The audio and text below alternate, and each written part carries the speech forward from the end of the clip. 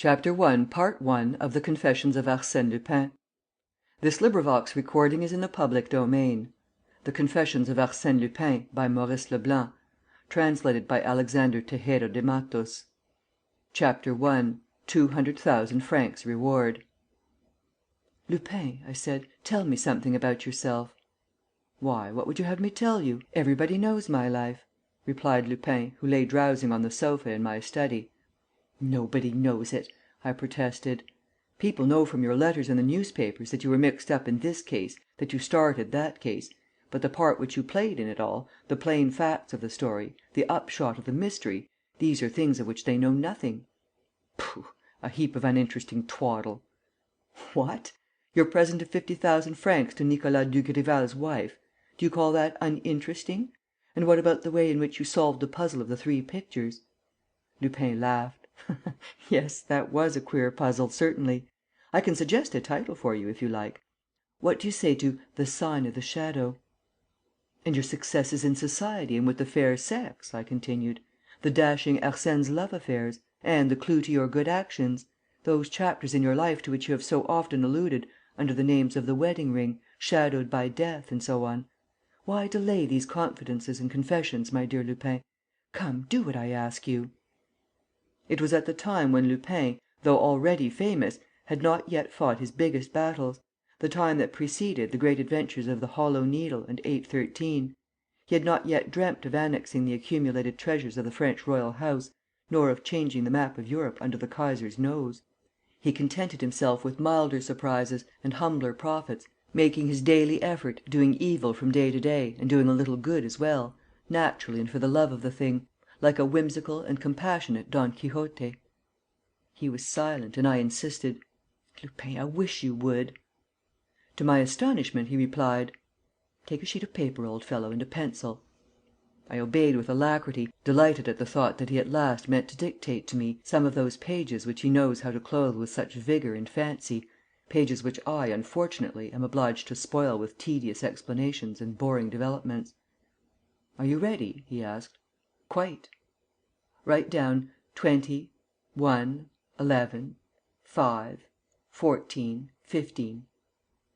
"What?" "Write it down, I tell you." He was now sitting up, with his eyes turned to the open window and his fingers rolling a Turkish cigarette. He continued: "Write down 21, 14, 14, 5." He stopped. Then he went on: 3, 5, 19, 19, and, after a pause, 5, 18, 25. Was he mad? I looked at him hard, and presently I saw that his eyes were no longer listless, as they had been a little before, but keen and attentive, and that they seemed to be watching, somewhere in space, a sight that apparently captivated them. Meanwhile he dictated, with intervals between each number: 18, 9, 19, 11, 19.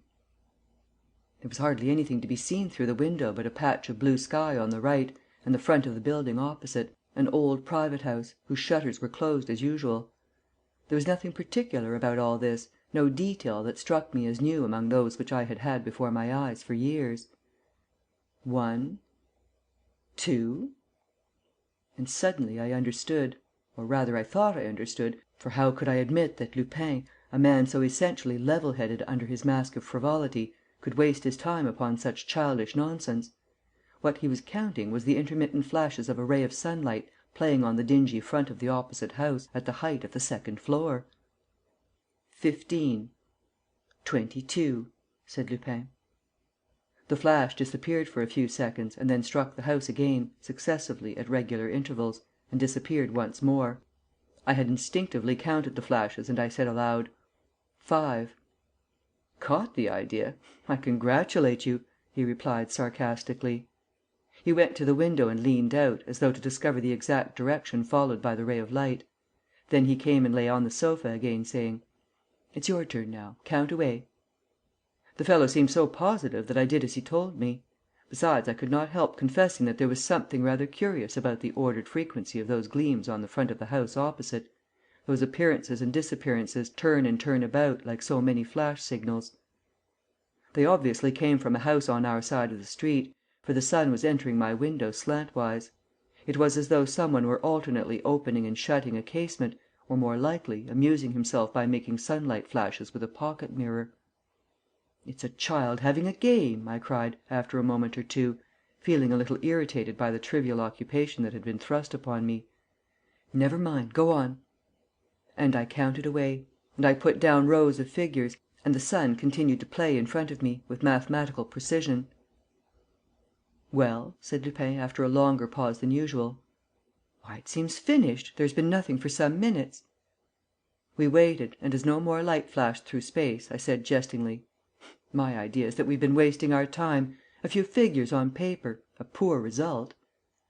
Lupin, without stirring from his sofa, rejoined: "Oblige me, old chap, by putting in the place of each of those numbers the corresponding letter of the alphabet. Count A as 1, B as 2, and so on. Do you follow me?" "But it's idiotic." "Absolutely idiotic, but we do such a lot of idiotic things in this life. One more or less, you know." I sat down to this silly work and wrote out the first letters: TAKENO. I broke off in surprise. "Words!" I exclaimed. "Two English words meaning—" "Go on, old chap." And I went on, and the next letters formed two more words, which I separated as they appeared. And to my great amazement a complete English sentence lay before my eyes. "Done?" asked Lupin after a time. "Done. By the way, there are mistakes in the spelling." "Never mind those, and read it out, please. Read slowly."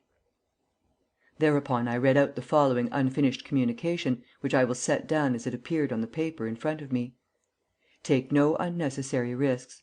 Above all, avoid attacks. Approach enemy with great prudence, and—" I began to laugh. "And there you are! Fiat lux! We're simply dazed with light. But, after all, Lupin, confess that this advice, dribbled out by a kitchen maid, doesn't help you much." Lupin rose, without breaking his contemptuous silence, and took the sheet of paper.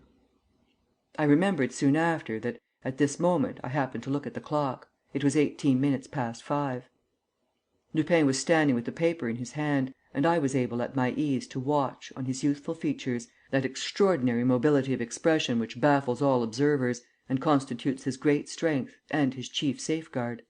By what signs can one hope to identify a face which changes at pleasure, even without the help of make up, and whose every transient expression seems to be the final, definite expression? By what signs? There was one which I knew well, an invariable sign: two little crossed wrinkles that marked his forehead whenever he made a powerful effort of concentration. And I saw it at that moment, saw the tiny tell tale cross, plainly and deeply scored. He put down the sheet of paper and muttered: "Child's play." The clock struck 5:30. "What?" I cried. "Have you succeeded? In 12 minutes?" He took a few steps up and down the room, lit a cigarette, and said: "You might ring up Baron Repstein, if you don't mind, and tell him I shall be with him at 10 o'clock this evening." "Baron Repstein?" I asked. "The husband of the famous baroness?" "Yes." "Are you serious?" "Quite serious." Feeling absolutely at a loss, but incapable of resisting him, I opened the telephone directory and unhooked the receiver. But at that moment Lupin stopped me with a peremptory gesture and said, with his eyes on the paper, which he had taken up again: "No, don't say anything. It's no use letting him know. There's something more urgent. A queer thing that puzzles me. Why on earth wasn't the last sentence finished? Why is the sentence—" He snatched up his hat and stick. "Let's be off. If I'm not mistaken, this is a business that requires immediate solution, and I don't believe I am mistaken." He put his arm through mine as we went down the stairs and said: "I know what everybody knows. Baron Repstein, the company promoter and racing man, whose colt Etna won the Derby and the Grand Prix this year, has been victimized by his wife. The wife, who was well known for her fair hair, her dress and her extravagance, ran away a fortnight ago, taking with her a sum of 3 million francs stolen from her husband, and quite a collection of diamonds, pearls and jewellery which the Princesse de Berny had placed in her hands and which she was supposed to buy. For 2 weeks the police have been pursuing the baroness across France and the Continent. An easy job, as she scatters gold and jewels wherever she goes. They think they have her every moment. 2 days ago, our champion detective, the egregious Ganimard, arrested a visitor at a big hotel in Belgium, a woman against whom the most positive evidence seemed to be heaped up. On inquiry, the lady turned out to be a notorious chorus girl called Nelly Darbal. As for the baroness, she has vanished. The baron, on his side, has offered a reward of 200,000 francs to whosoever finds his wife. The money is in the hands of a solicitor.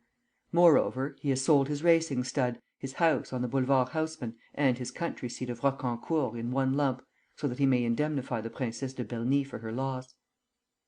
"And the proceeds of the sale," I added, "are to be paid over at once. The papers say that the princess will have her money to morrow. Only, frankly, I fail to see the connection between this story, which you have told very well, and the puzzling sentence." Lupin did not condescend to reply. We had been walking down the street in which I live and had passed some 4 or 5 houses, when he stopped off the pavement and began to examine a block of flats, not of the latest construction, which looked as if it contained a large number of tenants. "According to my calculations," he said, "this is where the signals came from, probably from that open window." "On the 3rd floor?" "Yes." He went to the portress and asked her: "Does one of your tenants happen to be acquainted with Baron Repstein?" "Why, of course," replied the woman. "We have M. Lavernoux here. Such a nice gentleman! He is the baron's secretary and agent. I look after his flat." "And can we see him?" "See him? The poor gentleman is very ill." "Ill?" "He's been ill a fortnight, ever since the trouble with the baroness. He came home the next day with a temperature and took to his bed." "But he gets up, surely?" "Ah, that I can't say." "How do you mean, you can't say?" "No, his doctor won't let any one into his room. He took my key from me." "Who did?" "The doctor. He comes and sees to his wants, 2 or 3 times a day. He left the house only 20 minutes ago. An old gentleman with a gray beard and spectacles. Walks quite bent." "But where are you going, sir?" "I'm going up. Show me the way," said Lupin, with his foot on the stairs. "It's the 3rd floor, isn't it, on the left?" "But I mustn't," moaned the portress, running after him. "Besides, I haven't the key. The doctor...." They climbed the 3 flights, one behind the other. On the landing, Lupin took a tool from his pocket and, disregarding the woman's protests, inserted it in the lock. The door yielded almost immediately. We went in. At the back of a small dark room we saw a streak of light filtering through a door that had been left ajar. Lupin ran across the room and, on reaching the threshold, gave a cry: "Too late! Oh, hang it all!" The portress fell on her knees, as though fainting. I entered the bedroom in my turn and saw a man lying half dressed on the carpet, with his legs drawn up under him, his arms contorted and his face quite white, an emaciated, fleshless face, with the eyes still staring in terror and the mouth twisted into a hideous grin. "He's dead," said Lupin, after a rapid examination. "But why?" I exclaimed. "There's not a trace of blood." "Yes, yes, there is," replied Lupin, pointing to 2 or 3 drops that showed on the chest, through the open shirt. "Look, they must have taken him by the throat with one hand and pricked him to the heart with the other. I say pricked, because really the wound can't be seen. It suggests a hole made by a very long needle." Chapter 1, Part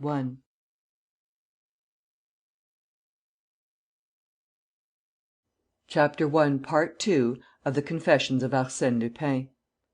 The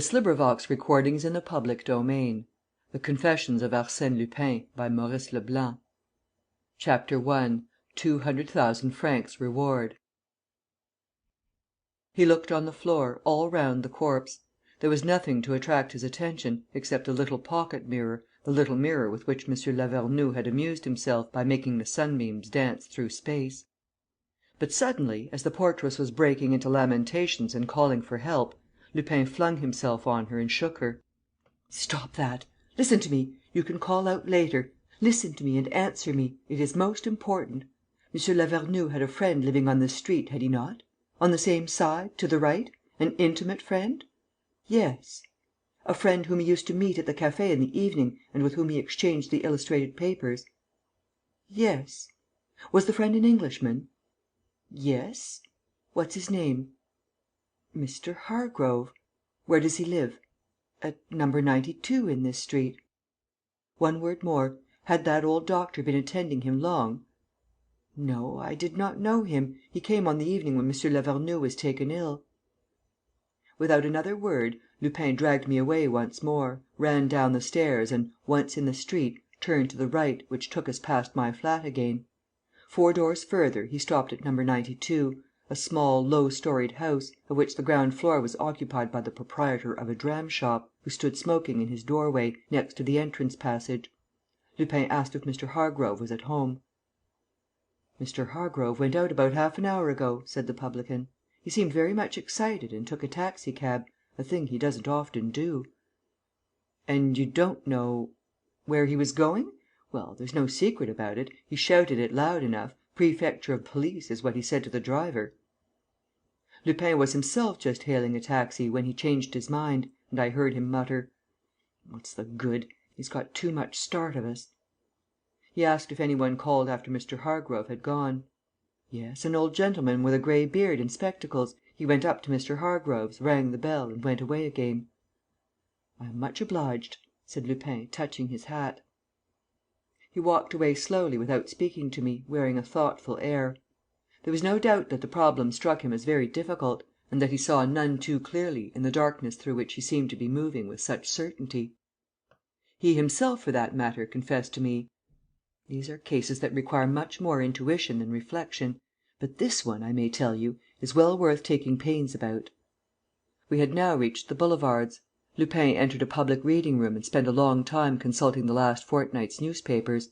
Now and again he mumbled: "Yes, yes, of course. It's only a guess, but it explains everything. Well, a guess that answers every question is not far from being the truth." It was now dark. We dined at a little restaurant and I noticed that Lupin's face became gradually more animated. His gestures were more decided. He recovered his spirits, his liveliness. When we left, during the walk which he made me take along the Boulevard Haussmann towards Baron Repstein's house, he was the real Lupin of the great occasions, the Lupin who had made up his mind to go in and win. We slackened our pace just short of the Rue de Courcelles.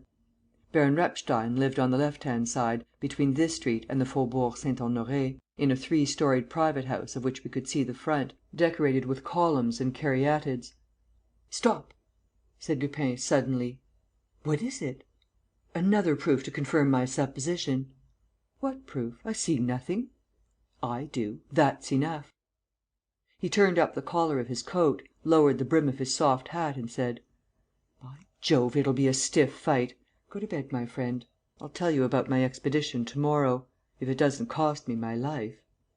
"What are you talking about?"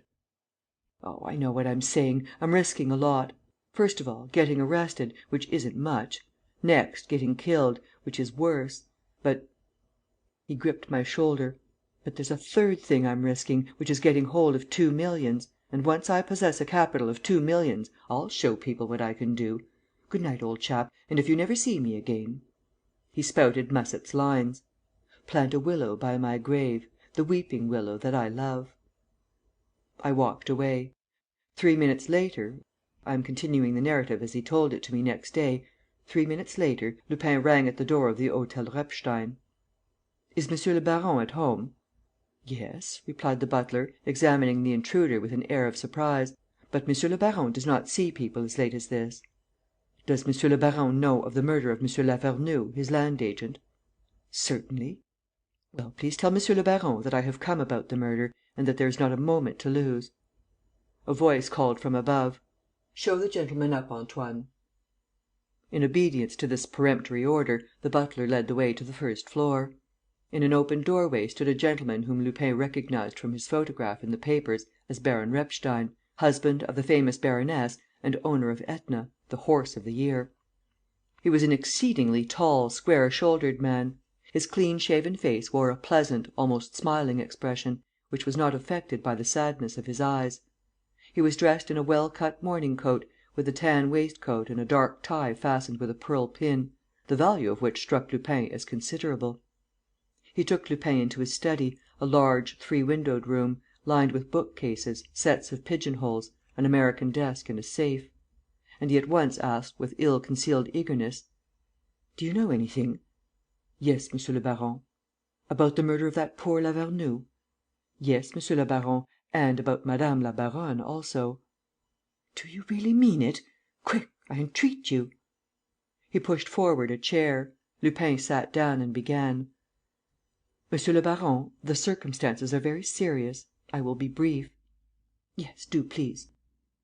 "Well, monsieur le baron, in a few words, it amounts to this: 5 or 6 hours ago, Lavernoux, who for the last fortnight had been kept in a sort of enforced confinement by his doctor, Lavernoux, how shall I put it, telegraphed certain revelations by means of signals which were partly taken down by me and which put me on the track of this case.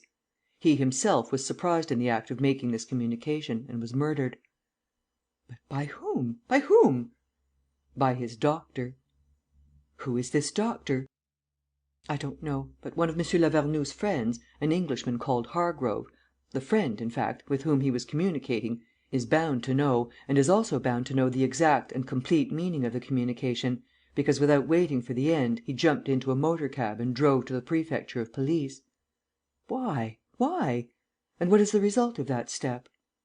"The result, monsieur le baron, is that your house is surrounded. There are 12 detectives under your windows. The moment the sun rises, they will enter in the name of the law and arrest the criminal."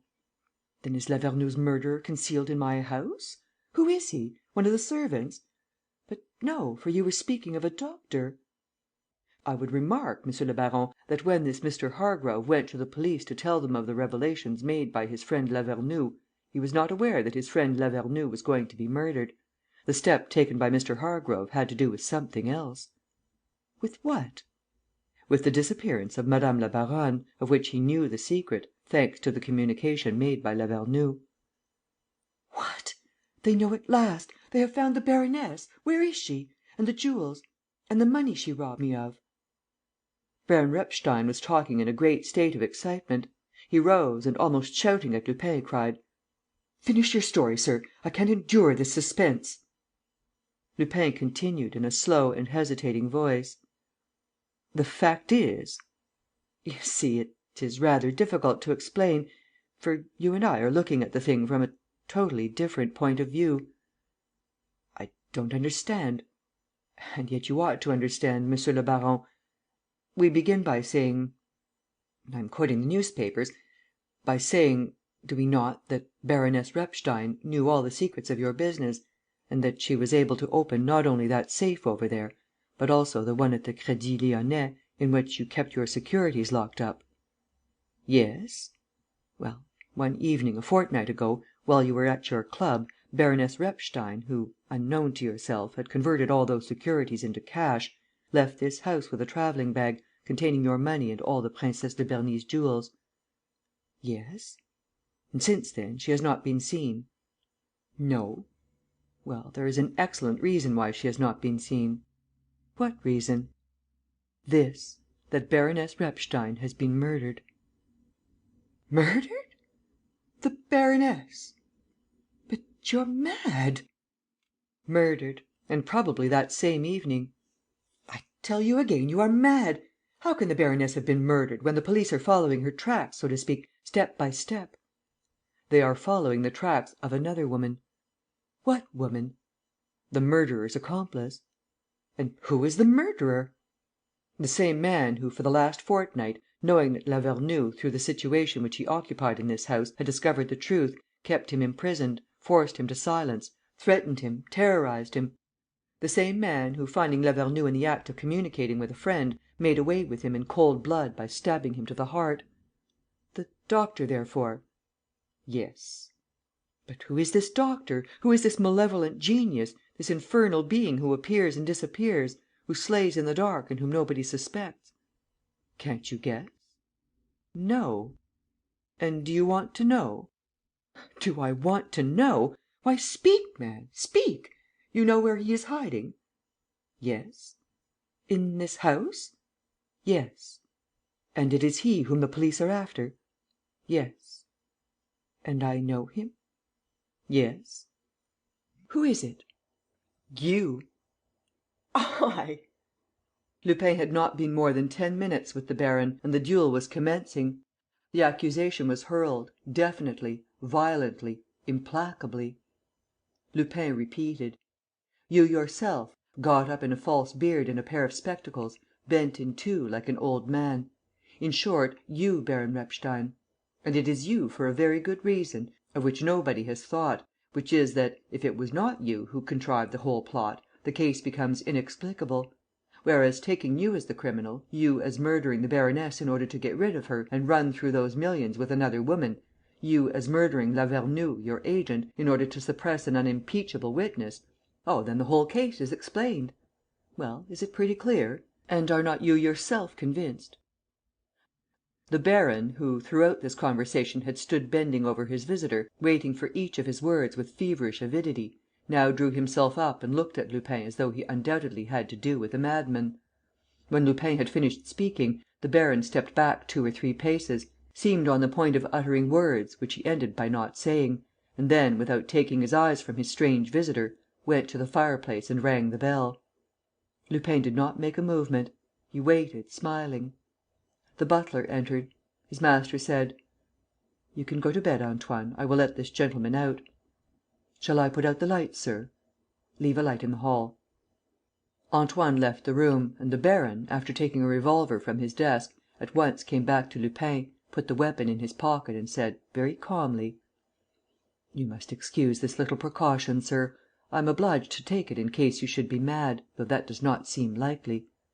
No, you are not mad, but you have come here with an object which I fail to grasp, and you have sprung upon me an accusation of so astounding a character that I am curious to know the reason. I have experienced so much disappointment and undergone so much suffering that an outrage of this kind leaves me indifferent. Continue, please." His voice shook with emotion and his sad eyes seemed moist with tears. Lupin shuddered. Had he made a mistake? Was the surmise which his intuition had suggested to him and which was based upon a frail groundwork of slight facts, was this surmise wrong? His attention was caught by a detail. Through the opening in the baron's waistcoat he saw the point of the pin fixed in the tie and was thus able to realize the unusual length of the pin. Moreover, the gold stem was triangular and formed a sort of miniature dagger, very thin and very delicate, yet formidable in an expert hand. And Lupin had no doubt but that the pin attached to that magnificent pearl was the weapon which had pierced the heart of the unfortunate M. Lavernoux. He muttered: "You're jolly clever, monsieur le baron." The other, maintaining a rather scornful gravity, kept silence, as though he did not understand and as though waiting for the explanation to which he felt himself entitled. And, in spite of everything, this impassive attitude worried Arsène Lupin. Nevertheless, his conviction was so profound, and besides he had staked so much on the adventure, that he repeated: "Yes, jolly clever, for it is evident that the baroness only obeyed your orders in realizing your securities and also in borrowing the princess's jewels on the pretence of buying them. And it is evident that the person who walked out of your house with the bag was not your wife, but an accomplice, that chorus girl probably, and that it is your chorus girl who was deliberately allowing herself to be chased across the continent by our worthy Ganimard. And I look upon the trick as marvellous.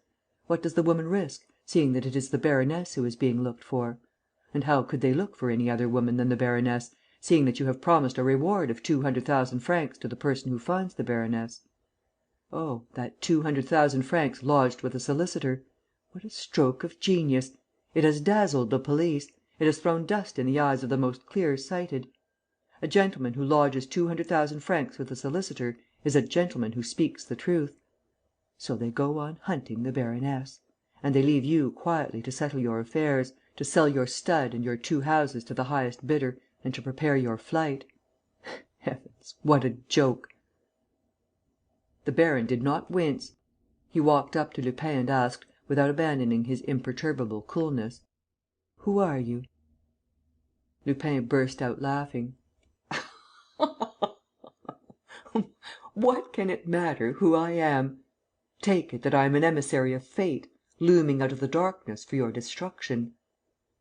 He sprang from his chair, seized the baron by the shoulder and jerked out: "Yes, for your destruction, my bold baron!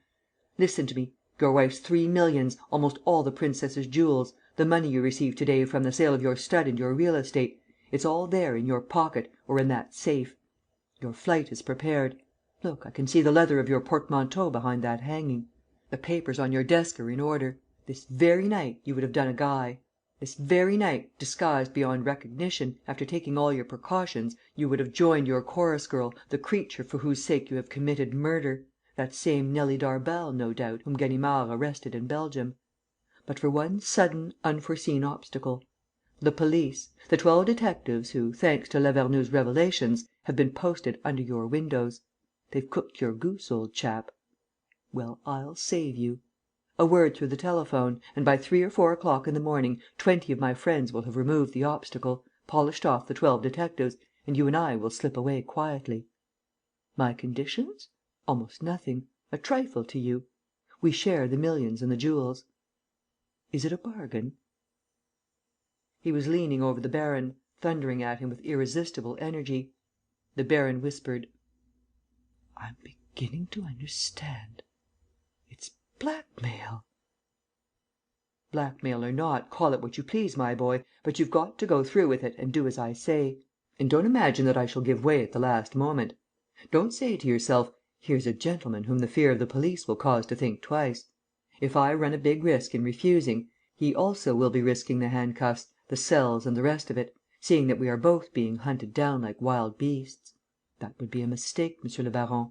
I can always get out of it. It's a question of yourself alone. Your money or your life, my lord. Share and share alike. If not, the scaffold. Is it a bargain?" A quick movement. The baron released himself, grasped his revolver and fired. But Lupin was prepared for the attack, the more so as the baron's face had lost its assurance and gradually, under the slow impulse of rage and fear, acquired an expression of almost bestial ferocity that heralded the rebellion so long kept under control. He fired twice. Lupin first flung himself to one side and then dived at the baron's knees, seized him by both legs and brought him to the ground.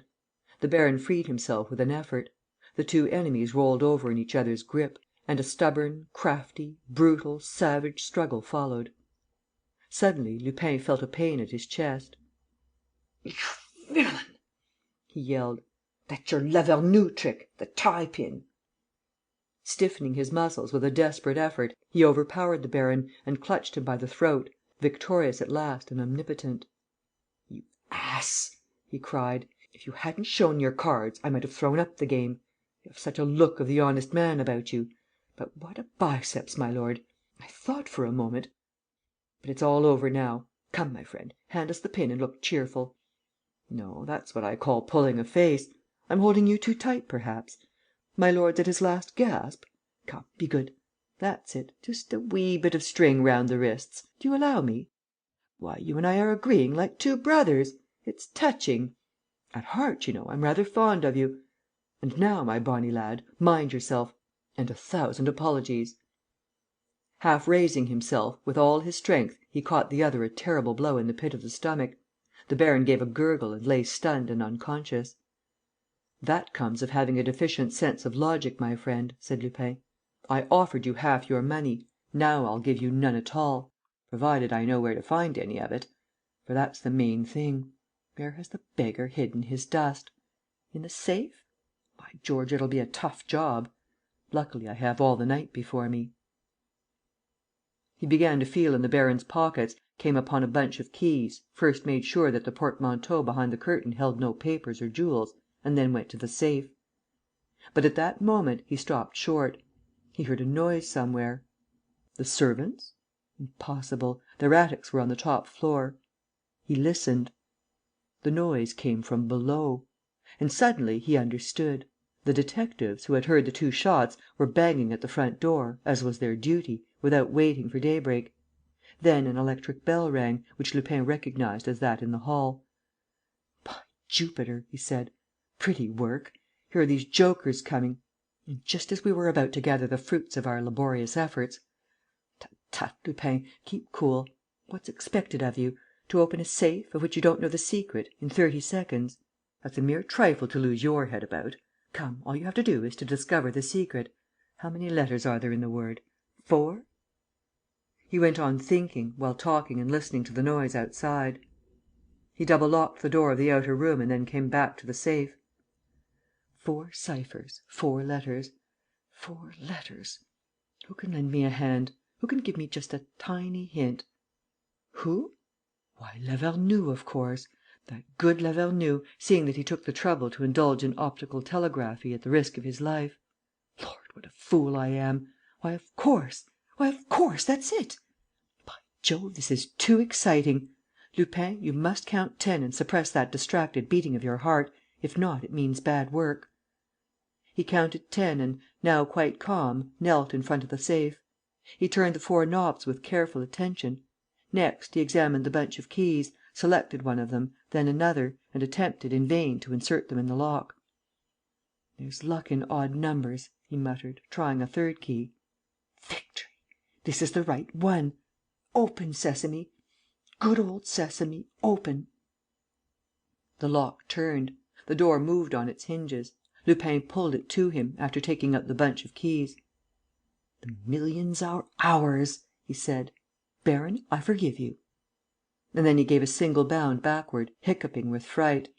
His legs staggered beneath him, the keys jingled together in his fevered hand with a sinister sound; and for 20, for 30 seconds, despite the din that was being raised and the electric bells that kept ringing through the house, he stood there, wild eyed, gazing at the most horrible, the most abominable sight: a woman's body, half dressed, bent in two in the safe, crammed in like an over large parcel, and fair hair hanging down, and blood, clots of blood, and livid flesh, blue in places, decomposing, flaccid.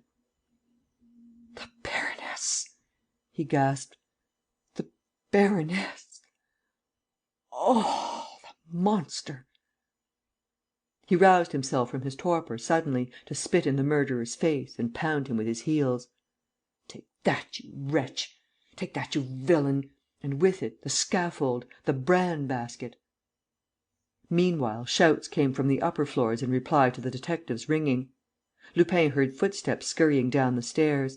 It was time to think of beating a retreat. In reality, this did not trouble him greatly. During his conversation with the baron, the enemy's extraordinary coolness had given him the feeling that there must be a private outlet. Besides, how could the baron have begun the fight, if he were not sure of escaping the police? Lupin went into the next room. It looked out on the garden. At the moment when the detectives were entering the house, he flung his legs over the balcony and let himself down by a rain pipe. He walked round the building. On the opposite side was a wall lined with shrubs. He slipped in between the shrubs and the wall and at once found a little door which he easily opened with one of the keys on the bunch. All that remained for him to do was to walk across a yard and pass through the empty rooms of a lodge. And in a few moments he found himself in the Rue du Faubourg Saint-Honoré. Of course, and this he had reckoned on, the police had not provided for this secret outlet. "Well, what do you think of Baron Repstein?" cried Lupin, after giving me all the details of that tragic night. "What a dirty scoundrel! And how it teaches one to distrust appearances! I swear to you, the fellow looked a thoroughly honest man." "But what about the millions?" I asked. "The princess's jewels?" "They were in the safe. I remember seeing the parcel." "Well?" "They are there still." "Impossible!" "They are, upon my word. I might tell you that I was afraid of the detectives, or else plead a sudden attack of delicacy. But the truth is simpler and more prosaic. The smell was too awful." "What?" "Yes, my dear fellow, the smell that came from that safe, from that coffin. No, I couldn't do it. My head swam. Another second and I should have been ill. Isn't that silly? Isn't it silly? Look, this is all I got from my expedition, the tie pin. The bed rock value of the pearl is 30,000 francs. But all the same, I feel jolly well annoyed. What a sell!" "One more question," I said. "The word that opened the safe?" "Well?" "How did you guess it?" "Oh, quite easily. In fact, I am surprised that I didn't think of it sooner." "Well, tell me." "It was contained in the revelations telegraphed by that poor Lavernoux." "What?" "Just think, my dear chap, the mistakes in spelling." "The mistakes in spelling?" "Why, of course, they were deliberate. Surely you don't imagine that the agent, the private secretary of the baron, who was a company promoter, mind you, and a racing man, did not know English better than to spell necessary with an E, attack with one T, enemy with two N's, and prudence with an A? The thing struck me at once. I put the four letters together and got Etna, the name of the famous horse." And was that one word enough?"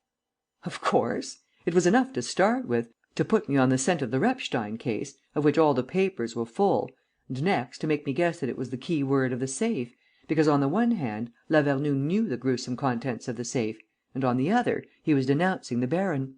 And it was in the same way that I was led to suppose that Lavernoux had a friend in the street, that they both frequented the same café, that they amused themselves by working out the problems and cryptograms in the illustrated papers, and that they had contrived a way of exchanging telegrams from window to window." "That makes it all quite simple!" I exclaimed. "Very simple. And the incident once more shows that, in the discovery of crimes, there is something much more valuable than the examination of facts, than observations, deductions, inferences and all that stuff and nonsense. What I mean is, as I said before, intuition and intelligence, and Arsène Lupin, without boasting, is deficient in neither one nor the other." Chapter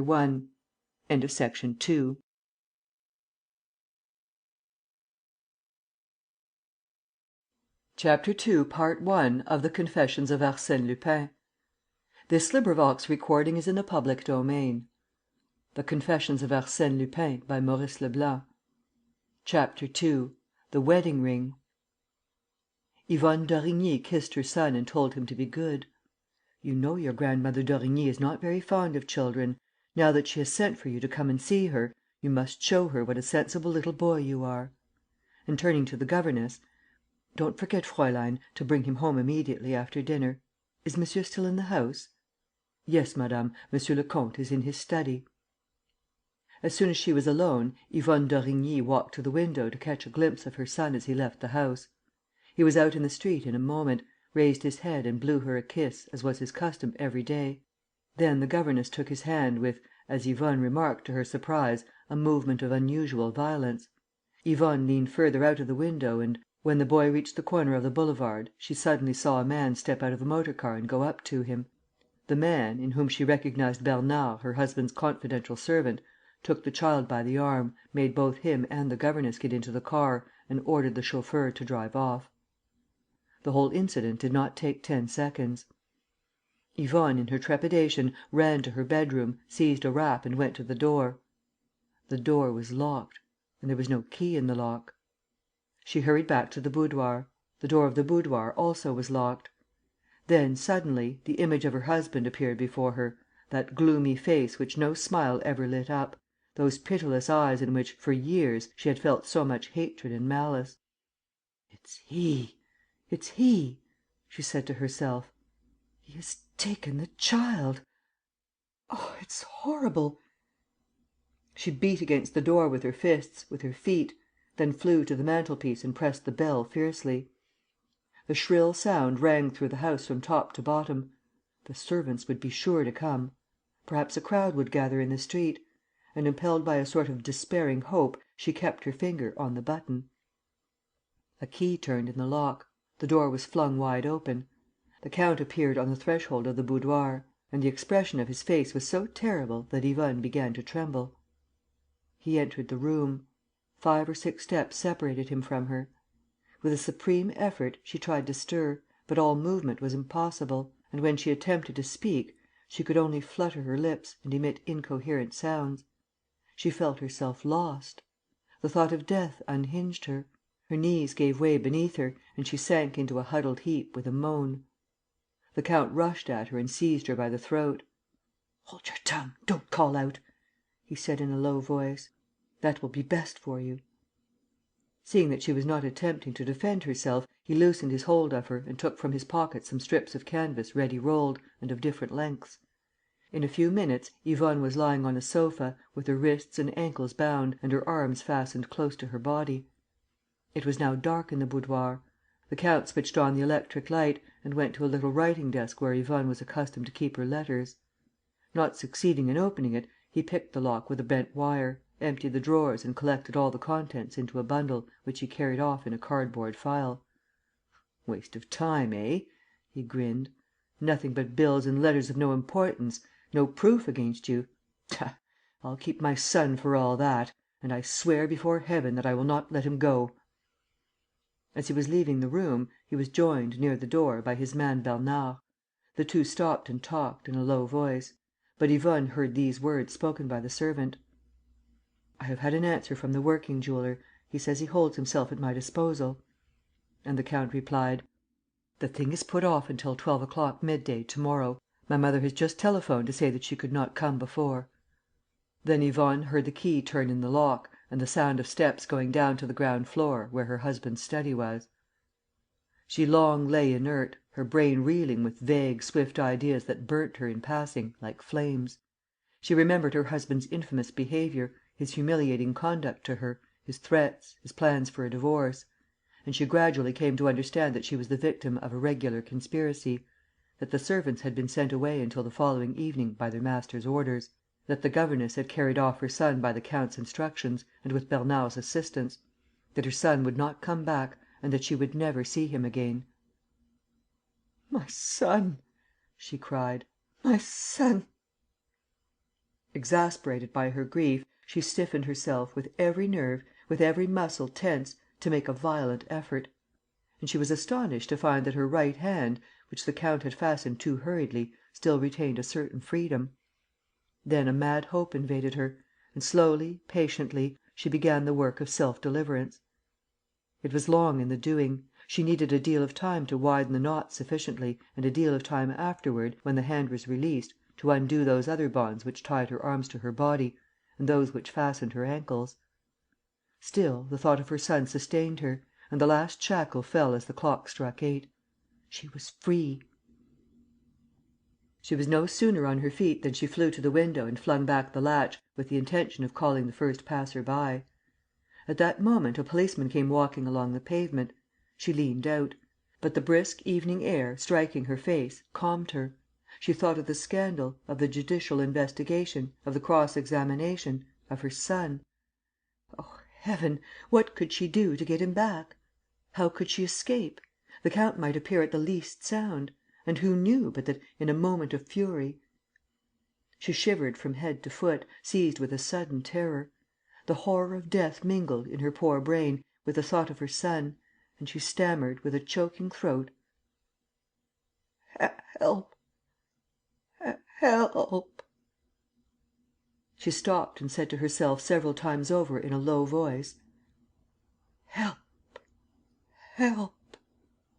As though the word awakened an idea, a memory within her, and as though the hope of assistance no longer seemed to her impossible. For some minutes she remained absorbed in deep meditation, broken by fears and starts.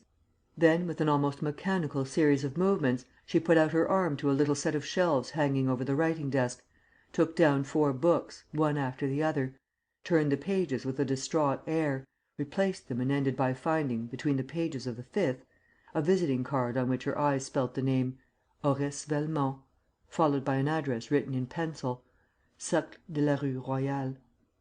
And her memory conjured up the strange thing which that man had said to her, a few years before, in that same house, on a day when she was at home to her friends: "If ever a danger threatens you, if you need help, do not hesitate. Post this card, which you see me put into this book; and whatever the hour, whatever the obstacles, I will come." With what a curious air he had spoken these words, and how well he had conveyed the impression of certainty, of strength, of unlimited power, of indomitable daring! Abruptly, unconsciously, acting under the impulse of an irresistible determination, the consequences of which she refused to anticipate, Yvonne, with the same automatic gestures, took a pneumatic delivery envelope, slipped in the card, sealed it, directed it to Horace Velmont, Cercle de la Rue Royale, and went to the open window. The policeman was walking up and down outside. She flung out the envelope, trusting to fate. Perhaps it would be picked up, treated as a lost letter and posted. She had hardly completed this act when she realized its absurdity.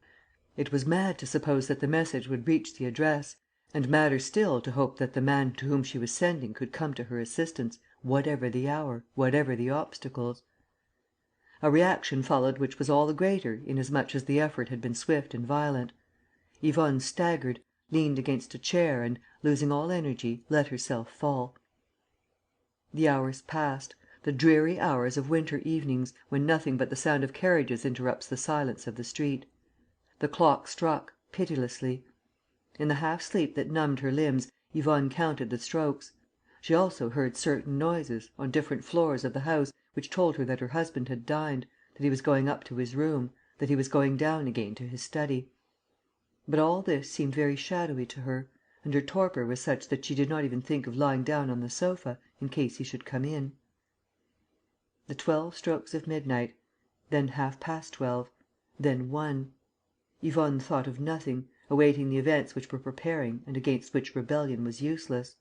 She pictured her son and herself as one pictures those beings who have suffered much and who suffer no more, and who take each other in their loving arms. But a nightmare shattered this dream, for now those two beings were to be torn asunder; and she had the awful feeling, in her delirium, that she was crying and choking. She leapt from her seat. The key had turned in the lock.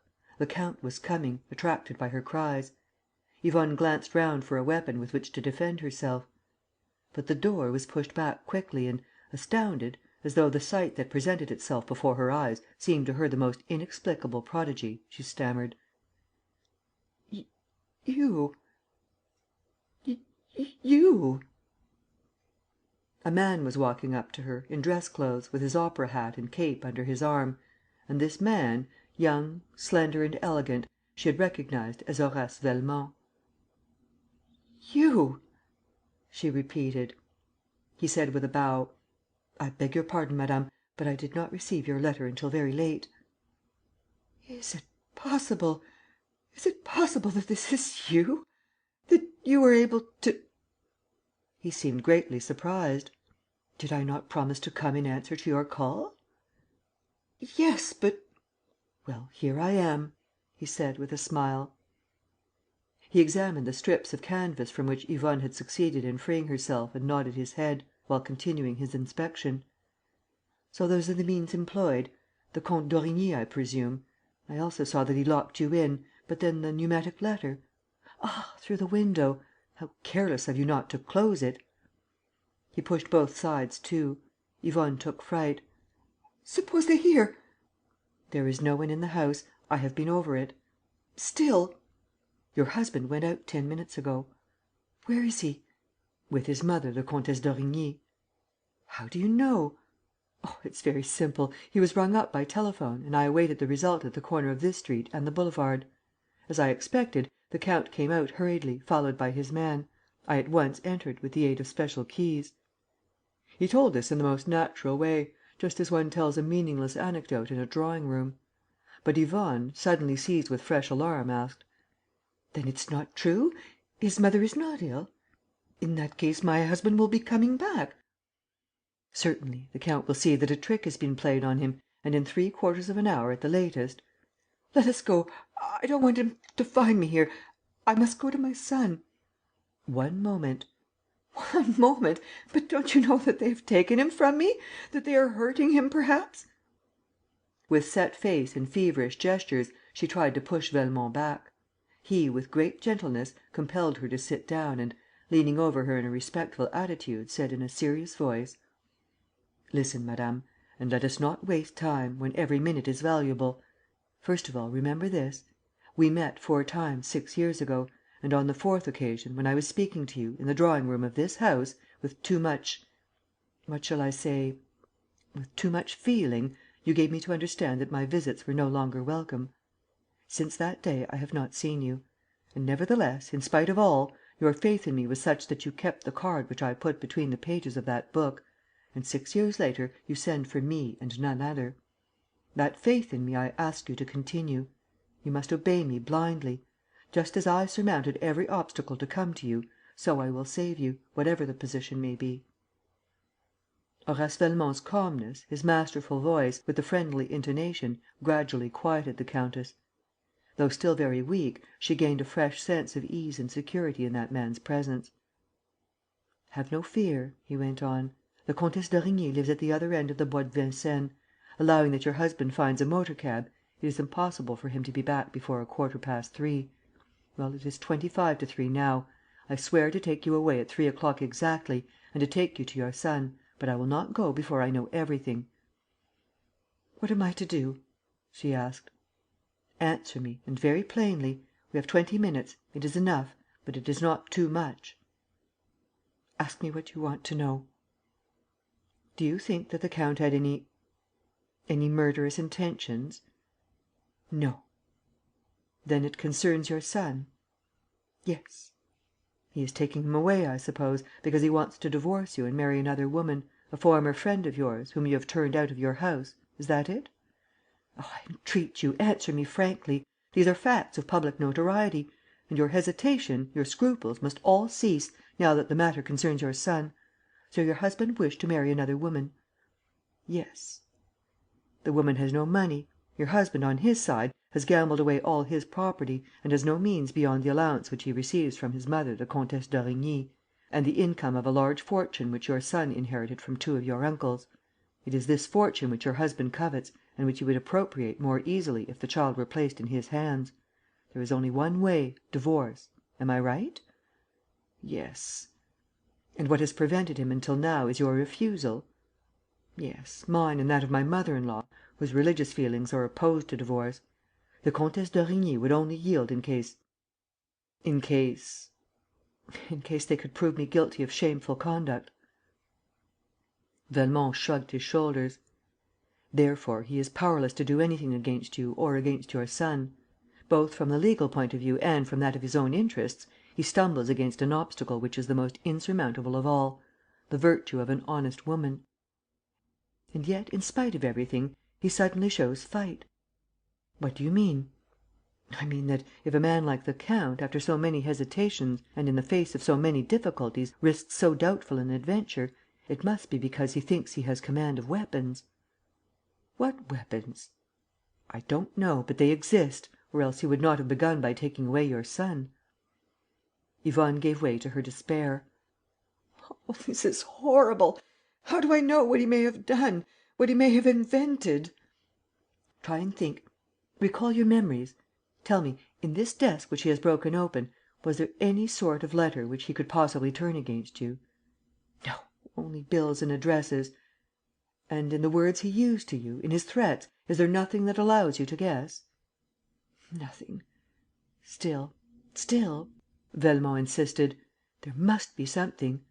And he continued, "Has the count a particularly intimate friend, in whom he confides?" "No." "Did anybody come to see him yesterday?" "No, nobody." "Was he alone when he bound you and locked you in?" "At that moment, yes." "But afterward?" "His man Bernard joined him near the door and I heard them talking about a working jeweler." "Is that all?" "And about something that was to happen the next day, that is to day, at 12 o'clock, because the Comtesse d'Origny could not come earlier." Velmont reflected: "Has that conversation any meaning that throws a light upon your husband's plans?" "I don't see any." "Where are your jewels?" "My husband has sold them all." "You have nothing at all left?" "No." "Not even a ring?" "No," she said, showing her hands, "none except this." "Which is your wedding ring?" "Which is my wedding...." She stopped, nonplussed. Velmont saw her flush, as she stammered: "Could it be possible? But no, he doesn't know." Velmont at once pressed her with questions and Yvonne stood silent, motionless, anxious faced. At last she replied, in a low voice: "This is not my wedding ring. One day, long ago, it dropped from the mantelpiece in my bedroom, where I had put it a minute before, and, hunt for it as I might, I could not find it again. So I ordered another, without saying anything about it. And this is the one ... on my hand." "Did the real ring bear the date of your wedding?" "Yes, the 23rd of October." "And the second?" "This one has no date." Chapter 2, Part I.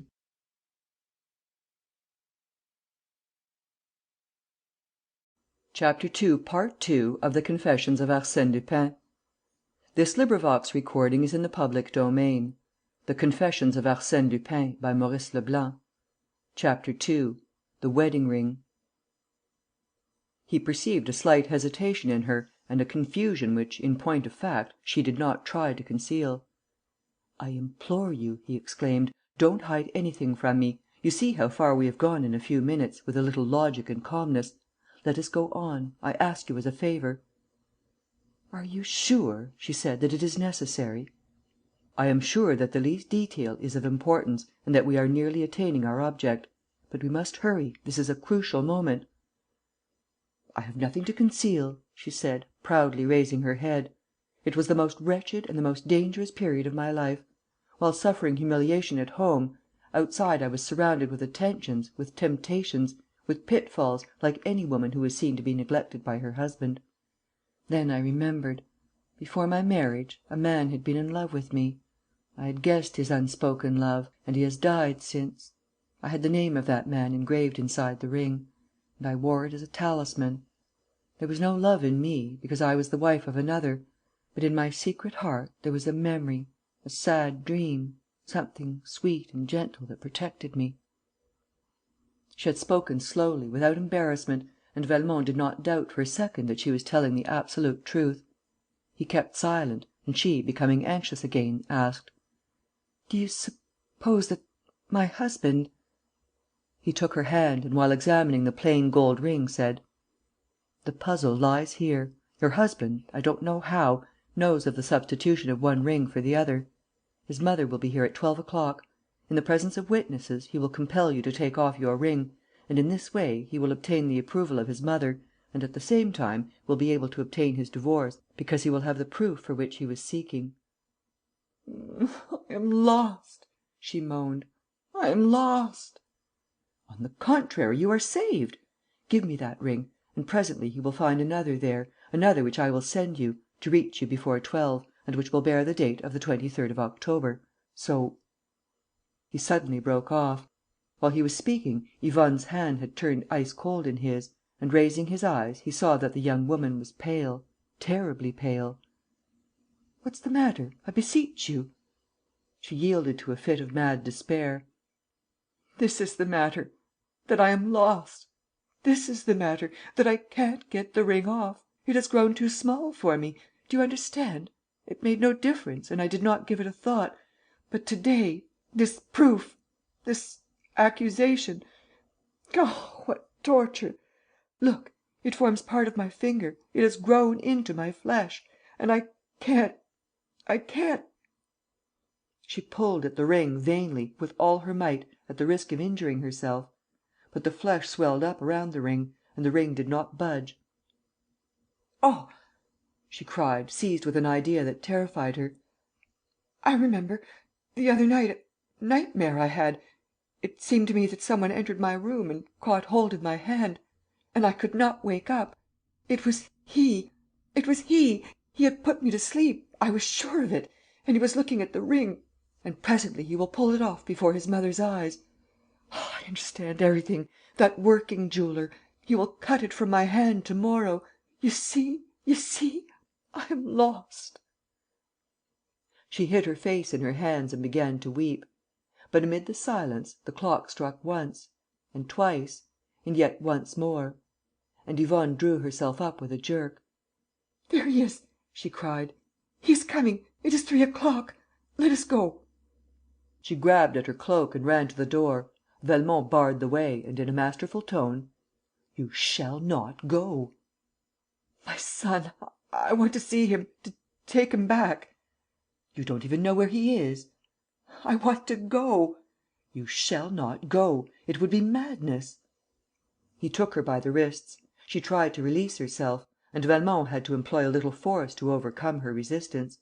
In the end, he succeeded in getting her back to the sofa, then in laying her at full length; and, at once, without heeding her lamentations, he took the canvas strips and fastened her wrists and ankles. "Yes," he said, "it would be madness. Who would have set you free? Who would have opened that door for you? An accomplice? What an argument against you and what a pretty use your husband would make of it with his mother! And, besides, what's the good? To run away means accepting divorce. And what might that not lead to? You must stay here." She sobbed: "No, I'm frightened. This ring burns me. Break it, take it away. Don't let him find it." "And if it is not found on your finger, who will have broken it? Again an accomplice. No, you must face the music, and face it boldly, for I answer for everything. Believe me, I answer for everything. If I have to tackle the Comtesse d'Origny bodily and thus delay the interview, If I had to come myself before noon. It is the real wedding ring that shall be taken from your finger, that I swear, and your son shall be restored to you." Swayed and subdued, Yvonne instinctively held out her hands to the bonds.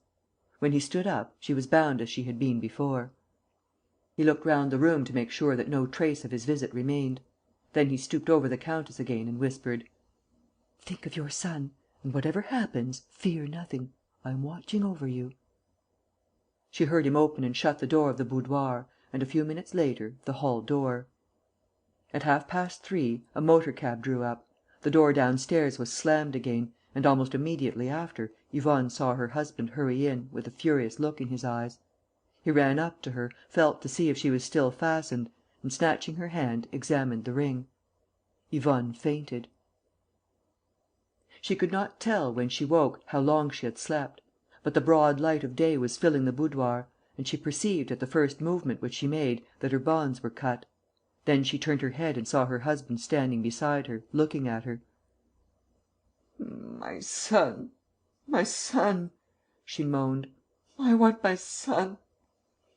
He replied, in a voice of which she felt the jeering insolence: "Our son is in a safe place; and, for the moment, it's a question not of him, but of you. We are face to face with each other, probably for the last time, and the explanation between us will be a very serious one. I must warn you that it will take place before my mother. Have you any objection?" Yvonne tried to hide her agitation and answered: "Not at all." "Can I send for her?" "Yes. Leave me in the meantime. I shall be ready when she comes." "My mother is here." "Your mother is here?" cried Yvonne, in dismay, remembering Horace Velmont's promise. "What is there to astonish you in that?" "And is it now? Is it at once that you want to?" "Yes." "Why not this evening? Why not to morrow?" "To day and now," declared the count. "A rather curious incident happened in the course of last night, an incident which I cannot account for and which decided me to hasten the explanation. Don't you want something to eat first?" "No, no." "Then I will go and fetch my mother." He turned to Yvonne's bedroom. Yvonne glanced at the clock. It marked 25 minutes to 11. "Ah!" she said, with a shiver of fright. 25 minutes to 11. Horace Velmont would not save her, and nobody in the world and nothing in the world would save her, for there was no miracle that could place the wedding ring upon her finger. The count, returning with the Comtesse d'Origny, asked her to sit down. She was a tall, lank, angular woman, who had always displayed a hostile feeling to Yvonne. She did not even bid her daughter-in-law good morning, showing that her mind was made up as regards the accusation. "I don't think," she said, "that we need speak at length. In 2 words, my son maintains—" "I don't maintain, mother," said the count. "I declare on my oath that, 3 months ago, during the holidays, the upholsterer, when laying the carpet in this room and the boudoir, found the wedding ring which I gave my wife lying in a crack in the floor. Here is the ring. The date of the 23rd of October is engraved inside." "Then," said the countess, "the ring which your wife carries—" "That is another ring, which she ordered in exchange for the real one.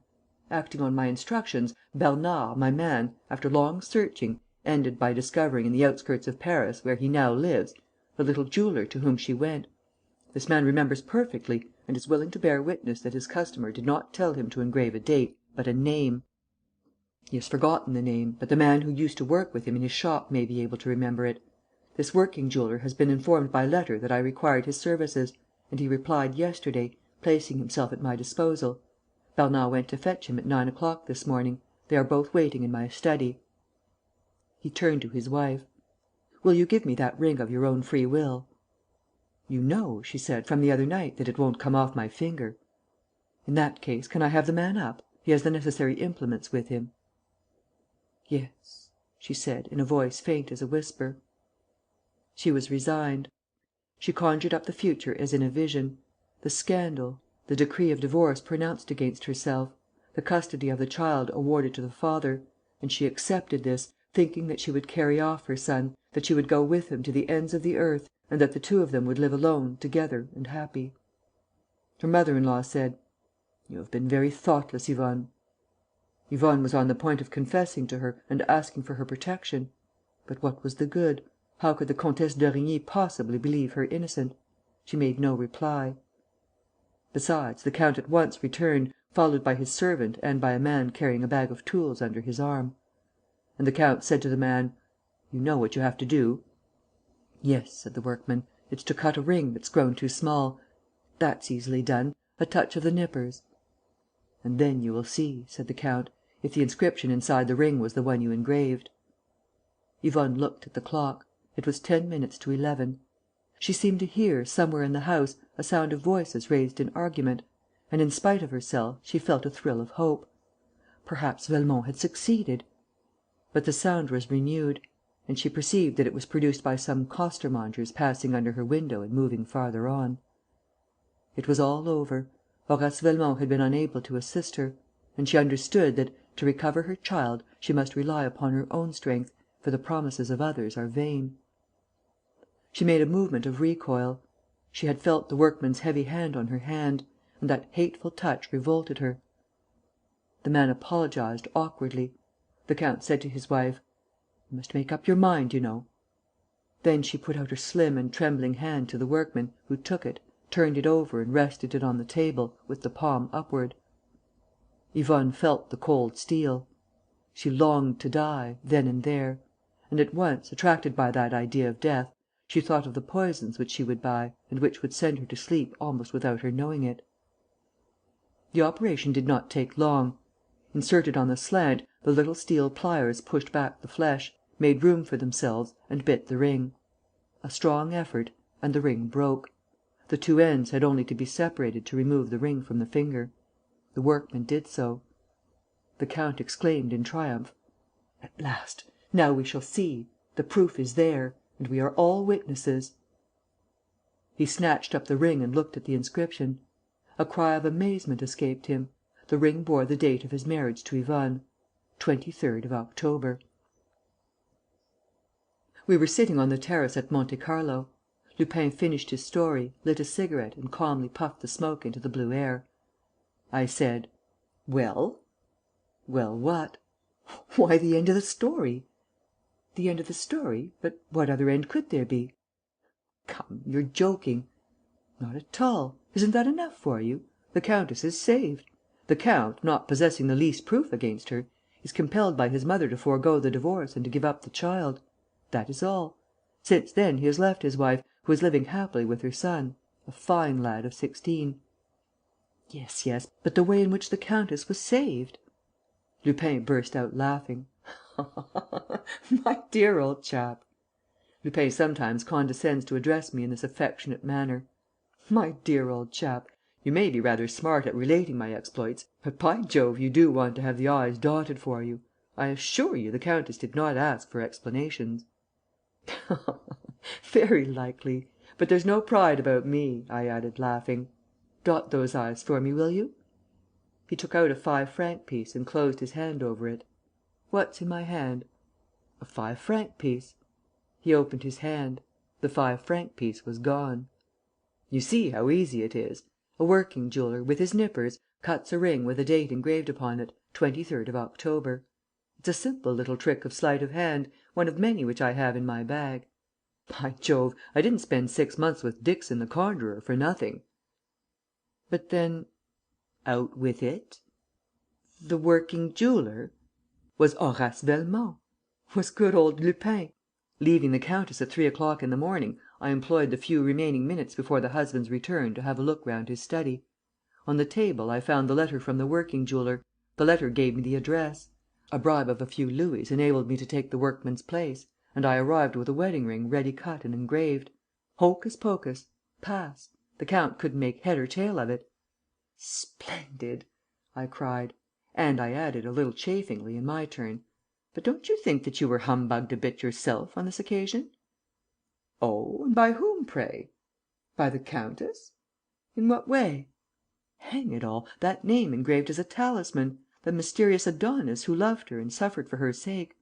All that story seems very unlikely; and I wonder whether, Lupin though you be, you did not just drop upon a pretty love story, absolutely genuine and none too innocent." Lupin looked at me out of the corner of his eye. "No," he said. "How do you know?" If the countess made a misstatement in telling me that she knew that man before her marriage and that he was dead, and if she really did love him in her secret heart, I, at least, have a positive proof that it was an ideal love and that he did not suspect it." "And where is the proof?" "It is inscribed inside the ring which I myself broke on the countess's finger and which I carry on me. Here it is. You can read the name she had engraved on it." He handed me the ring. I read: "Horace Velmont." There was a moment of silence between Lupin and myself; and, noticing it, I also observed on his face a certain emotion, a tinge of melancholy. I resumed: "What made you tell me this story, to which you have so often alluded in my presence?" "What made me?" He drew my attention to a woman, still exceedingly handsome, who was passing on a young man's arm. She saw Lupin and bowed. "It's she," he whispered. "She and her son." "Then she recognized you?"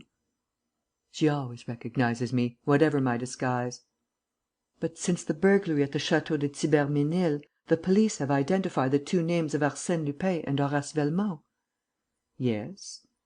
"Therefore she knows who you are?" "Yes." "And she bows to you?"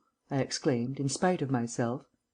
He caught me by the arm and, fiercely: "Do you think that I am Lupin to her? Do you think that I am a burglar in her eyes? A rogue? A cheat? Why, I might be the lowest of miscreants, I might be a murderer even, and still she would bow to me." "Why? Because she loved you once?" "Rot! That would be an additional reason, on the contrary, why she should now despise me." "What then?" "I am the man who gave her back her son."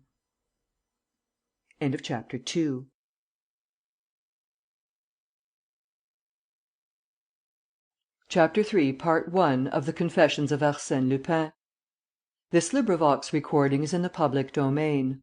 The Confessions of Arsène Lupin, by Maurice Leblanc. Chapter 3. The Sign of the Shadow. "I received your telegram and here I am," said a gentleman with a grey moustache, who entered my study, dressed in a dark brown frock coat and a wide brimmed hat, with a red ribbon in his buttonhole. "What's the matter?" Had I not been expecting Arsène Lupin, I should certainly never have recognized him in the person of this old half pay officer. "What's the matter?" I echoed. "Oh, nothing much. A rather curious coincidence, that's all. And as I know that you would just as soon clear up a mystery as plan one." "Well?" "You seem in a great hurry." "I am, unless the mystery in question is worth putting myself out for. So let us get to the point." "Very well. Just begin by casting your eye on this little picture, which I picked up, a week or two ago, in a grimy old shop on the other side of the river. I bought it for the sake of its Empire frame, with the palm leaf ornaments on the mouldings, for the painting is execrable." "Execrable, as you say," said Lupin, after he had examined it. "But the subject itself is rather nice. That corner of an old courtyard, with its rotunda of Greek columns, its sun dial and its fish pond, and that ruined well with the Renaissance roof, and those stone steps and stone benches: all very picturesque." "And genuine," I added. "The picture, good or bad, has never been taken out of its Empire frame. Besides, it is dated. There, in the left hand bottom corner, those red figures, 15, 4, 2, which obviously stand for 15 April, 1802. "I daresay. But you were speaking of a coincidence and, so far, I fail to see." I went to a corner of my study, took a telescope, fixed it on its stand and pointed it, through the open window, at the open window of a little room facing my flat, on the other side of the street. And I asked Lupin to look through it. He stooped forward. The slanting rays of the morning sun lit up the room opposite, revealing a set of mahogany furniture, all very simple, a large bed and a child's bed hung with cretonne curtains.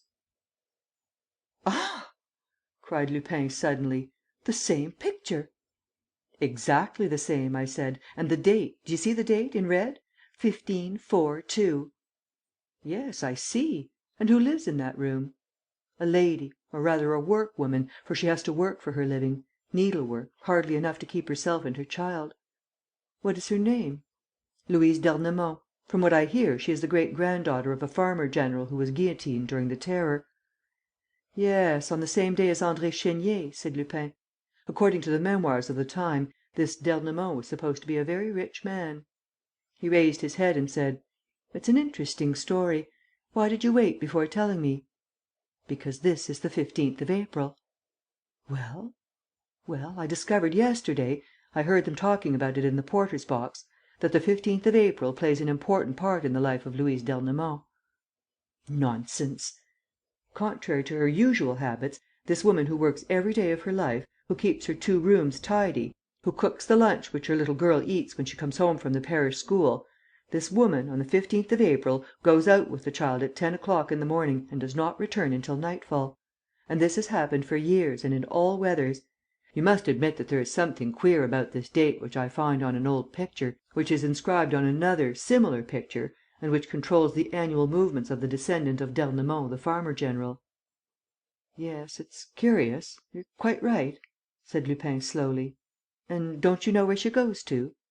"Nobody knows. She does not confide in a soul. As a matter of fact, she talks very little." "Are you sure of your information?" "Absolutely. And the best proof of its accuracy is that here she comes." A door had opened at the back of the room opposite, admitting a little girl of 7 or 8, who came and looked out of the window.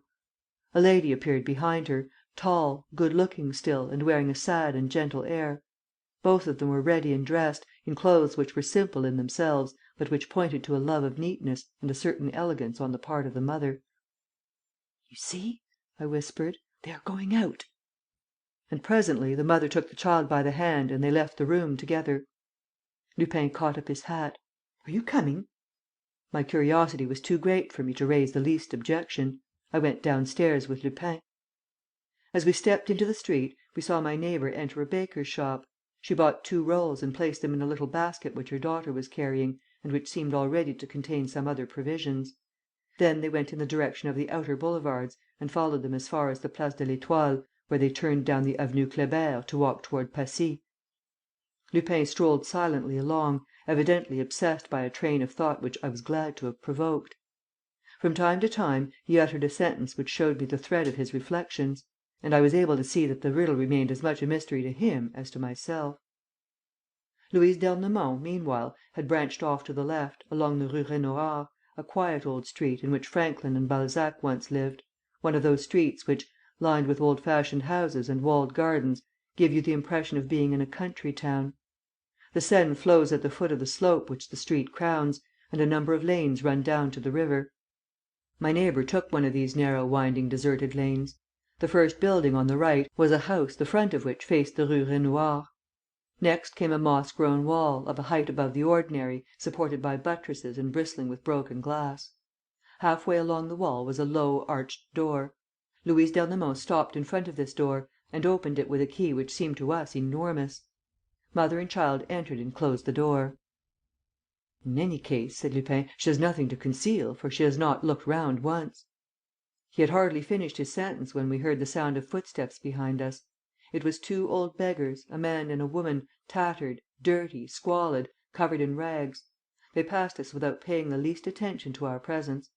The man took from his wallet a key similar to my neighbour's and put it into the lock. The door closed behind them. And suddenly, at the top of the lane, came the noise of a motor car stopping. Lupin dragged me 50 yards lower down, to a corner in which we were able to hide. And we saw coming down the lane, carrying a little dog under her arm, a young and very much overdressed woman, wearing a quantity of jewellery, a young woman whose eyes were too dark, her lips too red, her hair too fair. In front of the door, the same performance, with the same key. The lady and the dog disappeared from view. "This promises to be most amusing," said Lupin, chuckling. "What earthly connection can there be between those different people?" There hove in sight successively 2 elderly ladies, lean and rather poverty stricken in appearance, very much alike, evidently sisters; a footman in livery, an infantry corporal, a fat gentleman in a soiled and patched jacket suit, and lastly, a workman's family, father, mother, and 4 children, all 6 of them pale and sickly, looking like people who never eat their fill. And each of the newcomers carried a basket or string bag filled with provisions. "It's a picnic!" I cried. "It grows more and more surprising," said Lupin, "and I shan't be satisfied till I know what is happening behind that wall." To climb it was out of the question.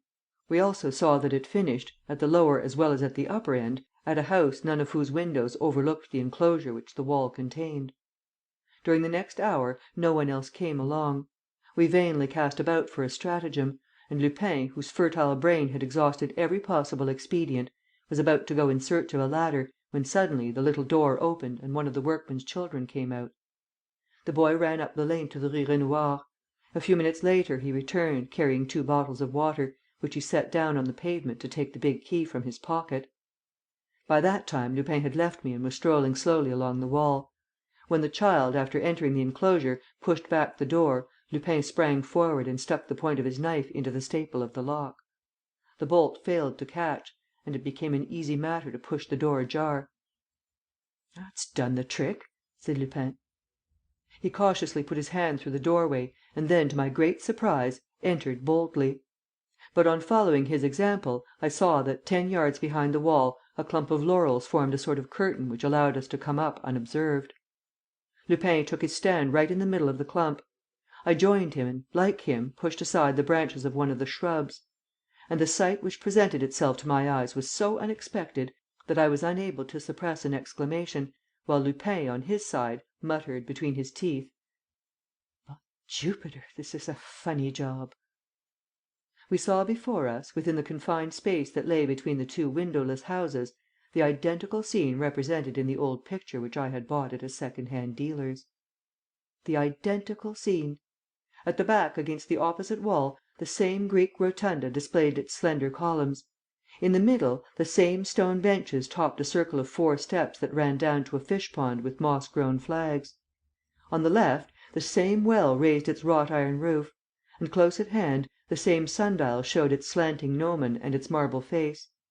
The identical scene! And what added to the strangeness of the sight was the memory, obsessing Lupin and myself, of that date of the 15th of April, inscribed in a corner of the picture, and the thought that this very day was the 15th of April, and that 16 or 17 people, so different in age, condition and manners, had chosen the 15th of April to come together in this forgotten corner of Paris. All of them, at the moment when we caught sight of them, were sitting in separate groups, on the benches and steps; and all were eating. Not very far from my neighbour and her daughter, the workman's family and the beggar couple were sharing their provisions; while the footman, the gentleman in the soiled suit, the infantry corporal and the 2 lean sisters were making a common stock of their sliced ham, their tins of sardines and their Gruyère cheese. The lady with the little dog alone, who had brought no food with her, sat apart from the others, who made a show of turning their backs upon her. But Louise d'Ernemont offered her a sandwich, whereupon her example was followed by the 2 sisters; and the corporal at once began to make himself as agreeable to the young person as he could. It was now 1:30. The beggarman took out his pipe, as did the fat gentleman; and, when they found that one had no tobacco and the other no matches, their needs soon brought them together. The men went and smoked by the rotunda, and the women joined them. For that matter, all these people seemed to know one another quite well. They were at some distance from where we were standing, so that we could not hear what they said. However, we gradually perceived that the conversation was becoming animated.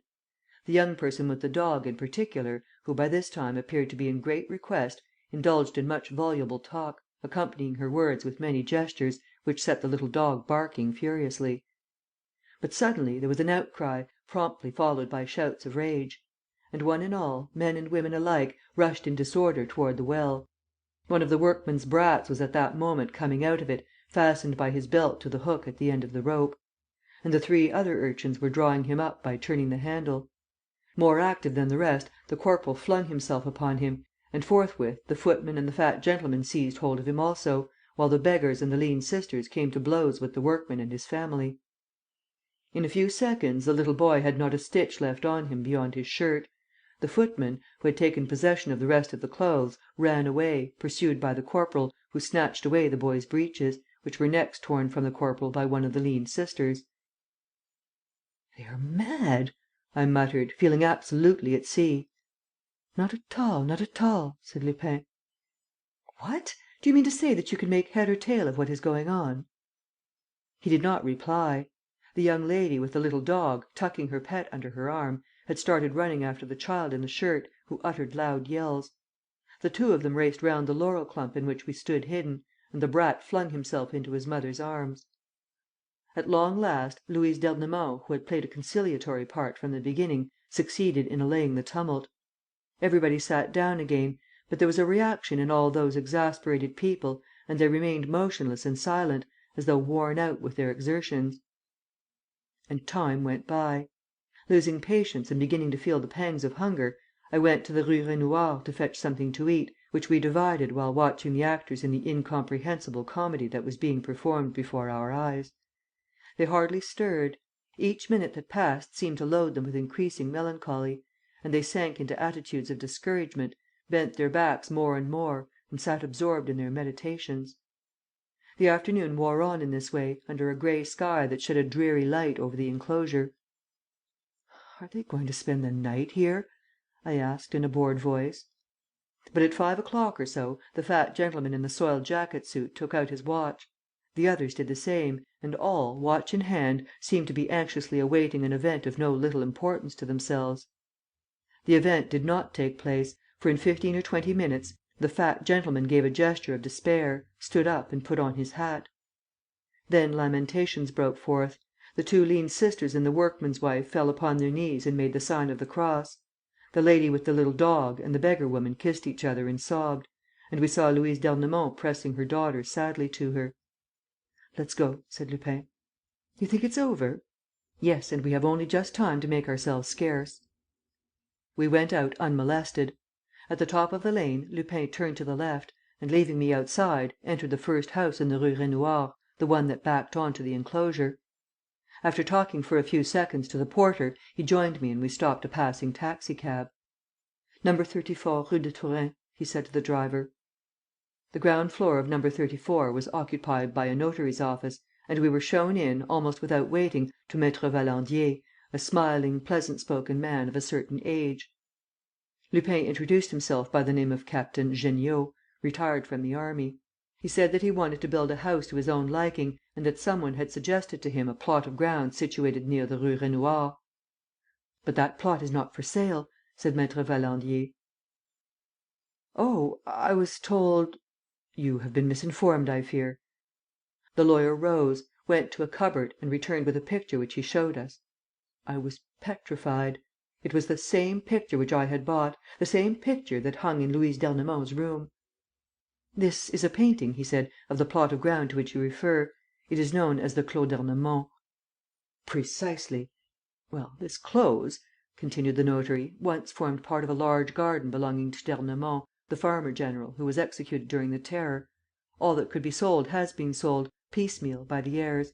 But this last plot has remained, and will remain, in their joint possession, unless..." The notary began to laugh. "Unless what?" asked Lupin.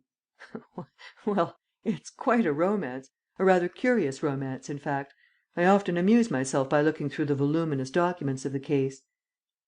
"Would it be indiscreet if I asked...." "Not at all, not at all," declared Maître Valandier, who seemed delighted, on the contrary, to have found a listener for his story. And, without waiting to be pressed, he began: "At the outbreak of the Revolution, Louis Agrippa d'Ernemont, on the pretence of joining his wife, who was staying at Geneva with their daughter Pauline, shut up his mansion in the Faubourg Saint Germain, dismissed his servants and, with his son Charles, came and took up his abode in his pleasure house at Passy, where he was known to nobody except an old and devoted serving woman. He remained there in hiding for 3 years, and he had every reason to hope that his retreat would not be discovered, when one day, after luncheon, as he was having a nap, the old servant burst into his room. She had seen, at the end of the street, a patrol of armed men who seemed to be making for the house. Louis d'Ernemont got ready quickly and, at the moment when the men were knocking at the front door, disappeared through the door that led to the garden, shouting to his son, in a scared voice, to keep them talking, if only for 5 minutes. He may have intended to escape and found the outlets through the garden watched. In any case, he returned in 6 or 7 minutes, replying very calmly to the questions put to him, and raised no difficulty about accompanying the men.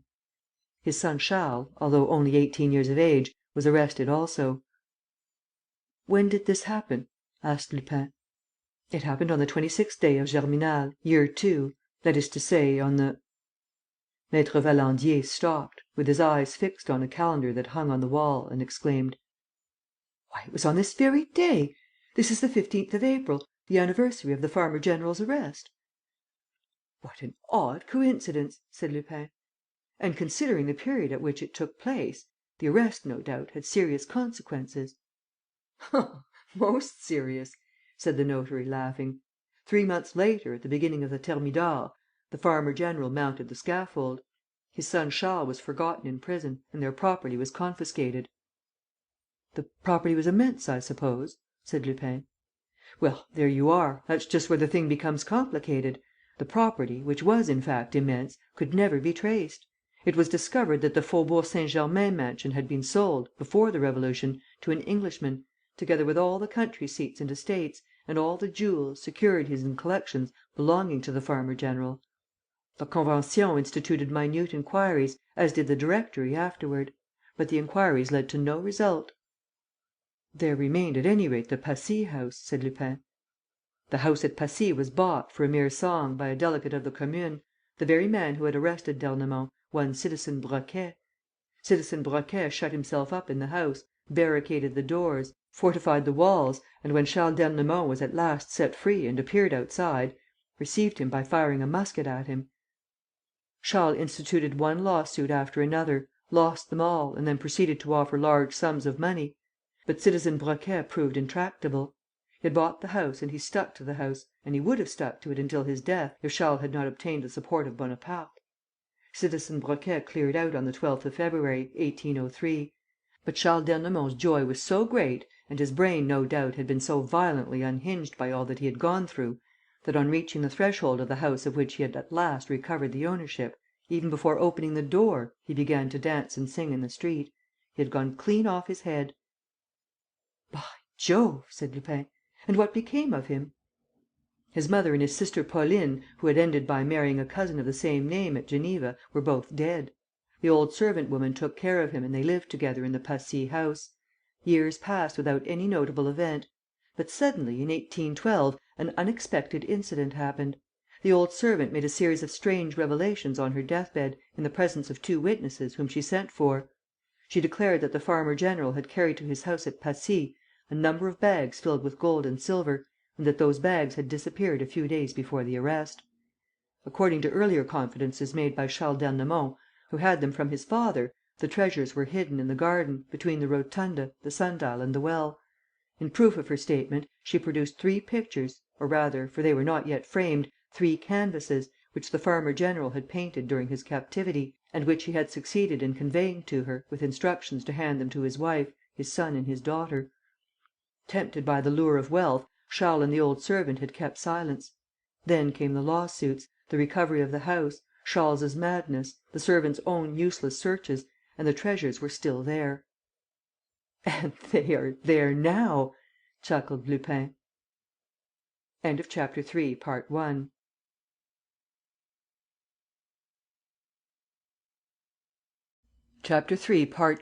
of the Confessions of Arsène Lupin. Is in the public domain. The Confessions of Arsène Lupin, by Maurice Leblanc. Chapter 3. The Sign of the Shadow. "And they will be there always," exclaimed Maître Valandier.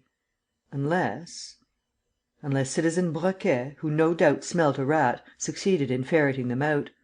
But this is an unlikely supposition, for Citizen Broquet died in extreme poverty." So then everybody began to hunt. The children of Pauline, the sister, hastened from Geneva. It was discovered that Charles had been secretly married and that he had sons. All these heirs set to work. But Charles himself? Charles lived in the most absolute retirement. He did not leave his room. Never? Well, that is the most extraordinary, the most astounding part of the story. Once a year, Charles d'Ernemont, impelled by a sort of subconscious will power, came downstairs, took the exact road which his father had taken, walked across the garden and sat down either on the steps of the rotunda, which you see here in the picture, or on the curb of the well. At 27 minutes past 5, he rose and went indoors again, and until his death, which occurred in 1820, he never once failed to perform this incomprehensible pilgrimage. Well, the day on which this happened was invariably the 15th of April, the anniversary of the arrest. Maître Valandier was no longer smiling and himself seemed impressed by the amazing story which he was telling us. "And since Charles's death?" asked Lupin, after a moment's reflection. "Since that time," replied the lawyer, with a certain solemnity of manner, "for nearly 100 years, the heirs of Charles and Pauline d'Ernemont have kept up the pilgrimage of the 15th of April. During the first few years they made the most thorough excavations. Every inch of the garden was searched, every clod of ground dug up. All this is now over. They take hardly any pains. All they do is, from time to time, for no particular reason, to turn over a stone or explore the well. For the most part, they are content to sit down on the steps of the rotunda, like the poor madman, and, like him, they wait. And that, you see, is the sad part of their destiny. In those 100 years, all these people who have succeeded one another, from father to son, have lost, what shall I say, the energy of life. They have no courage left, no initiative. They wait. They wait for the 15th of April. And, when the 15th of April comes, they wait for a miracle to take place. Poverty has ended by overtaking every one of them. My predecessors and I have sold first the house, in order to build another which yields a better rent, followed by bits of the garden and further bits. But as to that corner over there," pointing to the picture, "they would rather die than sell it. On this they are all agreed: Louise d'Ernemont, who is the direct heiress of Pauline, as well as the beggars, the workman, the footman, the circus rider and so on, who represent the unfortunate Charles." There was a fresh pause, and Lupin asked: "What is your own opinion, Maître Valandier?" "My private opinion is that there's nothing in it. What credit can we give to the statements of an old servant enfeebled by age? What importance can we attach to the crotchets of a madman? Besides, if the farmer general had realized his fortune, don't you think that that fortune would have been found? One could manage to hide a paper, a document, in a confined space like that, but not treasures." "Still, the pictures. ..." "Yes, of course. But, after all, are they a sufficient proof?" Lupin bent over the copy which the solicitor had taken from the cupboard and, after examining it at length, said: "You spoke of 3 pictures." "Yes, the one which you see was handed to my predecessor by the heirs of Charles. Louise d'Ernemont possesses another. As for the third, no one knows what became of it." Lupin looked at me and continued: "And do they all bear the same date?" "Yes, the date inscribed by Charles d'Ernemont when he had them framed, not long before his death. The same date, that is to say, the 15th of April, year II, according to the revolutionary calendar, as the arrest took place in April, 1794. "Oh, yes, of course," said Lupin. "The figure 2 means. ..." He thought for a few moments and resumed: "One more question, if I may. Did no one ever come forward to solve the problem?" Maître Valandier threw up his arms: "Good gracious me!" he cried. "Why, it was the plague of the office! One of my predecessors, Maître Turbon, was summoned to Passy no fewer than 18 times, between 1820 and 1843, by the groups of heirs, whom fortune tellers, clairvoyants, visionaries, impostors of all sorts had promised that they would discover the farmer general's treasures. At last, we laid down a rule: any outsider applying to institute a search was to begin by depositing a certain sum." "What sum?" "1,000 francs." "And did this have the effect of frightening them off?" "No. 4 years ago, an Hungarian hypnotist tried the experiment and made me waste a whole day. After that, we fixed the deposit at 5,000 francs. In case of success, a third of the treasure goes to the finder. In case of failure, the deposit is forfeited to the heirs. Since then, I have been left in peace." "Here are your 5,000 francs." The lawyer gave a start: "Eh? What do you say?" "I say," repeated Lupin, taking 5 bank notes from his pocket and calmly spreading them on the table, "I say that here is the deposit of 5,000 francs. Please give me a receipt and invite all the d'Ernemont heirs to meet me at Passy on the 15th of April next year." The notary could not believe his senses. I myself, although Lupin had accustomed me to these surprises, was utterly taken aback. "Are you serious?" asked Maître Valandier. "Perfectly serious." "But, you know, I told you my opinion. All these improbable stories rest upon no evidence of any kind." "I don't agree with you," said Lupin. The notary gave him the look which we give to a person who is not quite right in his head. Then, accepting the situation, he took his pen and drew up a contract on stamped paper, acknowledging the payment of the deposit by Captain Jeanniot and promising him a third of such moneys as he should discover. "If you change your mind," he added, "you might let me know a week before the time comes. I shall not inform the d'Ernemont family until the last moment, so as not to give those poor people too long a spell of hope." "You can inform them this very day, Maître Valandier. It will make them spend a happier year." We said good bye. Outside in the street, I cried: "So you've hit upon something?" "I?" replied Lupin. "Not a bit of it, and that's just what amuses me." "But they have been searching for 100 years!" "It is not so much a matter of searching as of thinking. Now I have 365 days to think in. It is a great deal more than I want, and I am afraid that I shall forget all about the business, interesting though it may be. Oblige me by reminding me, will you?" I reminded him of it several times during the following months, though he never seemed to attach much importance to the matter. Then came a long period during which I had no opportunity of seeing him. It was the period, as I afterward learnt, of his visit to Armenia and of the terrible struggle on which he embarked against Abdul the Damned, a struggle which ended in the tyrant's downfall. I used to write to him, however, at the address which he gave me, and I was thus able to send him certain particulars which I had succeeded in gathering, here and there, about my neighbour Louise d'Ernemont, such as the love which she had conceived, a few years earlier, for a very rich young man, who still loved her, but who had been compelled by his family to throw her over; the young widow's despair, and the plucky life which she led with her little daughter. Lupin replied to none of my letters. I did not know whether they reached him; and, meantime, the date was drawing near, and I could not help wondering whether his numerous undertakings would not prevent him from keeping the appointment which he himself had fixed. As a matter of fact, the morning of the 15th of April arrived, and Lupin was not with me by the time I had finished lunch. It was 12:15. I left my flat and took a cab to Passy. I had no sooner entered the lane than I saw the workmen's 4 brats standing outside the door in the wall. Maître Valandier, informed by them of my arrival, hastened in my direction. "Well?" he cried. "Where's Captain Jeanniot?" "Hasn't he come?" "No, and I can assure you that everybody is very impatient to see him." The different groups began to crowd round the lawyer, and I noticed that all those faces which I recognized had thrown off the gloomy and despondent expression which they wore a year ago. "They are full of hope," said Maître Valandier, "and it is my fault. But what could I do? Your friend made such an impression upon me that I spoke to these good people with a confidence which I cannot say I feel. However, he seems a queer sort of fellow, this Captain Jeanniot of yours." He asked me many questions and I gave him a number of more or less fanciful details about the captain, to which the heirs listened, nodding their heads in appreciation of my remarks. "Of course the truth was bound to be discovered sooner or later," said the fat gentleman, in a tone of conviction. The infantry corporal, dazzled by the captain's rank, did not entertain a doubt in his mind. The lady with the little dog wanted to know if Captain Jeanniot was young. But Louise d'Ernemont said: "And suppose he does not come?" "We shall still have the 5,000 francs to divide," said the beggarman. For all that, Louise d'Ernemont's words had damped their enthusiasm. Their faces began to look sullen, and I felt an atmosphere as of anguish weighing upon us. At 1:30, the 2 lean sisters felt faint and sat down. Then the fat gentleman in the soiled suit suddenly rounded on the notary: "It's you, Maître Valandier, who are to blame. You ought to have brought the captain here by main force. He's a humbug, that's quite clear." He gave me a savage look, and the footman, in his turn, flung muttered curses at me.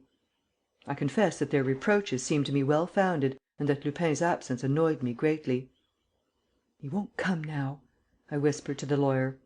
And I was thinking of beating a retreat, when the eldest of the brats appeared at the door, yelling: "There's some one coming! A motor cycle!"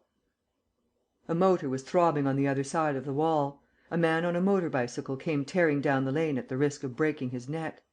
Suddenly, he put on his brakes outside the door and sprang from his machine.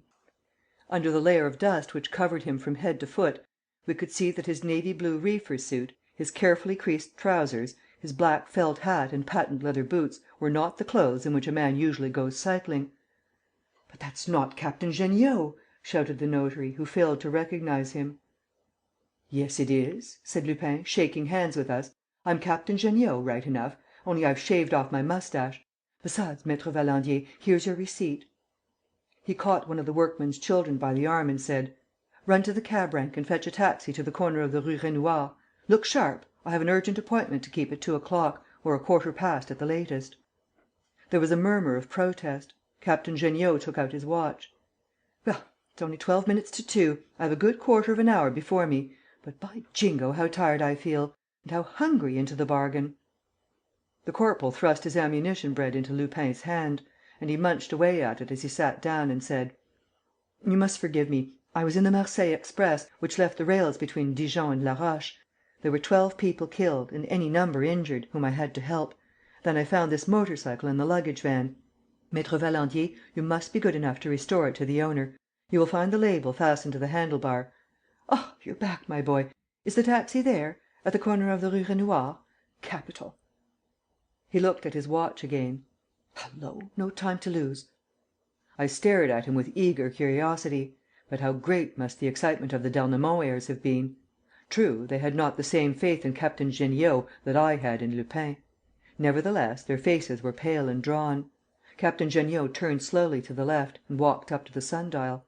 The pedestal represented the figure of a man with a powerful torso, who bore on his shoulders a marble slab, the surface of which had been so much worn by time that we could hardly distinguish the engraved lines that marked the hours. Above the slab, a Cupid, with outspread wings, held an arrow that served as an omen. The captain stood leaning forward for a minute, with attentive eyes. Then he said: "Somebody lend me a knife, please." A clock in the neighbourhood struck 2. At that exact moment, the shadow of the arrow was thrown upon the sunlit dial, along the line of a crack in the marble which divided the slab very nearly in half. The captain took the knife handed to him, and with the point, very gently, he began to scratch the mixture of earth and moss that filled the narrow cleft. Almost immediately, at a couple of inches from the edge, he stopped, as though his knife had encountered an obstacle, inserted his thumb and forefinger and withdrew a small object which he rubbed between the palms of his hand and gave to the lawyer. "Here, Maître Valandier, something to go on with." It was an enormous diamond, the size of a hazelnut and beautifully cut. The captain resumed his work. The next moment, a fresh stop. A second diamond, magnificent and brilliant as the first, appeared in sight. And then came a third and a fourth. In a minute's time, following the crack from one edge to the other and certainly without digging deeper than half an inch, the captain had taken out 18 diamonds of the same size. During this minute there was not a cry, not a movement around the sun-dial. The heirs seemed paralysed with a sort of stupor. Then the fat gentleman muttered: "Jiminy!" And the corporal moaned: "Oh, Captain! Oh, Captain!" The two sisters fell in a dead faint. The lady with the little dog dropped on her knees and prayed, while the footman, staggering like a drunken man, held his head in his two hands, and Louise d'Ernemont wept. When calm was restored and all became eager to thank Captain Jeanniot, they saw that he was gone. Some years passed before I had an opportunity of talking to Lupin about this business. He was in a confidential vein and answered: "The business of the 18 diamonds? By Jove, when I think that 3 or 4 generations of my fellow men had been hunting for the solution, and the 18 diamonds were there all the time, under a little mud and dust!" "But how did you guess?" "I did not guess, I reflected. I doubt if I need even have reflected. I was struck, from the beginning, by the fact that the whole circumstance was governed by one primary question: the question of time. When Charles d'Ernemont was still in possession of his wits, he wrote a date upon the 3 pictures. Later, in the gloom in which he was struggling, a faint glimmer of intelligence led him every year to the centre of the old garden, and the same faint glimmer led him away from it every year at the same moment, that is to say, at 27 minutes past 5. Something must have acted on the disordered machinery of his brain in this way. What was the superior force that controlled the poor madman's movements? Obviously, the instinctive notion of time represented by the sun-dial in the farmer general's pictures. It was the annual revolution of the earth around the sun that brought Charles d'Ernemont back to the garden at a fixed date. And it was the earth's daily revolution upon its own axis that took him from it at a fixed hour, that is to say, at the hour most likely when the sun, concealed by objects different from those of to day, ceased to light the Passy garden. Now of all this the sun-dial was the symbol, and that is why I at once knew where to look. "But how did you settle the hour at which to begin looking?" "Simply by the pictures. A man living at that time, such as Charles d'Ernemont, would have written either 26 Germinal, year 2, or else 15 April, 1794, but not 15 April, year 2. I was astounded that no one had thought of that." "Then the figure 2 stood for 2 o'clock?" "Evidently. And what must have happened was this: the farmer general began by turning his fortune into solid gold and silver money. Then, by way of additional precaution, with this gold and silver he bought 18 wonderful diamonds. When he was surprised by the arrival of the patrol, he fled into his garden. which was the best place to hide the diamonds. Chance caused his eyes to light upon the sun-dial.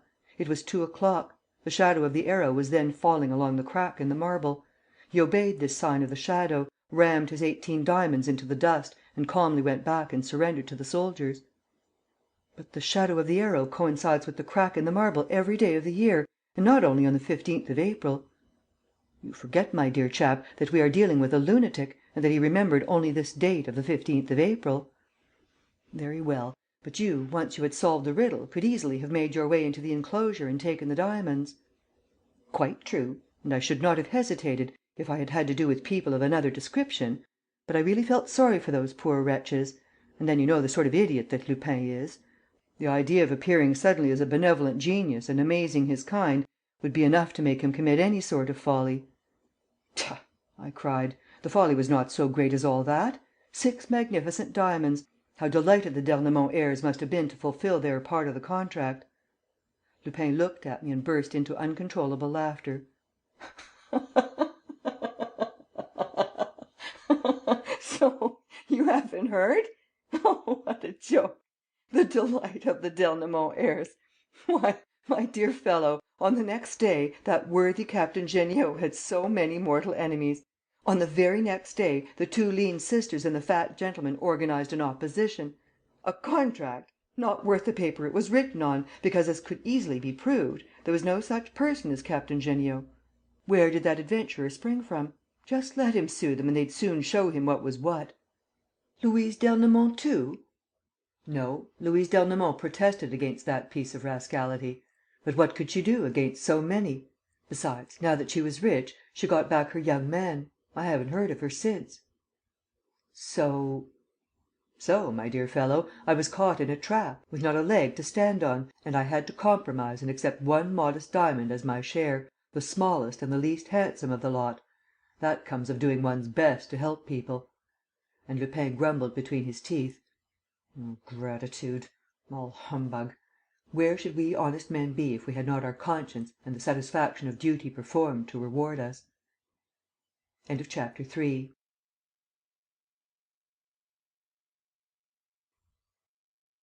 Chapter 4, Part 1 of The Confessions of Arsène Lupin. This recording is in the public domain. The Confessions of Arsène Lupin, by Maurice Leblanc. Chapter 4: The Infernal Trap. When the race was over, a crowd of people, streaming toward the exit from the grand stand, pushed against Nicolas Dugrival. He brought his hand smartly to the inside pocket of his jacket. "What's the matter?" asked his wife. "I still feel nervous. With that money on me, I'm afraid of some nasty accident." She muttered: "And I can't understand you. How can you think of carrying such a sum about with you? Every farthing we possess. Lord knows it cost us trouble enough to earn." "Pooh!" he said. "No one would guess that it is here, in my pocket book." "Yes, yes," she grumbled. "That young manservant whom we discharged last week knew all about it, didn't he, Gabriel?" "Yes, aunt," said a youth standing beside her. Nicolas Dugrival, his wife and his nephew Gabriel were well-known figures at the race meetings, where the regular frequenters saw them almost every day. Dugrival, a big, fat, red-faced man who looked as if he knew how to enjoy life; his wife, also built on heavy lines, with a coarse, vulgar face, and always dressed in a plum-coloured silk much the worse for wear; the nephew, quite young, slender, with pale features, dark eyes and fair and rather curly hair. As a rule, the couple remained seated throughout the afternoon. It was Gabriel who betted for his uncle, watching the horses in the paddock, picking up tips to right and left among the jockeys and stable lads, running backward and forward between the stands and the Paris Mutuel. Luck had favoured them that day, for 3 times Dugrival's neighbours saw the young man come back and hand him money. The 5th race was just finishing. Dugrival lit a cigar. At that moment, a gentleman in a tight-fitting brown suit, with a face ending in a peaked grey beard, came up to him and asked, in a confidential whisper: "Does this happen to belong to you, sir?" And he displayed a gold watch and chain.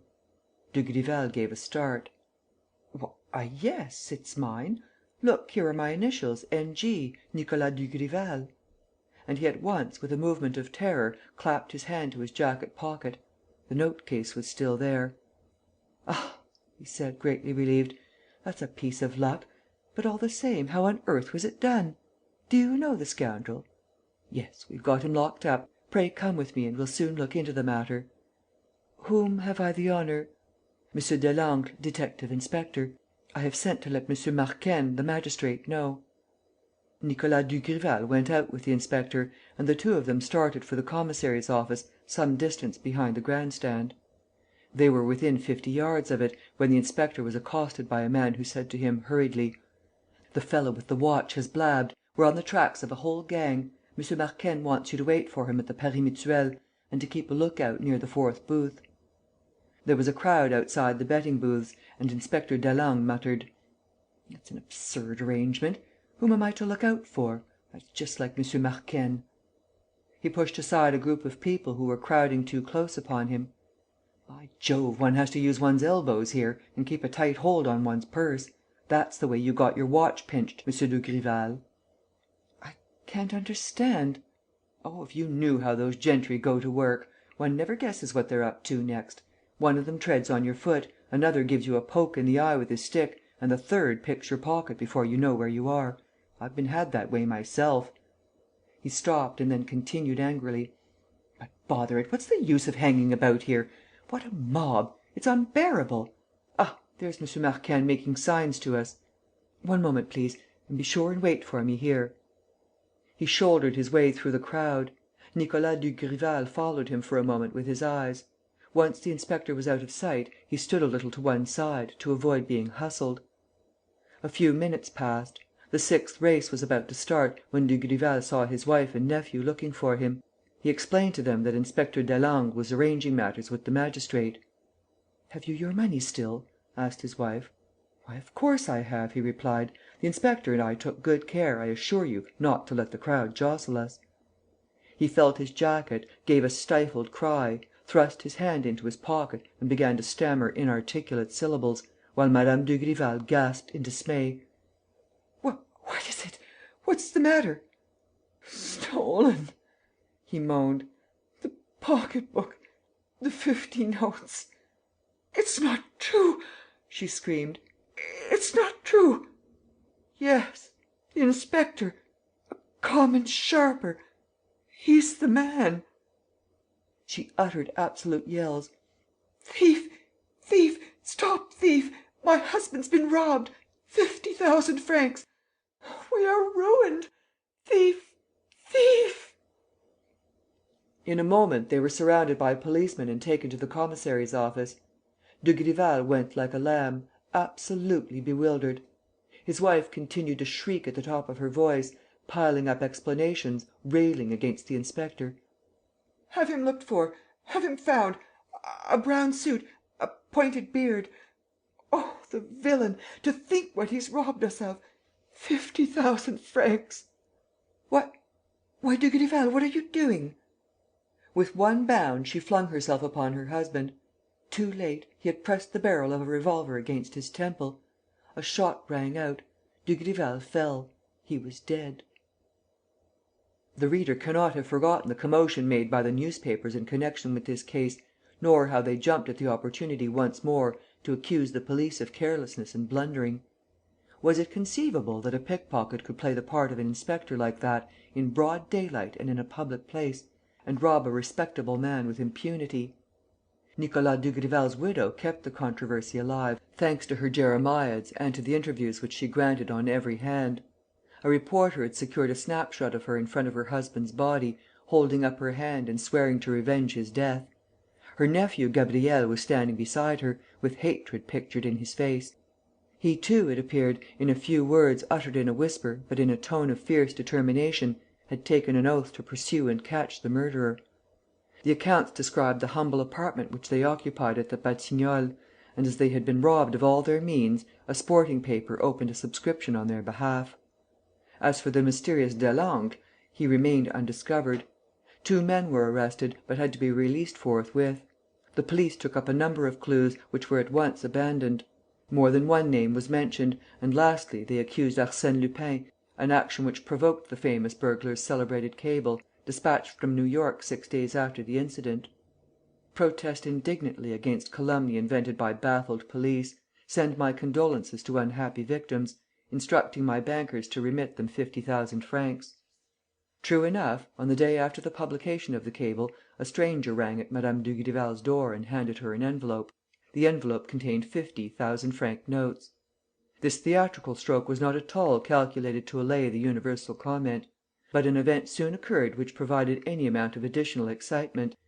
2 days later, the people living in the same house as Mme. Dugrival and her nephew were awakened, at 4 o'clock in the morning, by horrible cries and shrill calls for help. They rushed to the flat. The porter succeeded in opening the door. By the light of a lantern carried by one of the neighbours, he found Gabriel stretched at full length in his bedroom, with his wrists and ankles bound, and a gag forced into his mouth, while in the next room Mme. Dugrival lay with her life's blood ebbing away, through a great gash in her breast. She whispered: "The money. I've been robbed. All the notes gone." And she fainted away. What had happened? Gabriel said, and as soon as she was able to speak, Mme. Dugrival completed her nephew's story, that he was startled from his sleep by finding himself attacked by 2 men, one of whom gagged him, while the other fastened him down. He was unable to see the men in the dark, but he heard the noise of the struggle between them and his aunt. It was a terrible struggle, Mme. Dugrival declared. The ruffians, who obviously knew their way about, guided by some intuition, made straight for the little cupboard containing the money and, in spite of her resistance and outcries, laid hands upon the bundle of bank notes. As they left, one of them, whom she had bitten in the arm, stabbed her with a knife, whereupon the men had both fled. "Which way?" she was asked. "Through the door of my bedroom and afterward, I suppose, through the hall door." Impossible! The porter would have noticed them. For the whole mystery lay in this: how had the ruffians entered the house and how did they manage to leave it? There was no outlet open to them. Was it one of the tenants? A careful inquiry proved the absurdity of such a supposition. What then? Chief inspector Ganimard, who was placed in special charge of the case, confessed that he had never known anything more bewildering. "It's very like Lupin," he said, "and yet it's not Lupin. No, there's more in it than meets the eye, something very doubtful and suspicious. Besides, if it were Lupin, why should he take back the 50,000 francs which he sent? There's another question that puzzles me: what is the connection between the second robbery and the first, the one on the race course? The whole thing is incomprehensible and I have a sort of feeling, which is very rare with me, that it is no use hunting. For my part, I give it up." The examining magistrate threw himself into the case with heart and soul. The reporters united their efforts with those of the police. A famous English sleuth hound crossed the Channel. A wealthy American, whose head had been turned by detective stories, offered a big reward to whosoever should supply the first information leading to the discovery of the truth. 6 weeks later, no one was any the wiser. The public adopted Ganimard's view; and the examining magistrate himself grew tired of struggling in a darkness which only became denser as time went on. And life continued as usual with Dugrival's widow. Nursed by her nephew, she soon recovered from her wound. In the mornings, Gabriel settled her in an easy chair at the dining-room window, did the rooms and then went out marketing. He cooked their lunch without even accepting the proffered assistance of the porter's wife. Worried by the police investigations and especially by the requests for interviews, the aunt and nephew refused to see anybody. Not even the portress, whose chatter disturbed and wearied Mme. Dugrival, was admitted. She fell back upon Gabriel, whom she accosted each time that he passed her room: "Take care, M. Gabriel, you're both of you being spied upon. There are men watching you. Why, only last night my husband caught a fellow staring up at your windows." "Nonsense," said Gabriel. "It's all right. That's the police protecting us." One afternoon, at about 4 o'clock, there was a violent altercation between 2 costermongers at the bottom of the street.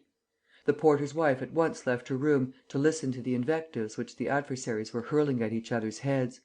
Her back was no sooner turned than a man, young, of medium height and dressed in a gray suit of irreproachable cut, slipped into the house and ran up the staircase. When he came to the 3rd floor, he rang the bell. Receiving no answer, he rang again. At the 3rd summons, the door opened. "Madame Dugrival?" he asked, taking off his hat. "Madame Dugrival is still an invalid and unable to see any one," said Gabriel, who stood in the hall. "It's most important that I should speak to her." "I am her nephew and perhaps I could take her a message."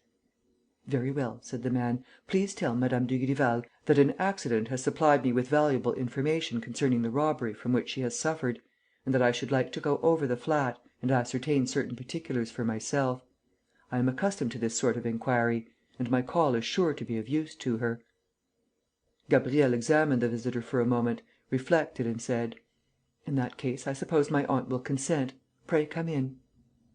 He opened the door of the dining room and stepped back to allow the other to pass.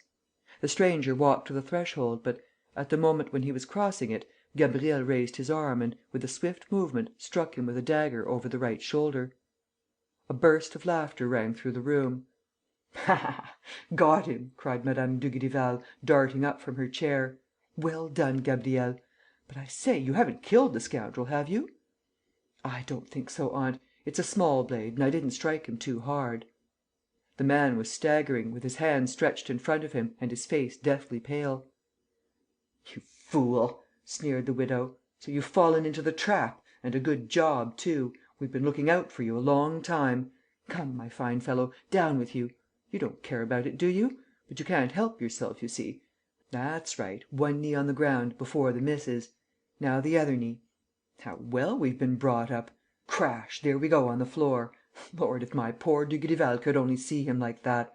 And now, Gabriel, to work."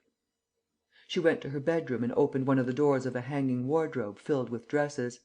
Pulling these aside, she pushed open another door which formed the back of the wardrobe and led to a room in the next house.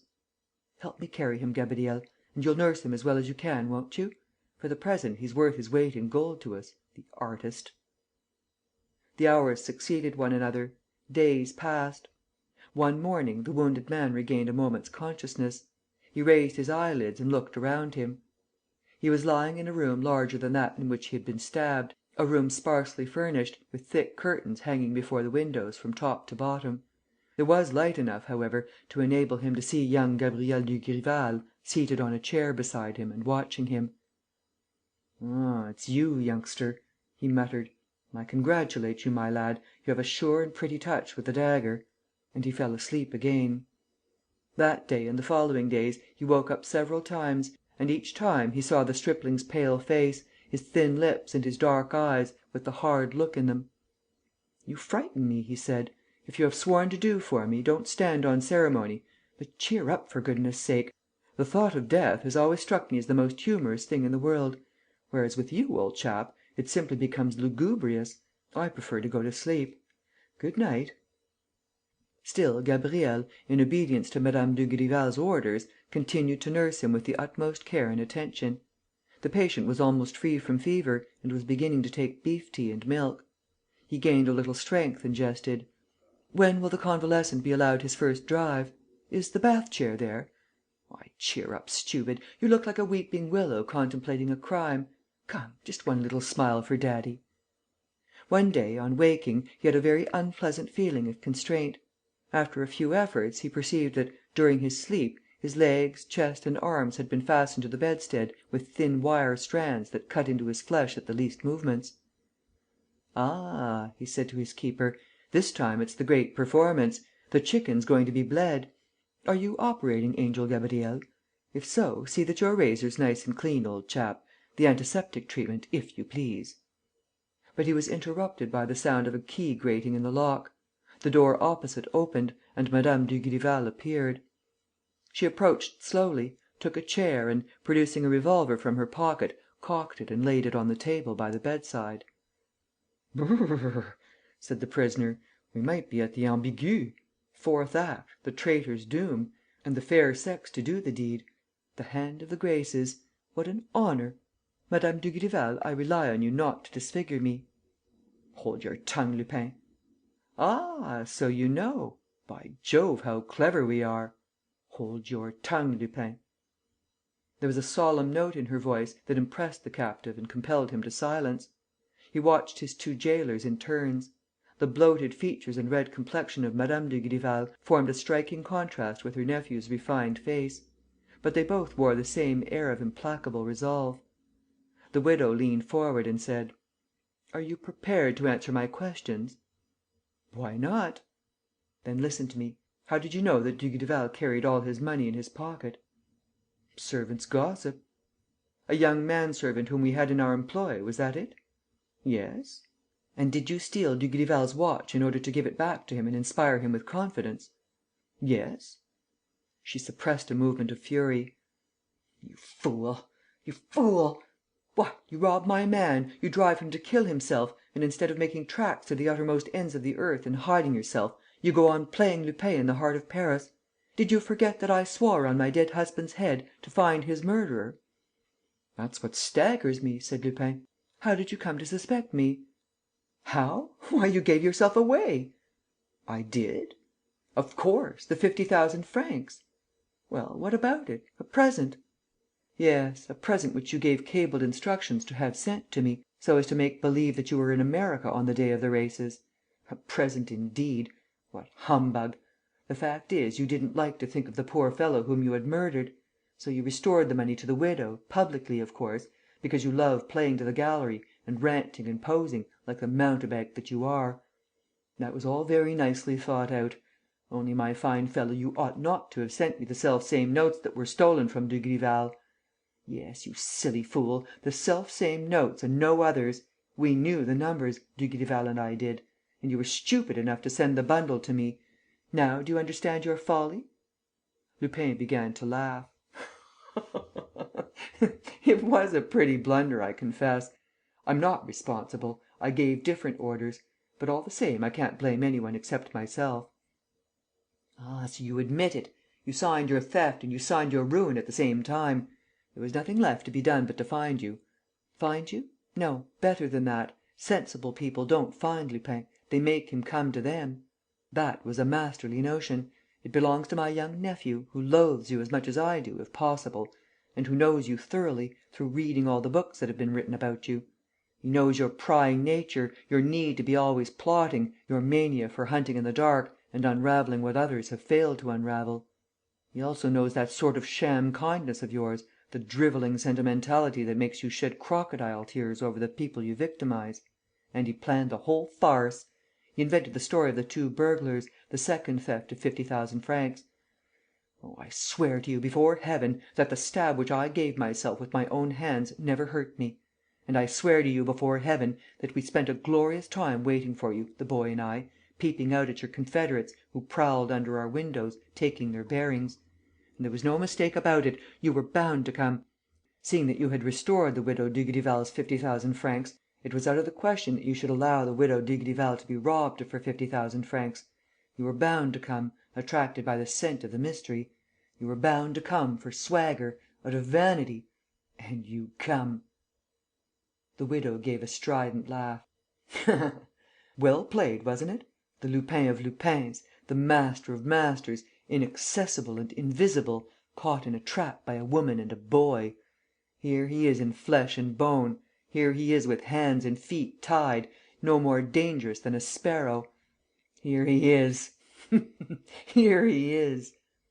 She shook with joy and began to pace the room, throwing sidelong glances at the bed, like a wild beast that does not for a moment take its eyes from its victim. And never had Lupin beheld greater hatred and savagery in any human being. "Enough of this prattle," she said.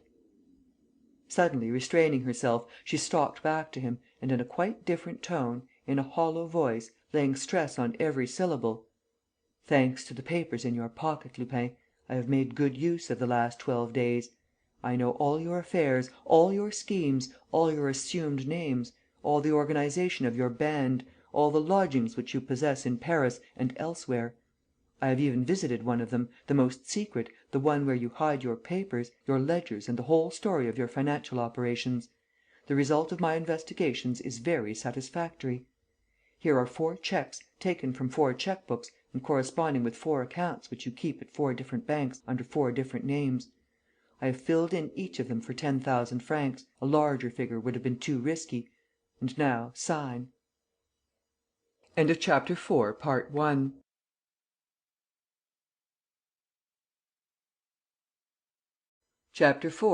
2 of The Confessions of Arsène Lupin. Recording is in the public domain. The Confessions of Arsène Lupin, by Maurice Leblanc. Chapter 4. The Infernal Trap. "By Jove!" said Lupin, sarcastically. "This is blackmail, my worthy Madame Dugrival. That takes your breath away, what?" "It takes my breath away, as you say." And you find an adversary who is a match for you?" "The adversary is far beyond me. So the trap let us call it infernal the infernal trap into which I have fallen was laid not merely by a widow thirsting for revenge, but also by a first rate business woman anxious to increase her capital." "Just so." "My congratulations. And, while I think of it, used M. Dugrival perhaps to...." "You have hit it, Lupin. After all, why conceal the fact? It will relieve your conscience. Yes, Lupin, Dugrival used to work on the same lines as yourself. Oh, not on the same scale! We were modest people, a louis here, a louis there, a purse or two which we trained Gabriel to pick up at the races; and, in this way, we had made our little pile: just enough to buy a small place in the country." "I prefer it that way," said Lupin. "That's all right. I'm only telling you so that you may know that I am not a beginner and that you have nothing to hope for. A rescue? No. The room in which we now are communicates with my bedroom. It has a private outlet of which nobody knows. It was Dugrival's special apartment. He used to see his friends here. He kept his implements and tools here, his disguises, his telephone even, as you perceive. So there's no hope, you see. Your accomplices have given up looking for you here. I have sent them off on another track. Your goose is cooked. Do you begin to realize the position?" "Yes." "Then sign the cheques." "And, when I have signed them, shall I be free?" "I must cash them first." "And, after that?" "After that, on my soul, as I hope to be saved, you will be free."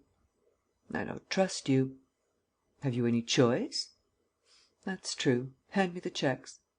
She unfastened Lupin's right hand, gave him a pen and said: "Don't forget that the 4 cheques require 4 different signatures and that the handwriting has to be altered in each case." "Never fear." He signed the cheques. "Gabriel," said the widow, "it is 10 o'clock. If I am not back by 12, it will mean that this scoundrel has played me one of his tricks. At 12 o'clock, blow out his brains. I am leaving you the revolver with which your uncle shot himself. There are 5 bullets left out of the 6. That will be ample." She left the room, humming a tune as she went.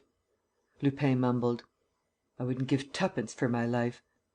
He shut his eyes for an instant and then, suddenly, said to Gabriel: "How much?" And, when the other did not appear to understand, he grew irritated: "I mean what I say. How much? Answer me, can't you? We drive the same trade, you and I. I steal, thou stealest, we steal. So we ought to come to terms. That's what we are here for. Well, is it a bargain? Shall we clear out together? I will give you a post in my gang, an easy, well paid post. How much do you want for yourself? 10,000? 20,000? Fix your own price. Don't be shy. There's plenty to be had for the asking." An angry shiver passed through his frame as he saw the impassive face of his keeper. "Oh, the beggar won't even answer! Why, you can't have been so fond of old Dugrival as all that!" "Listen to me. If you consent to release me...." But he interrupted himself. The young man's eyes wore the cruel expression which he knew so well. What was the use of trying to move him? "Hang it all!" he snarled. "I'm not going to croak here, like a dog. Oh, if I could only...."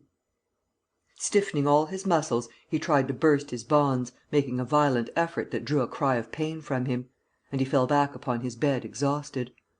"Well, well," he muttered, after a moment, "it's as the widow said, my goose is cooked. Nothing to be done. De profundis, Lupin." A quarter of an hour passed, half an hour. Gabriel, moving closer to Lupin, saw that his eyes were shut and that his breath came evenly, like that of a man sleeping. But Lupin said: "Don't imagine that I'm asleep, youngster. No, people don't sleep at a moment like this. Only I am consoling myself. Needs must, eh? And then I am thinking of what is to come after. Exactly. I have a little theory of my own about that. You wouldn't think it, to look at me, but I believe in metempsychosis, in the transmigration of souls. It would take too long to explain, however. I say, boy, suppose we shook hands before we part? You won't? Then good bye. Good health and a long life to you, Gabriel." He closed his eyelids and did not stir again before Mme. Dugrival's return. The widow entered with a lively step, at a few minutes before 12. She seemed greatly excited: "I have the money," she said to her nephew. "Run away. I'll join you in the motor down below." "But...." "I don't want your help to finish him off. I can do that alone. Still, if you feel like seeing the sort of a face a rogue can pull, pass me the weapon." Gabriel handed her the revolver and the widow continued: "Have you burnt our papers?" "Yes." "Then to work. And, as soon as he's done for, be off. The shots may bring the neighbours. They must find both the flats empty." She went up to the bed: "Are you ready, Lupin?" "Ready's not the word. I'm burning with impatience." "Have you any request to make of me?" "None." "Then...." "One word, though." "What is it?" "If I meet Dugrival in the next world, what message am I to give him from you?" She shrugged her shoulders and put the barrel of the revolver to Lupin's temple. "That's it," he said. "And be sure your hand doesn't shake, my dear lady. It won't hurt you, I swear. Are you ready? At the word of command, eh? 1, 2, 3." The widow pulled the trigger. A shot rang out. "Is this death?" said Lupin. "That's funny. I should have thought it was something much more different from life." There was a second shot. Gabriel snatched the weapon from his aunt's hands and examined it. "Ah!" he exclaimed. "The bullets have been removed. There are only the percussion caps left." His aunt and he stood motionless, for a moment, and confused. "Impossible!" she blurted out. "Who could have done it? An inspector? The examining magistrate?" She stopped and, in a low voice: "Hark! I hear a noise." They listened and the widow went into the hall. She returned furious, exasperated by her failure and by the scare which she had received. "There's nobody there. It must have been the neighbours going out. We have plenty of time. Ah, Lupin, you are beginning to make merry. The knife, Gabriel." "It's in my room." "Go and fetch it."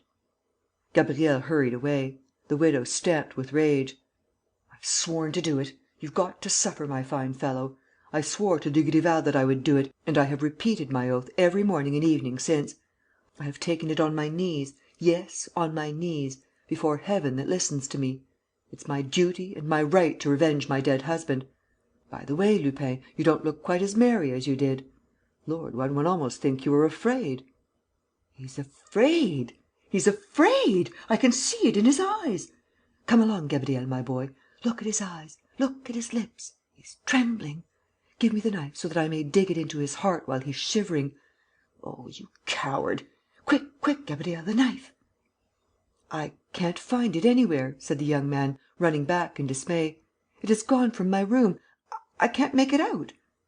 "Never mind!" cried the Widow Dugrival, half demented. "All the better. I will do the business myself." She seized Lupin by the throat, clutched him with her 10 fingers, digging her nails into his flesh, and began to squeeze with all her might. Lupin uttered a hoarse rattle and gave himself up for lost.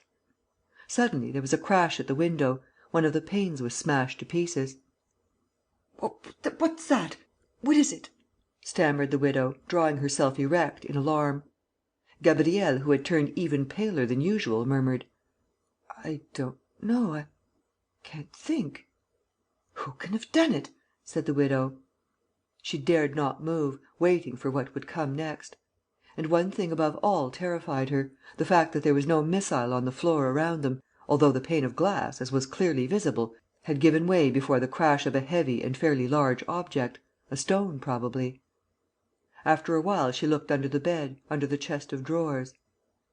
"Nothing," she said. "No," said her nephew, who was also looking. And, resuming her seat, she said: "I feel frightened. My arms fail me. You finish him off." Gabriel confessed: "I'm frightened also." Still," she stammered, "it's got to be done. I swore it." Making one last effort, she returned to Lupin and grasped his neck with her stiff fingers.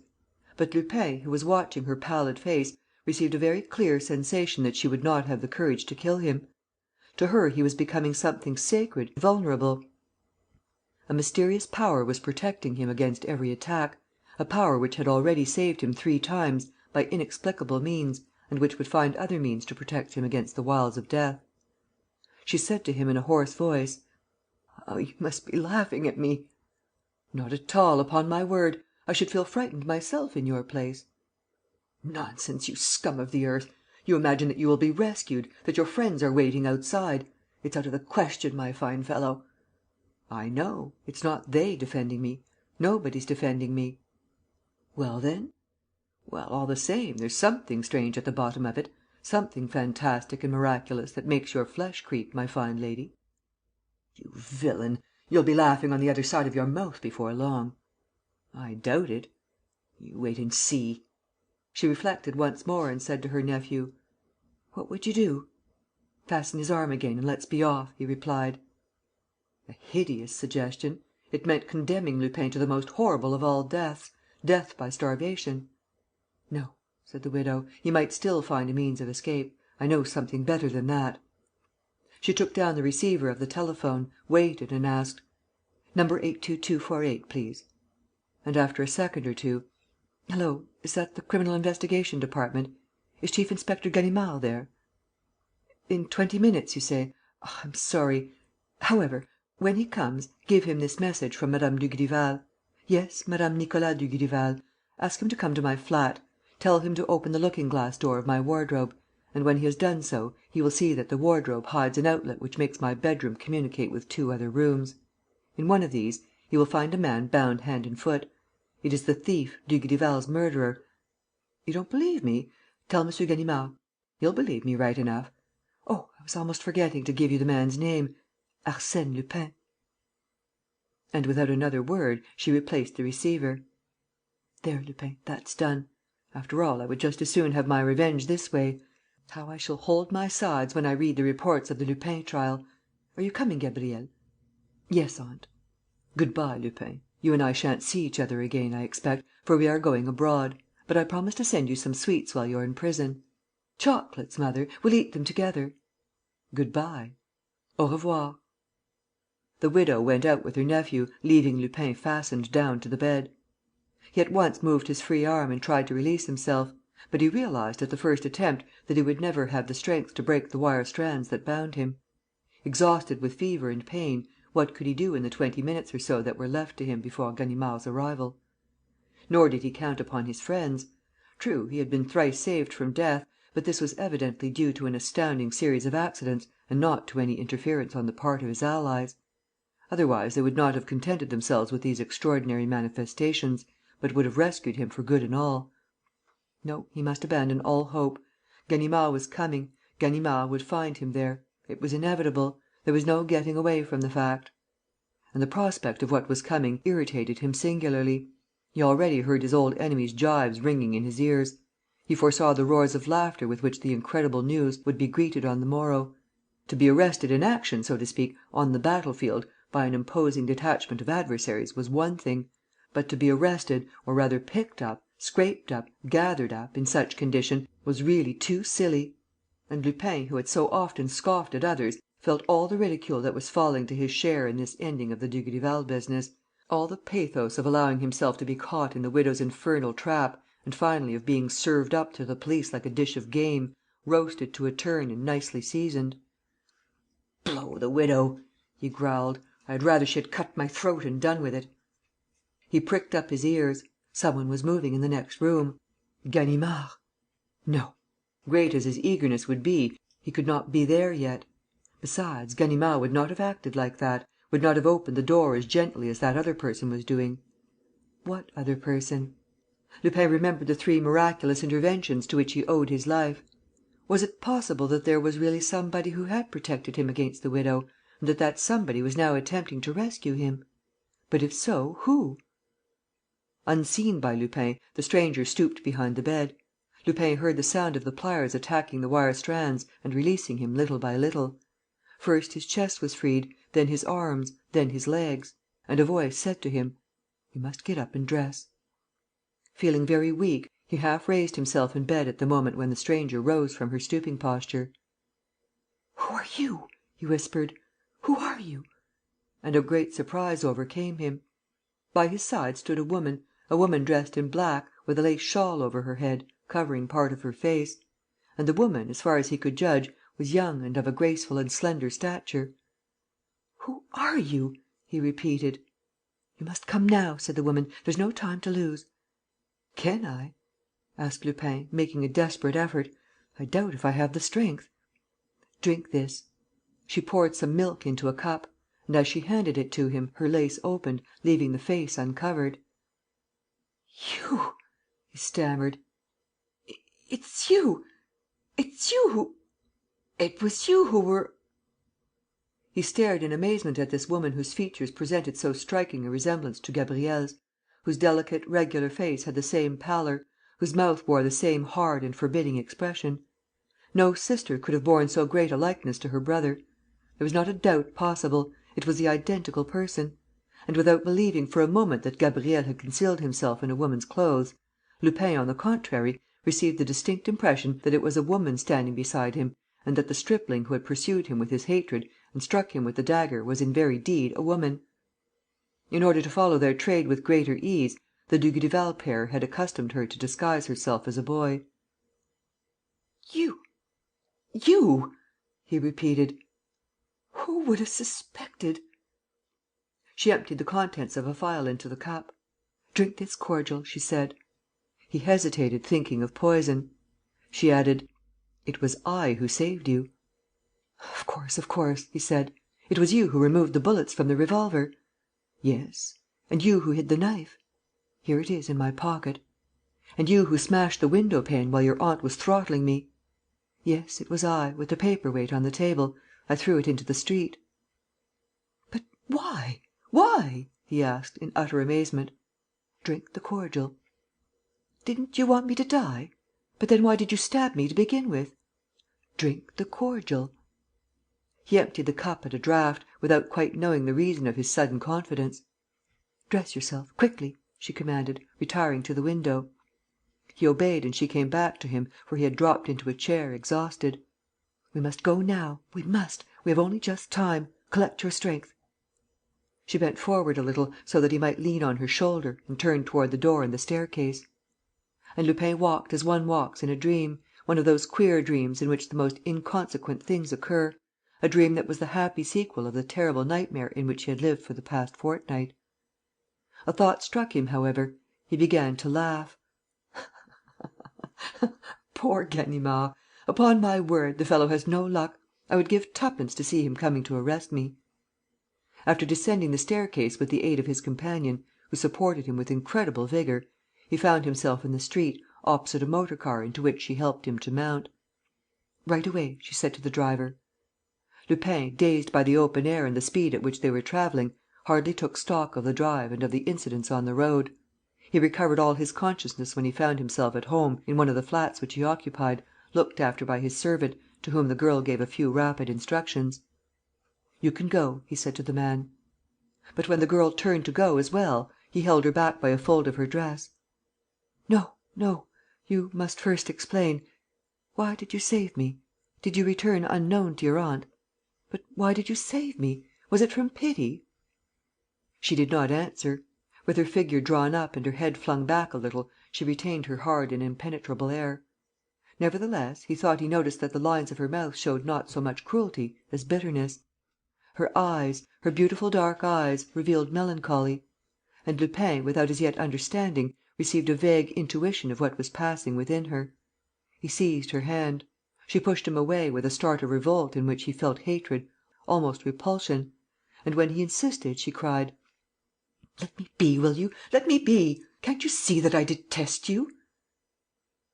They looked at each other for a moment, Lupin disconcerted, she quivering and full of uneasiness, her pale face all flushed with unwonted colour.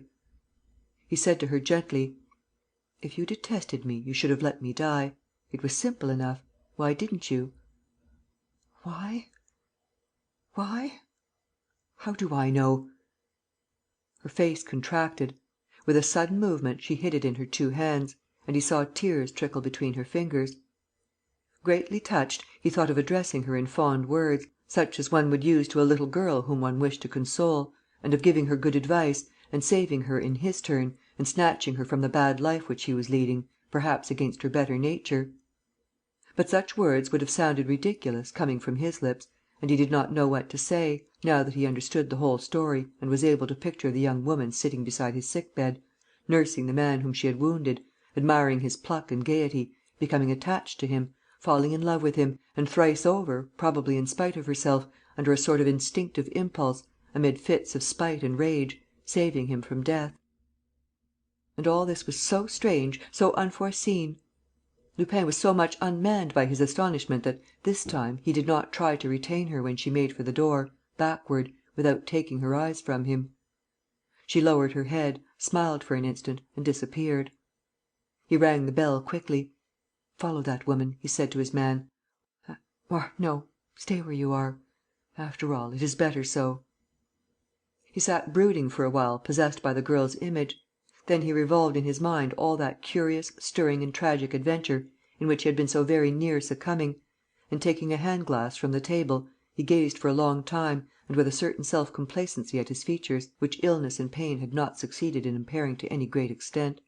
"Good looks count for something, after all," he muttered.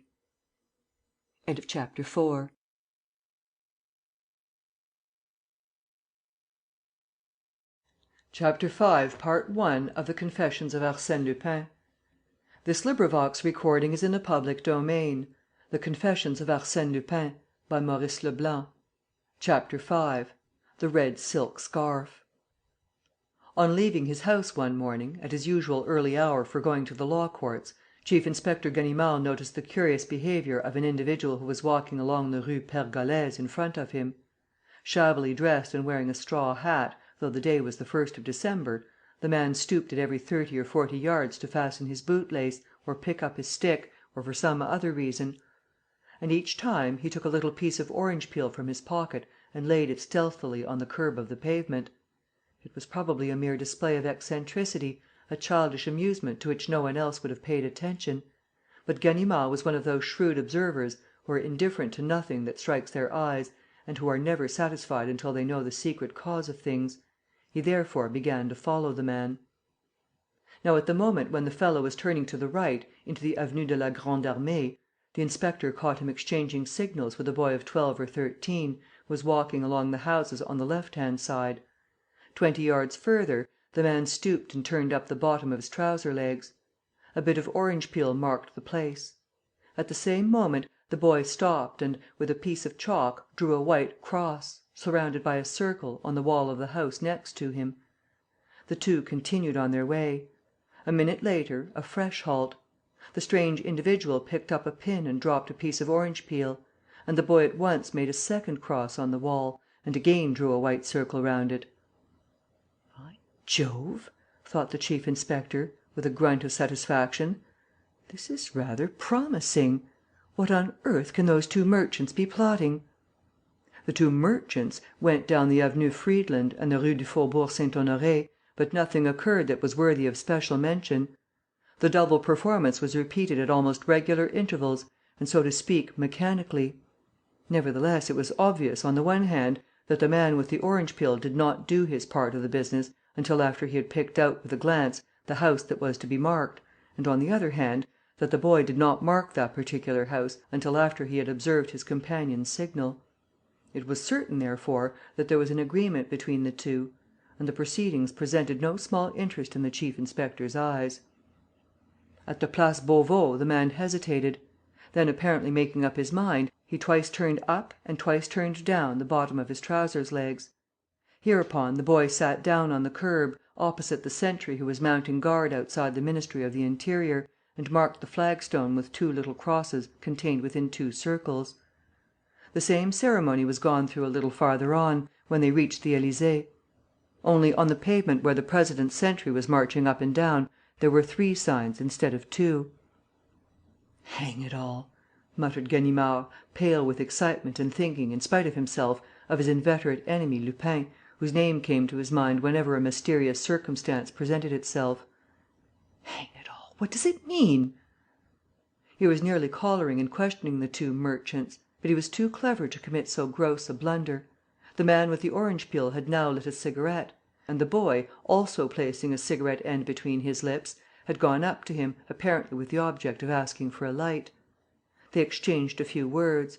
Quick as thought, the boy handed his companion an object which looked, at least so the inspector believed, like a revolver. They both bent over this object; and the man, standing with his face to the wall, put his hand 6 times in his pocket and made a movement as though he were loading a weapon. As soon as this was done, they walked briskly to the Rue de Surène. And the inspector, who followed them as closely as he was able to do without attracting their attention, saw them enter the gateway of an old house of which all the shutters were closed, with the exception of those on the third or top floor. He hurried in after them. At the end of the carriage entrance he saw a large courtyard, with a house painter's sign at the back and a staircase on the left. He went up the stairs and, as soon as he reached the first floor, ran still faster, because he heard, right up at the top, a din as of a free fight. When he came to the last landing he found the door open. He entered, listened for a second, caught the sound of a struggle, rushed to the room from which the sound appeared to proceed and remained standing on the threshold, very much out of breath and greatly surprised to see the man of the orange peel and the boy banging the floor with chairs. At that moment a third person walked out of an adjoining room. It was a young man of 28 or 30, wearing a pair of short whiskers in addition to his moustache, spectacles and a smoking jacket, with an astrakhan collar and looking like a foreigner, a Russian. "Good morning, Ganimard," he said. And turning to the two companions: "Thank you, my friends, and all my congratulations on the successful result. Here's the reward I promised you." He gave them a 100-franc note, pushed them outside and shut both doors. "I am sorry, old chap," he said to Ganimard. "I wanted to talk to you badly." He offered him his hat and, seeing that the inspector remained flabbergasted and that his face was still distorted with anger, he exclaimed: "Why, you don't seem to understand! And yet it's clear enough. I wanted to see you particularly. So what could I do?" And, pretending to reply to an objection: "No, no, old chap," he continued, "you're quite wrong. If I had written or telephoned, you would not have come. Or else you would have come with a regiment. Now, I wanted to see you all alone; and I thought the best thing was to send those two decent fellows to meet you, with orders to scatter bits of orange peel and draw crosses and circles: in short, to mark out your road to this place. Why, you look quite bewildered! What is it? Perhaps you don't recognize me? Lupin! Arsène Lupin! Ransack your memory. Doesn't the name remind you of anything?" "You dirty scoundrel!" Ganimard snarled between his teeth. Lupin seemed greatly distressed and, in an affectionate voice: "Are you vexed? Yes, I can see it in your eyes. The Dugrival business, I suppose. I ought to have waited for you to come and take me in charge. There now, the thought never occurred to me.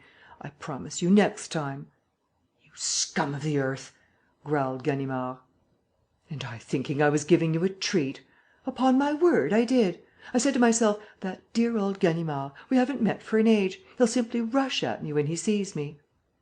Ganimard, who had not yet stirred a limb, seemed to be waking from his stupor.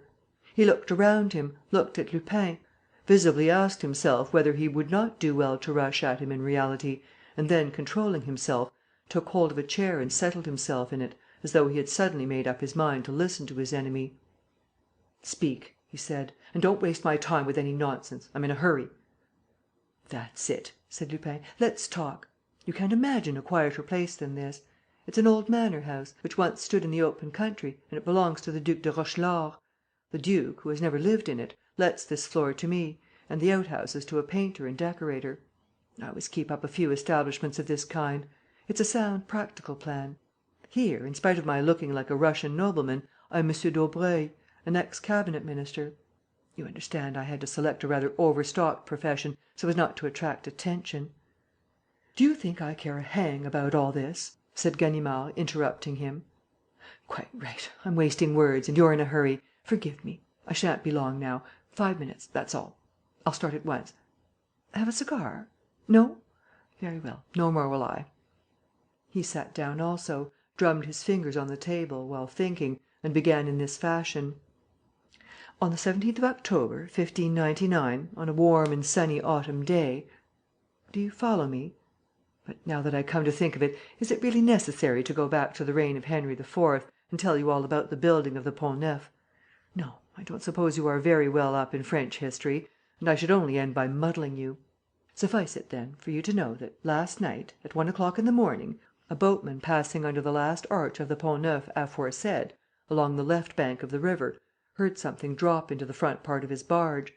The thing had been flung from the bridge and its evident destination was the bottom of the Seine. The bargee's dog rushed forward, barking, and, when the man reached the end of his craft, he saw the animal worrying a piece of newspaper that had served to wrap up a number of objects. He took from the dog such of the contents as had not fallen into the water, went to his cabin and examined them carefully. The result struck him as interesting and, as the man is connected with one of my friends, he sent to let me know. This morning I was waked up and placed in possession of the facts and of the objects which the man had collected. Here they are." He pointed to them, spread out on a table. There were, first of all, the torn pieces of a newspaper. Next came a large cut-glass inkstand, with a long piece of string fastened to the lid. There was a bit of broken glass and a sort of flexible cardboard, reduced to shreds. Lastly, there was a piece of bright scarlet silk, ending in a tassel of the same material and colour. "You see our exhibits, friend of my youth," said Lupin. "No doubt, the problem would be more easily solved if we had the other objects which went overboard owing to the stupidity of the dog. But it seems to me, all the same, that we ought to be able to manage with a little reflection and intelligence. And those are just your great qualities. How does the business strike you?" Ganimard did not move a muscle. He was willing to stand Lupin's chaff, but his dignity commanded him not to speak a single word in answer, nor even to give a nod or shake of the head that might have been taken to express approval or criticism. "I see that we are entirely of one mind," continued Lupin, without appearing to remark the chief inspector's silence. "And I can sum up the matter briefly, as told us by these exhibits. Yesterday evening, between 9 and 12 o'clock, a showily dressed young woman was wounded with a knife and then caught round the throat and choked to death by a well-dressed gentleman, wearing a single eyeglass and interested in racing, with whom the aforesaid showily dressed young lady had been eating 3 meringues and a coffee éclair." Lupin lit a cigarette and, taking Ganimard by the sleeve: "Aha, that's up against you, chief inspector! You thought that, in the domain of police deductions, such feats as those were prohibited to outsiders. Wrong, sir. Lupin juggles with inferences and deductions for all the world like a detective in a novel. My proofs are dazzling and absolutely simple." And, pointing to the objects one by one, as he demonstrated his statement, he resumed: "I said, after 9 o'clock yesterday evening. This scrap of newspaper bears yesterday's date, with the words 'Evening Edition.' Also, you will see here, pasted to the paper, a bit of one of those yellow wrappers in which the subscribers' copies are sent out. These copies are always delivered by the 9 o'clock post. Therefore, it was after 9 o'clock. I said a well-dressed man. Please observe that this tiny piece of glass has the round hole of a single eyeglass at one of the edges and that the single eyeglass is an essentially aristocratic article of wear. This well-dressed man walked into a pastry-cook's shop. Here is the very thin cardboard, shaped like a box and still showing a little of the cream of the meringues and éclairs which were packed in it in the usual way. Having got his parcel, the gentleman with the eyeglass joined a young person whose eccentricity in the matter of dress is pretty clearly indicated by this bright red silk scarf. Having joined her, for some reason as yet unknown, he first stabbed her with a knife and then strangled her with the help of this same scarf. Take your magnifying glass, chief inspector, and you will see, on the silk, stains of a darker red which are, here, the marks of a knife, wiped on the scarf, and there, the marks of a hand, covered with blood, clutching the material. Having committed the murder, his next business is to leave no trace behind him. So he takes from his pocket, first, the newspaper to which he subscribes, a racing paper, as you will see by glancing at the contents of this scrap, and you will have no difficulty in discovering the title, and, secondly, a cord, which, on inspection, turns out to be a length of whipcord. These 2 details prove, do they not, that our man is interested in racing and that he himself rides? Next, he picks up the fragments of his eyeglass, the cord of which has been broken in the struggle. He takes a pair of scissors, observe the hacking of the scissors, and cuts off the stained part of the scarf, leaving the other end, no doubt, in his victim's clenched hands. He makes a ball of the confectioner's cardboard box. He also puts in certain things that would have betrayed him, such as the knife, which must have slipped into the Seine. He wraps everything in the newspaper, ties it with the cord and fastens this cut-glass inkstand to it, as a make-weight. Then he makes himself scarce. A little later, the parcel falls into the waterman's barge. And there you are. Oof, it's hot work! What do you say to the story?" He looked at Ganimard to see what impression his speech had produced on the inspector. Ganimard did not depart from his attitude of silence. Lupin began to laugh: "As a matter of fact, you're annoyed and surprised. But you're suspicious as well. Why should that confounded Lupin hand the business over to me, say you, instead of keeping it for himself, hunting down the murderer and rifling his pockets if there was a robbery? The question is quite logical, of course. But there is a but. I have no time, you see. I am full up with work at the present moment: a burglary in London, another at Lausanne, an exchange of children at Marseilles, to say nothing of having to save a young girl who is at this moment shadowed by death. That's always the way: it never rains but it pours. So I said to myself, suppose I handed the business over to my dear old Ganimard? Now that it is half solved for him, he is quite capable of succeeding. And what a service I shall be doing him! How magnificently he will be able to distinguish himself! No sooner said than done. At 8 o'clock in the morning, I sent the joker with the orange peel to meet you. You swallowed the bait; and you were here by 9, all on edge and eager for the fray." Lupin rose from his chair. He went over to the inspector and, with his eyes in Ganimard's, said: "That's all. You now know the whole story. Presently, you will know the victim: some ballet dancer, probably, some singer at a music hall. On the other hand, the chances are that the criminal lives near the Pont Neuf, most likely on the left bank. Lastly, here are all the exhibits.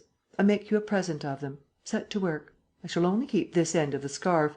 If ever you want to piece the scarf together, bring me the other end, the one which the police will find round the victim's neck. Bring it me in 4 weeks from now to the day, that is to say, on the 29th of December, at 10 o'clock in the morning. You can be sure of finding me here. And don't be afraid: this is all perfectly serious, friend of my youth. I swear it is. No humbug, honour bright. You can go straight ahead. Oh, by the way, when you arrest the fellow with the eyeglass, be a bit careful: he is left-handed. Good-bye, old dear, and good luck to you." Lupin spun round on his heel, went to the door, opened it and disappeared before Ganimard had even thought of taking a decision. The inspector rushed after him, but at once found that the handle of the door, by some trick of mechanism which he did not know, refused to turn. It took him 10 minutes to unscrew the lock, and 10 minutes more to unscrew the lock of the hall door. By the time that he had scrambled down the 3 flights of stairs, Ganimard had given up all hope of catching Arsène Lupin. Besides, he was not thinking of it.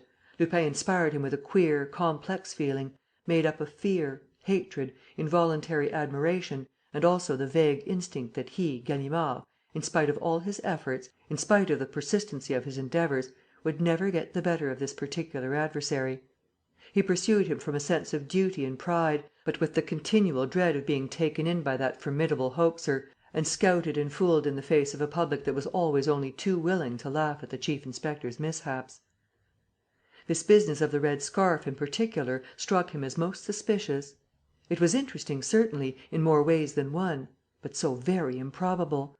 And Lupin's explanation, apparently so logical, would never stand the test of a severe examination. "No," said Ganimard, "this is all swank, a parcel of suppositions and guesswork based upon nothing at all. I'm not to be caught with chaff." When he reached the headquarters of the police, at 36 Quai des Orfèvres, he had quite made up his mind to treat the incident as though it had never happened. He went up to the Criminal Investigation Department. Here one of his fellow inspectors said: "Seen the chief?" "No." "He was asking for you just now." "Oh, was he?" "Yes, you had better go after him." "Where?" "To the Rue de Berne. There was a murder there last night." "Oh? Who's the victim?" "I don't know exactly. A music hall singer, I believe." Ganimard simply muttered: "By Jove!" Chapter 5. Part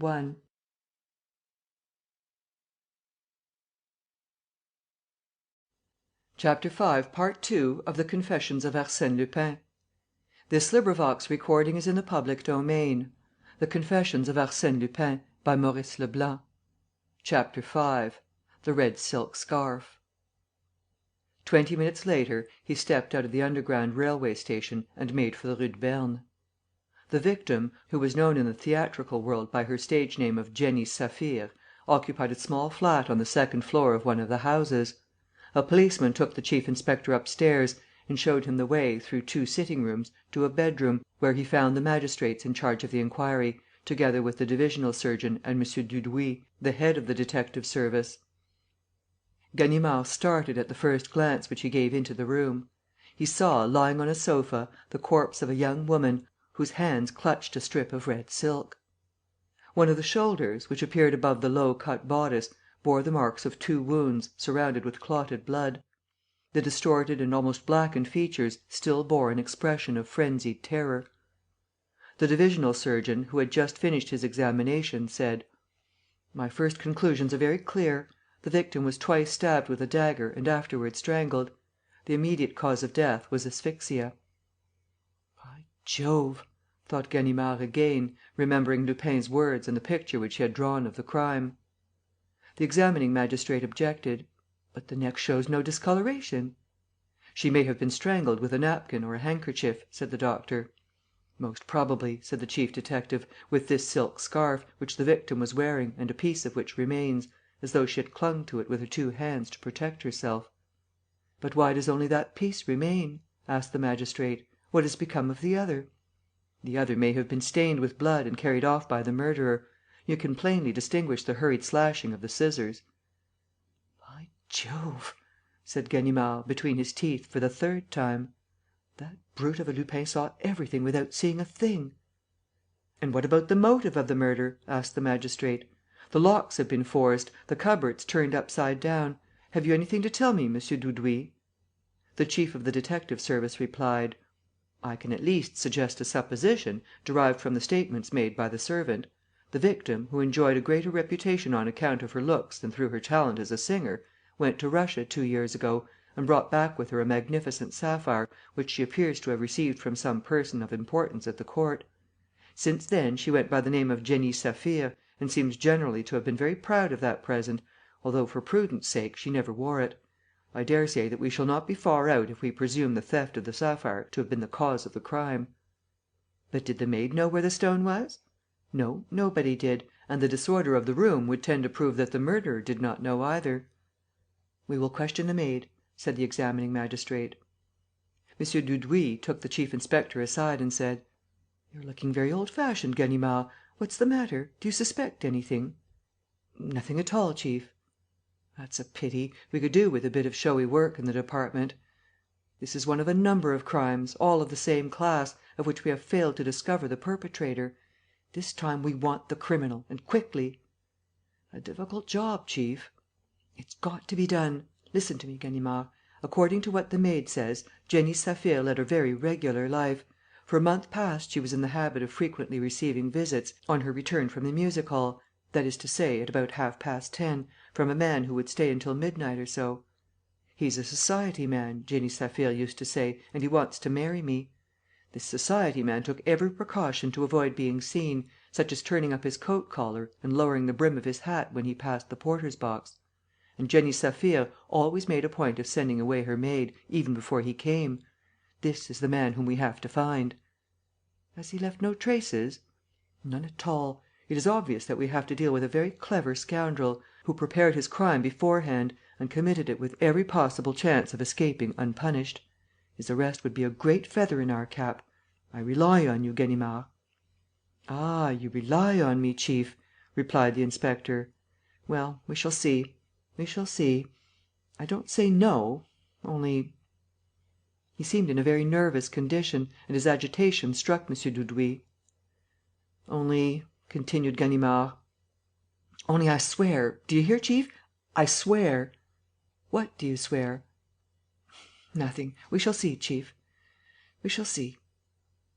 Ganimard did not finish his sentence until he was outside, alone; and he finished it aloud, stamping his foot, in a tone of the most violent anger. "Only I swear to heaven that the arrest shall be effected by my own means, without my employing a single one of the clues with which that villain has supplied me. Ah, no! Ah, no!" Railing against Lupin, furious at being mixed up in this business and resolved, nevertheless, to get to the bottom of it, he wandered aimlessly about the streets. His brain was seething with irritation; and he tried to adjust his ideas a little and to discover, among the chaotic facts, some trifling detail, unperceived by all, unsuspected by Lupin himself, that might lead him to success. He lunched hurriedly at a bar, resumed his stroll and suddenly stopped, petrified, astounded and confused. He was walking under the gateway of the very house in the Rue de Surène to which Lupin had enticed him a few hours earlier. A force stronger than his own will was drawing him there once more. The solution of the problem lay there. There and there alone were all the elements of the truth. Do and say what he would, Lupin's assertions were so precise, his calculations so accurate, that, worried to the innermost recesses of his being by so prodigious a display of perspicacity, he could not do other than take up the work at the point where his enemy had left it.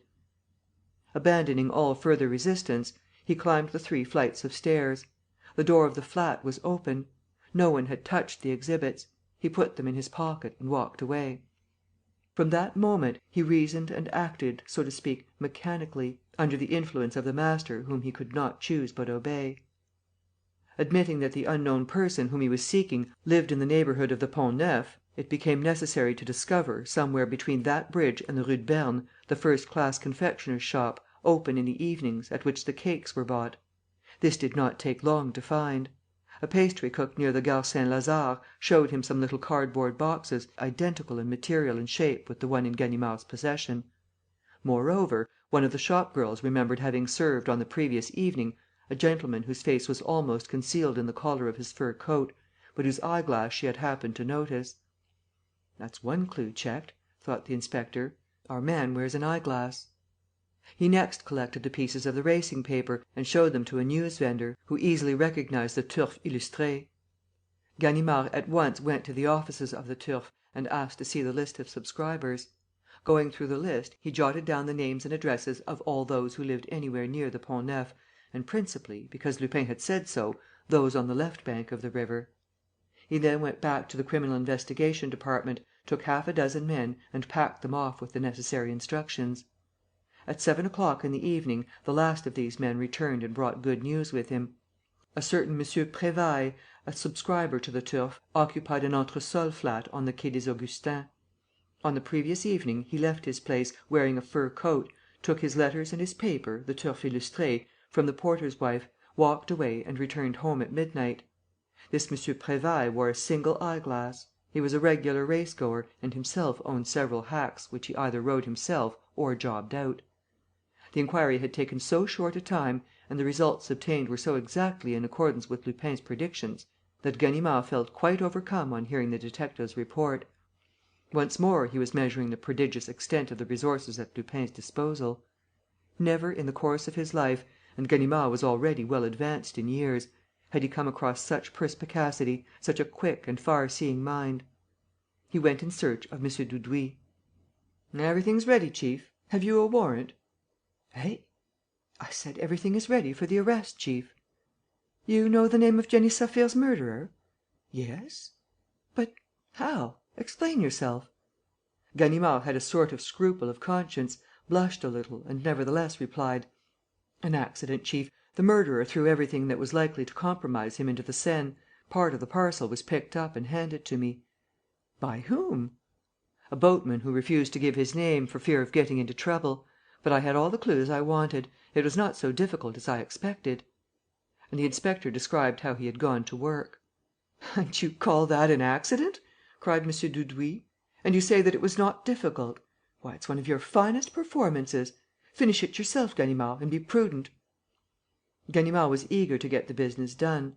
He went to the Quai des Augustins with his men and distributed them around the house.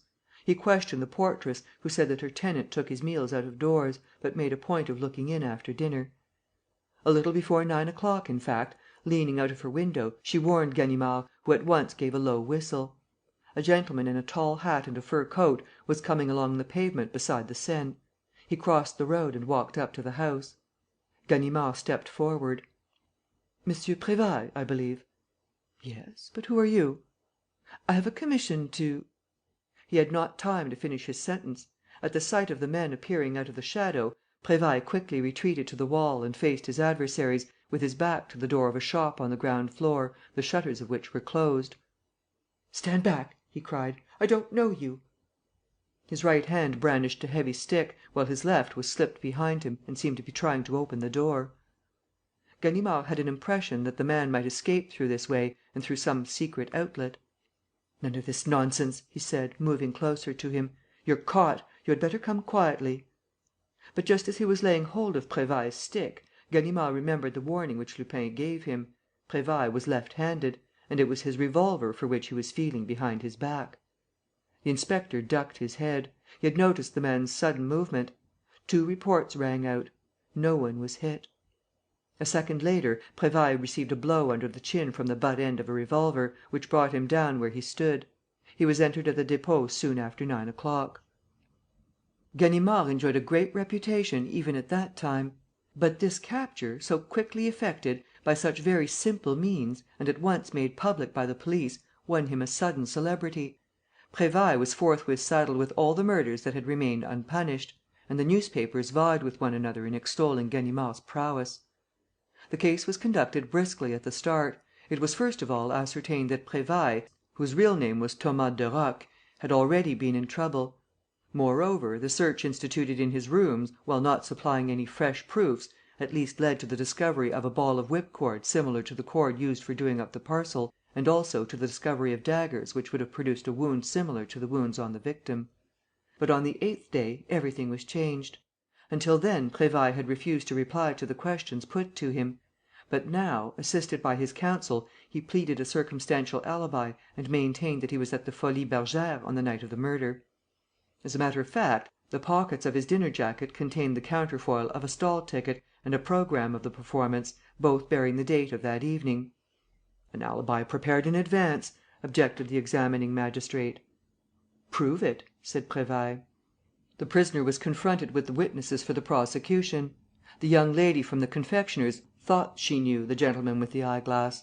The hall porter in the Rue de Berne thought he knew the gentleman who used to come to see Jenny Saphir. But nobody dared to make a more definite statement.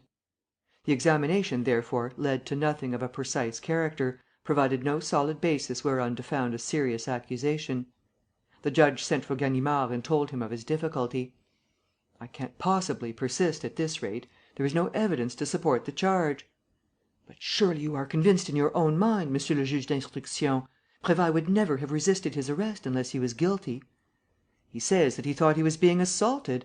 He also says that he never set eyes on Jenny Saphir; and, as a matter of fact, we can find no one to contradict his assertion. Then again, admitting that the sapphire has been stolen, we have not been able to find it at his flat." "Nor anywhere else," suggested Ganimard.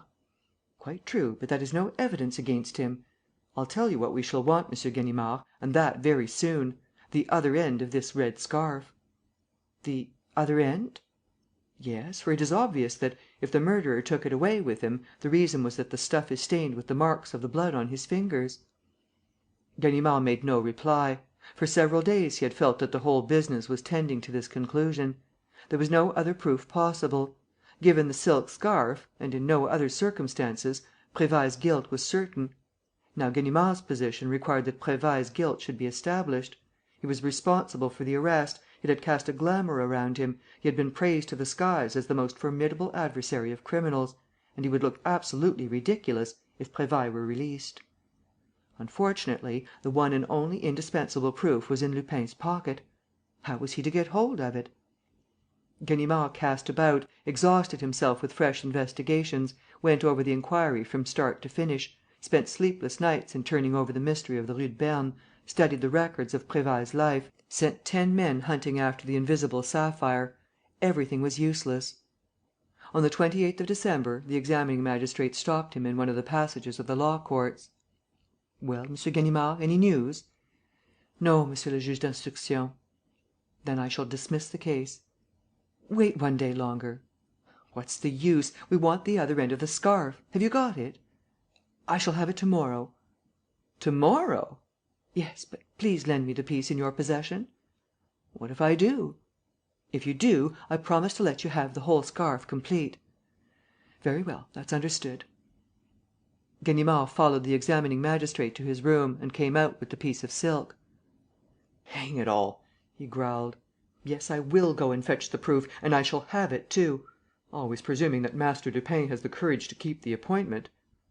In point of fact, he did not doubt for a moment that Master Lupin would have this courage; and that was just what exasperated him.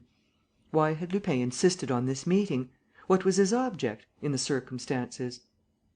Anxious, furious and full of hatred, he resolved to take every precaution necessary not only to prevent his falling into a trap himself, but to make his enemy fall into one, now that the opportunity offered. And on the next day, which was the 29th of December, the date fixed by Lupin, after spending the night in studying the old manor house in the Rue de Surène, and convincing himself that there was no other outlet than the front door, he warned his men that he was going on a dangerous expedition and arrived with them on the field of battle. He posted them in a café and gave them formal instructions. If he showed himself at one of the third-floor windows, or if he failed to return within an hour, the detectives were to enter the house and arrest any one who tried to leave it. The chief inspector made sure that his revolver was in working order and that he could take it from his pocket easily. Then he went upstairs. He was surprised to find things as he had left them, the doors open and the locks broken. After ascertaining that the windows of the principal room looked out on the street, he visited the 3 other rooms that made up the flat. There was no one there. "Master Lupin was afraid," he muttered, not without a certain satisfaction. "Don't be silly," said a voice behind him. Turning round, he saw an old workman, wearing a house painter's long smock, standing in the doorway. "You needn't bother your head," said the man. "It's I, Lupin. I've been working in the painter's shop since early morning. This is when we knock off for breakfast, so I came upstairs." He looked at Ganimard with a quizzing smile and cried: "'Pon my word, this is a gorgeous moment I owe you, old chap! I wouldn't sell it for 10 years of your life. And yet you know how I love you. What do you think of it, artist? Wasn't it well thought out and well foreseen? Foreseen from alpha to omega? Did I understand the business? Did I penetrate the mystery of the scarf? I'm not saying that there were no holes in my argument, no links missing in the chain. But what a masterpiece of intelligence, Ganimard! What a reconstruction of events! What an intuition of everything that had taken place and of everything that was going to take place, from the discovery of the crime to your arrival here in search of a proof! What really marvellous divination! Have you the scarf?" "Yes, half of it. Have you the other?" "Here it is. Let's compare." They spread the 2 pieces of silk on the table. The cuts made by the scissors corresponded exactly. Moreover, the colours were identical. "But I presume," said Lupin, "that this was not the only thing you came for. What you are interested in is seeing the marks of the blood. Come with me, Ganimard. It's rather dark in here." They moved into the next room, which, though it overlooked the courtyard, was lighter; and Lupin held his piece of silk against the window pane. "Look," he said, making room for Ganimard. The inspector gave a start of delight. The marks of the 5 fingers and the print of the palm were distinctly visible. The evidence was undeniable. The murderer had seized the stuff in his blood-stained hand, in the same hand that had stabbed Jenny Saphir and tied the scarf round her neck. "And it is the print of a left hand," observed Lupin. "Hence my warning, which had nothing miraculous about it, you see. For, though I admit, friend of my youth, that you may look upon me as a superior intelligence, I won't have you treat me as a wizard." Ganimard had quickly pocketed the piece of silk. Lupin nodded his head in approval: "Quite right, old boy, it's for you. I'm so glad you're glad. And, you see, there was no trap about all this. Only the wish to oblige, a service between friends, between pals. And also, I confess, a little curiosity. Yes, I wanted to examine this other piece of silk, the one the police had. Don't be afraid, I'll give it back to you. Just a second." Lupin, with a careless movement, played with the tassel at the end of this half of the scarf, while Ganimard listened to him in spite of himself. "How ingenious these little bits of women's work are! Did you notice one detail in the maid's evidence? Jenny Saphir was very handy with her needle and used to make all her own hats and frocks. It is obvious that she made this scarf herself. Besides, I noticed that from the first. I am naturally curious, as I have already told you, and I made a thorough examination of the piece of silk which you have just put in your pocket. Inside the tassel, I found a little sacred medal which the poor girl had stitched into it to bring her luck. Touching, isn't it, Ganimard? A little medal of Our Lady of Good Succour." The inspector felt greatly puzzled and did not take his eyes off the other. And Lupin continued: "Then I said to myself, how interesting it would be to explore the other half of the scarf, the one which the police will find round the victim's neck. For this other half, which I hold in my hands at last, is finished off in the same way. So I shall be able to see if it has a hiding place too and what's inside it. But look, my friend, isn't it cleverly made? And so simple! All you have to do is to take a skein of red cord and braid it round a wooden cup, leaving a little recess, a little empty space in the middle, very small, of course, but large enough to hold a medal of a saint, or anything, a precious stone, for instance, such as a sapphire." At that moment he finished pushing back the silk cord, and from the hollow of a cup he took between his thumb and forefinger a wonderful blue stone, perfect in respect of size and purity. "Ha! What did I tell you, friend of my youth?" He raised his head. The inspector had turned livid and was staring wild-eyed, as though fascinated by the stone that sparkled before him. He at last realized the whole plot. "You dirty scoundrel!" he muttered, repeating the insults which he had used at the first interview.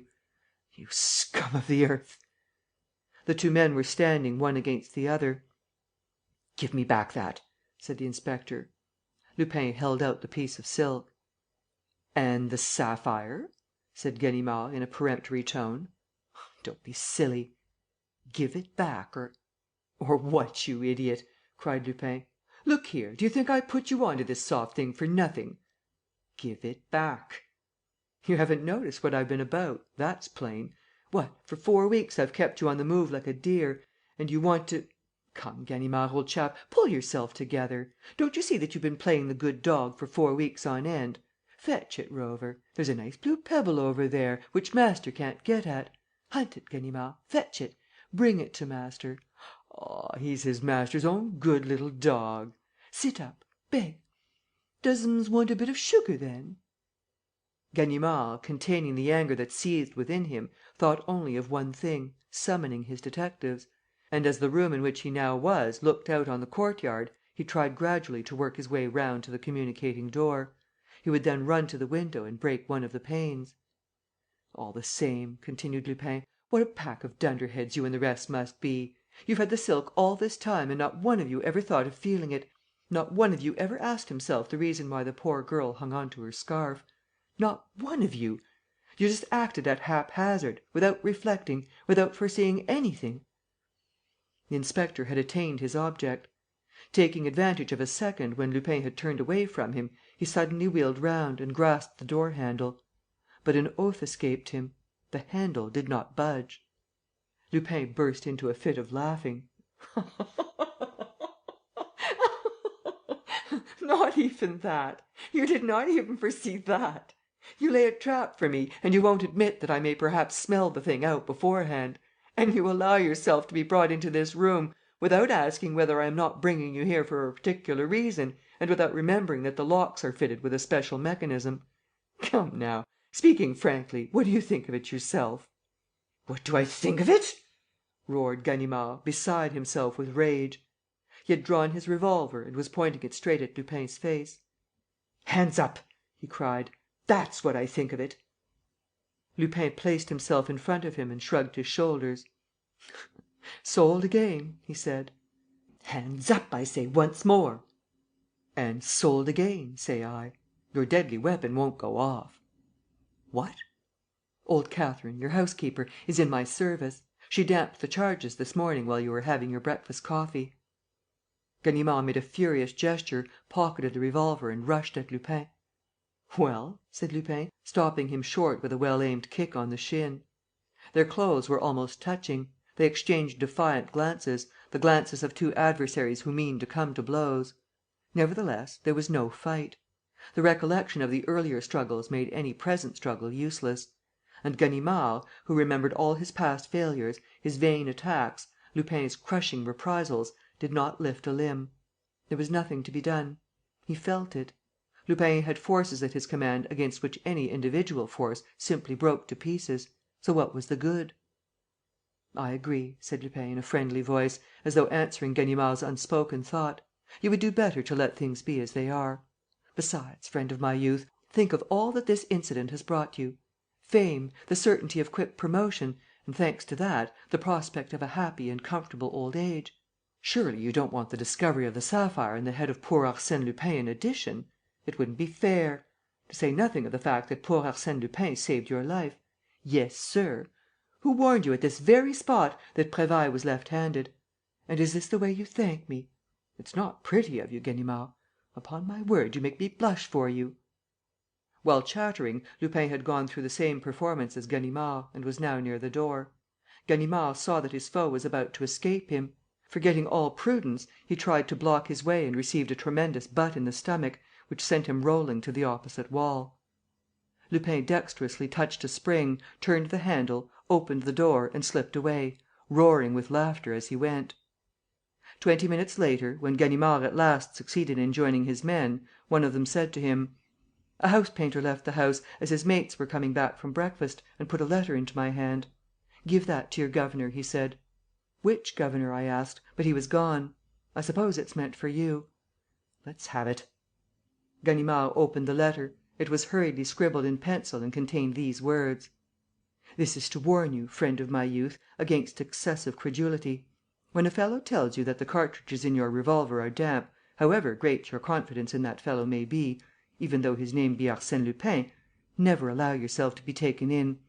Fire first; and, if the fellow hops the twig, you will have acquired the proof, 1, that the cartridges are not damp, and 2, that old Catherine is the most honest and respectable of housekeepers. One of these days, I hope to have the pleasure of making her acquaintance. Meanwhile, friend of my youth, believe me always affectionately and sincerely yours.'" Chapter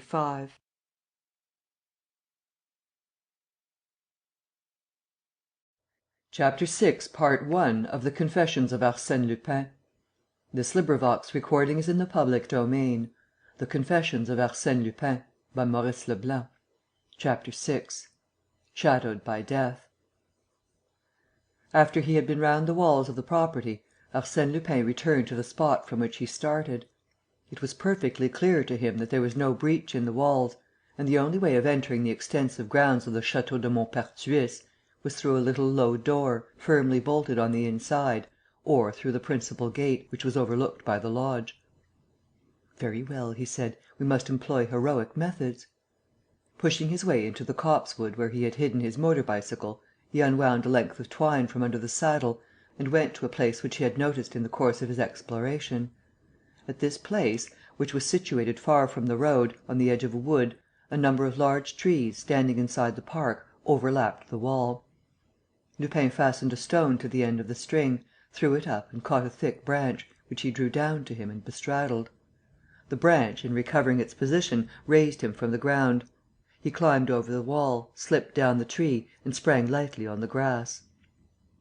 It was winter; and, through the leafless boughs, across the undulating lawns, he could see the little Château de Maupertuis in the distance. Fearing lest he should be perceived, he concealed himself behind a clump of fir trees. From there, with the aid of a field glass, he studied the dark and melancholy front of the manor house. All the windows were closed and, as it were, barricaded with solid shutters. The house might easily have been uninhabited. "By Jove!" muttered Lupin. "It's not the liveliest of residences. I shall certainly not come here to end my days." But the clock struck 3. One of the doors on the ground floor opened and the figure of a woman appeared, a very slender figure wrapped in a brown cloak. The woman walked up and down for a few minutes and was at once surrounded by birds, to which she scattered crumbs of bread. Then she went down the stone steps that led to the middle lawn and skirted it, taking the path on the right. With his field glass, Lupin could distinctly see her coming in his direction. She was tall, fair haired, graceful in appearance, and seemed to be quite a young girl. She walked with a sprightly step, looking at the pale December sun and amusing herself by breaking the little dead twigs on the shrubs along the road. She had gone nearly 2/3 of the distance that separated her from Lupin when there came a furious sound of barking, and a huge dog, a colossal Danish boarhound, sprang from a neighbouring kennel and stood erect at the end of the chain by which it was fastened. The girl moved a little to one side, without paying further attention to what was doubtless a daily incident. The dog grew angrier than ever, standing on its legs and dragging at its collar, at the risk of strangling itself. 30 or 40 steps farther, yielding probably to an impulse of impatience, the girl turned round and made a gesture with her hand. The Great Dane gave a start of rage, retreated to the back of its kennel and rushed out again, this time unfettered. The girl uttered a cry of mad terror.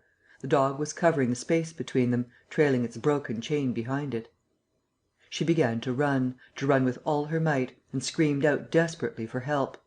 But the dog came up with her in a few bounds. She fell, at once exhausted, giving herself up for lost. The animal was already upon her, almost touching her. At that exact moment, a shot rang out. The dog turned a complete somersault, recovered its feet, tore the ground and then lay down, giving a number of hoarse, breathless howls which ended in a dull moan and an indistinct gurgling. And that was all. "Dead," said Lupin, who had hastened up at once, prepared, if necessary, to fire his revolver a second time. The girl had risen and stood pale, still staggering. She looked in great surprise at this man whom she did not know and who had saved her life. And she whispered: "Thank you. I've had a great fright. You were in the nick of time. I thank you, monsieur." Lupin took off his hat: "Allow me to introduce myself, mademoiselle. My name is Paul Daubreuil. But, before entering into any explanations, I must ask for one moment." He stooped over the dog's dead body and examined the chain at the part where the brute's effort had snapped it: "That's it," he said, between his teeth. "It's just as I suspected. By Jupiter, things are moving rapidly! I ought to have come earlier." Returning to the girl's side, he said to her, speaking very quickly: "Mademoiselle, we have not a minute to lose. My presence in these grounds is quite irregular. I do not wish to be surprised here; and this for reasons that concern yourself alone. Do you think that the report can have been heard at the house?"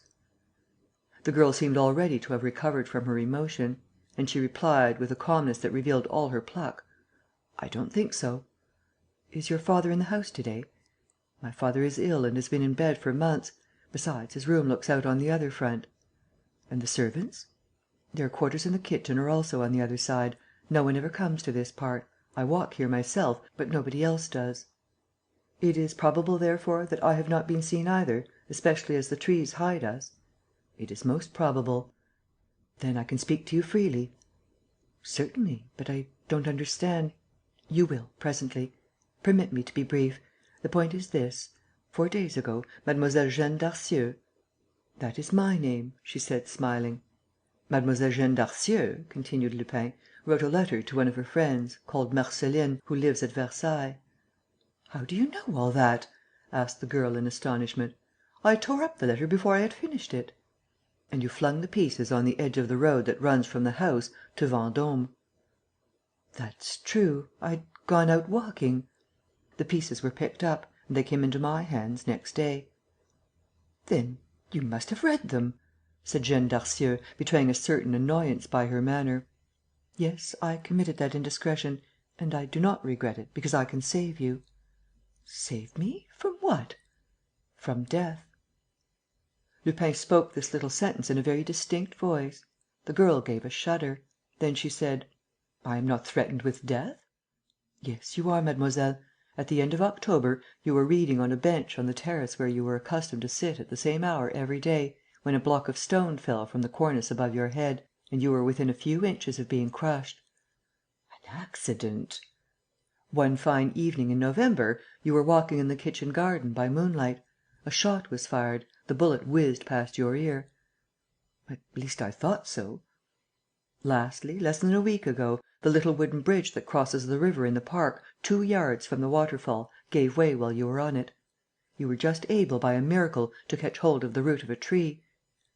Jeanne Darcieux tried to smile: "Very well. But, as I wrote to Marceline, these are only a series of coincidences, of accidents." "No, mademoiselle, no. One accident of this sort is allowable. So are 2. And even then. But we have no right to suppose that the chapter of accidents, repeating the same act 3 times in such different and extraordinary circumstances, is a mere amusing coincidence. That is why I thought that I might presume to come to your assistance; and, as my intervention can be of no use unless it remains secret, I do not hesitate to make my way in here, without walking through the gate. I came in the nick of time, as you said. Your enemy was attacking you once more." "What! Do you think? No, it is impossible. I refuse to believe."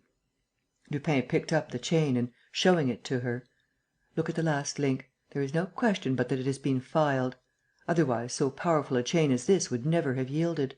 Besides, you can see the mark of the file here." Jeanne turned pale and her pretty features were distorted with terror: "But who can bear me such a grudge?" she gasped. "It's terrible. I've never done any one harm. And yet you are certainly right. Worse still." She finished her sentence in a lower voice: "Worse still, I'm wondering whether the same danger does not threaten my father."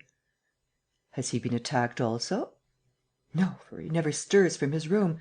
But his is such a mysterious illness. He has no strength. He cannot walk at all. In addition to that, he is subject to fits of suffocation, as though his heart stopped beating. Oh, what an awful thing!" Lupin realized all the authority which he was able to assert at such a moment, and he said: "Have no fear, mademoiselle. If you obey me blindly, I shall be sure to succeed." "Yes, yes, I am quite willing. But all this is so terrible." "Trust me, I beg of you. And please listen to me. I shall want a few particulars." He rapped out a number of questions, which Jeanne Darcieux answered hurriedly. "That animal was never let loose, was he?" "Never." "Who used to feed him?" "The lodge keeper. He brought him his food every evening." "Consequently, he could go near him without being bitten?" "Yes, and he only, for the dog was very savage." "You don't suspect the man?" "Oh, no! Baptiste? Never." "And you can't think of anybody?" "No. Our servants are quite devoted to us. They are very fond of me." "You have no friends staying in the house?" "No." "No brother?" "No." "Then your father is your only protector?" "Yes, and I have told you the condition he is in." "Have you told him of the different attempts?" "Yes, and it was wrong of me to do so. Our doctor, old Dr. Guéroult, forbade me to cause him the least excitement." "Your mother?" "I don't remember her. She died 16 years ago. Just 16 years ago." "How old were you then?" "I was not quite 5 years old." "And were you living here?" "We were living in Paris. My father only bought this place the year after." Lupin was silent for a few moments. Then he concluded: "Very well, mademoiselle. I am obliged to you. Those particulars are all I need for the present. Besides, it would not be wise for us to remain together longer." "But," she said, "the lodge keeper will find the dog soon. Who will have killed him?" "You, mademoiselle, to defend yourself against an attack." "I never carry firearms." "I am afraid you do," said Lupin, smiling, "because you killed the dog; and there is no one but you who could have killed him. For that matter, let them think what they please. The great thing is that I shall not be suspected when I come to the house." "To the house? Do you intend to?" "Yes. I don't yet know how, but I shall come, this very evening. So, once more, be easy in your mind. I will answer for everything." Jeanne looked at him and, dominated by him, conquered by his air of assurance and good faith, she said simply: "I am quite easy." "Then all will go well. Till this evening, mademoiselle." "Till this evening." She walked away, and Lupin, following her with his eyes until the moment when she disappeared round the corner of the house, murmured: "What a pretty creature! It would be a pity if any harm were to come to her. Luckily, Arsène Lupin is keeping his weather eye open." Taking care not to be seen, with eyes and ears attentive to the least sight or sound, he inspected every nook and corner of the grounds, looked for the little low door which he had noticed outside and which was the door of the kitchen garden, drew the bolt, took the key and then skirted the walls and found himself once more near the tree which he had climbed. 2 minutes later, he was mounting his motor cycle. The village of Maupertuis lay quite close to the estate. Lupin inquired and learnt that Dr. Guéroult lived next door to the church. He rang, was shown into the consulting room and introduced himself by his name of Paul Daubreuil, of the Rue de Surène, Paris, adding that he had official relations with the detective service, a fact which he requested might be kept secret. He had become acquainted, by means of a torn letter, with the incidents that had endangered Mlle. Darcieux's life, and he had come to that young lady's assistance. Dr. Guéroult, an old country practitioner, who idolized Jeanne, on hearing Lupin's explanations, at once admitted that those incidents constituted undeniable proofs of a plot. He showed great concern, offered his visitor hospitality and kept him to dinner. The two men talked at length. In the evening, they walked round to the manor house together. The doctor went to the sick man's room, which was on the first floor, and asked leave to bring up a young colleague, to whom he intended soon to make over his practice, when he retired. Lupin, on entering, saw Jeanne Darcieux seated by her father's bedside. She suppressed a movement of surprise and, at a sign from the doctor, left the room. The consultation thereupon took place in Lupin's presence. M. Darcieux's face was worn, with much suffering, and his eyes were bright with fever. He complained particularly, that day, of his heart. After the auscultation, he questioned the doctor with obvious anxiety, and each reply seemed to give him relief. He also spoke of Jeanne and expressed his conviction that they were deceiving him and that his daughter had escaped yet more accidents. He continued perturbed, in spite of the doctor's denials. He wanted to have the police informed and inquiries set on foot. But his excitement tired him and he gradually dropped off to sleep. Lupin stopped the doctor in the passage: "Come, doctor, give me your exact opinion. Do you think that Dr. Darcieux's illness can be attributed to an outside cause?"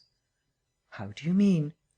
"Well, suppose that the same enemy should be interested in removing both father and daughter?"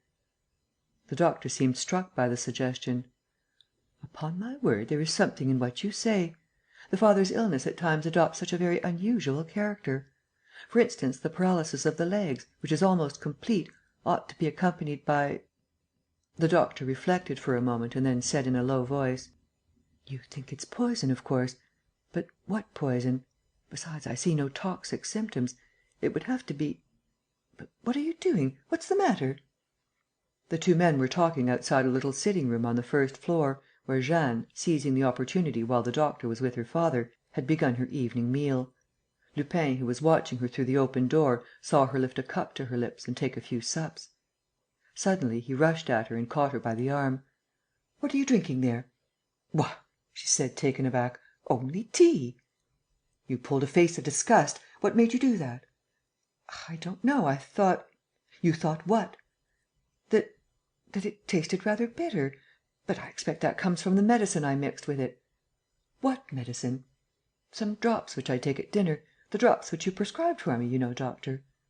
"Yes," said Dr. Guéroult, "but that medicine has no taste of any kind. You know it hasn't, Jeanne, for you have been taking it for a fortnight and this is the first time." "Quite right," said the girl, "and this does have a taste. There. Oh! My mouth is still burning." Dr. Guéroult now took a sip from the cup: "Pah!" he exclaimed, spitting it out again. "There's no mistake about it." Lupin, on his side, was examining the bottle containing the medicine, and he asked: "Where is this bottle kept in the daytime?"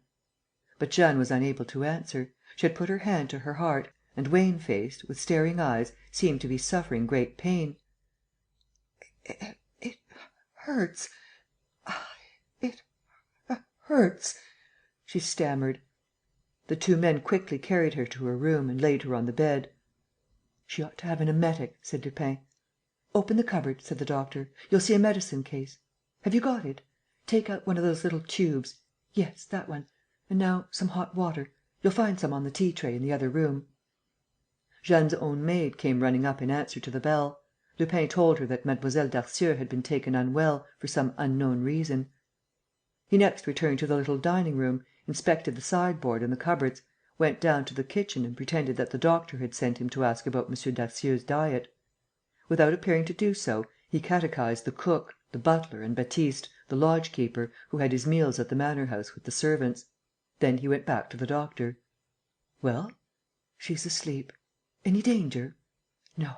Fortunately, she had only taken 2 or 3 sips. But this is the second time to day that you have saved her life, as the analysis of this bottle will show." "Quite superfluous to make an analysis, doctor. There is no doubt about the fact that there has been an attempt at poisoning." "By whom?" "I can't say. But the demon who is engineering all this business clearly knows the ways of the house. He comes and goes as he pleases, walks about in the park, files the dog's chain, mixes poison with the food and, in short, moves and acts precisely as though he were living the life of her, or rather of those, whom he wants to put away." "You really believe that M. Darcieux is threatened with the same danger?" "I have not a doubt of it." "Then it must be one of the servants. But that is most unlikely. Do you think...." "I think nothing, doctor. I know nothing. All I can say is that the situation is most tragic and that we must be prepared for the worst. Death is here, doctor, shadowing the people in this house; and it will soon strike at those whom it is pursuing." "What's to be done?" "Watch, doctor. Let us pretend that we are alarmed about M. Darcieux's health and spend the night in here. The bedrooms of both the father and daughter are close by. If anything happens, we are sure to hear." There was an easy chair in the room. They arranged to sleep in it in turn and turn about. In reality, Lupin slept for only 2 or 3 hours. In the middle of the night, he left the room, without disturbing his companion, carefully looked round the whole of the house and walked out through the principal gate. Chapter 6.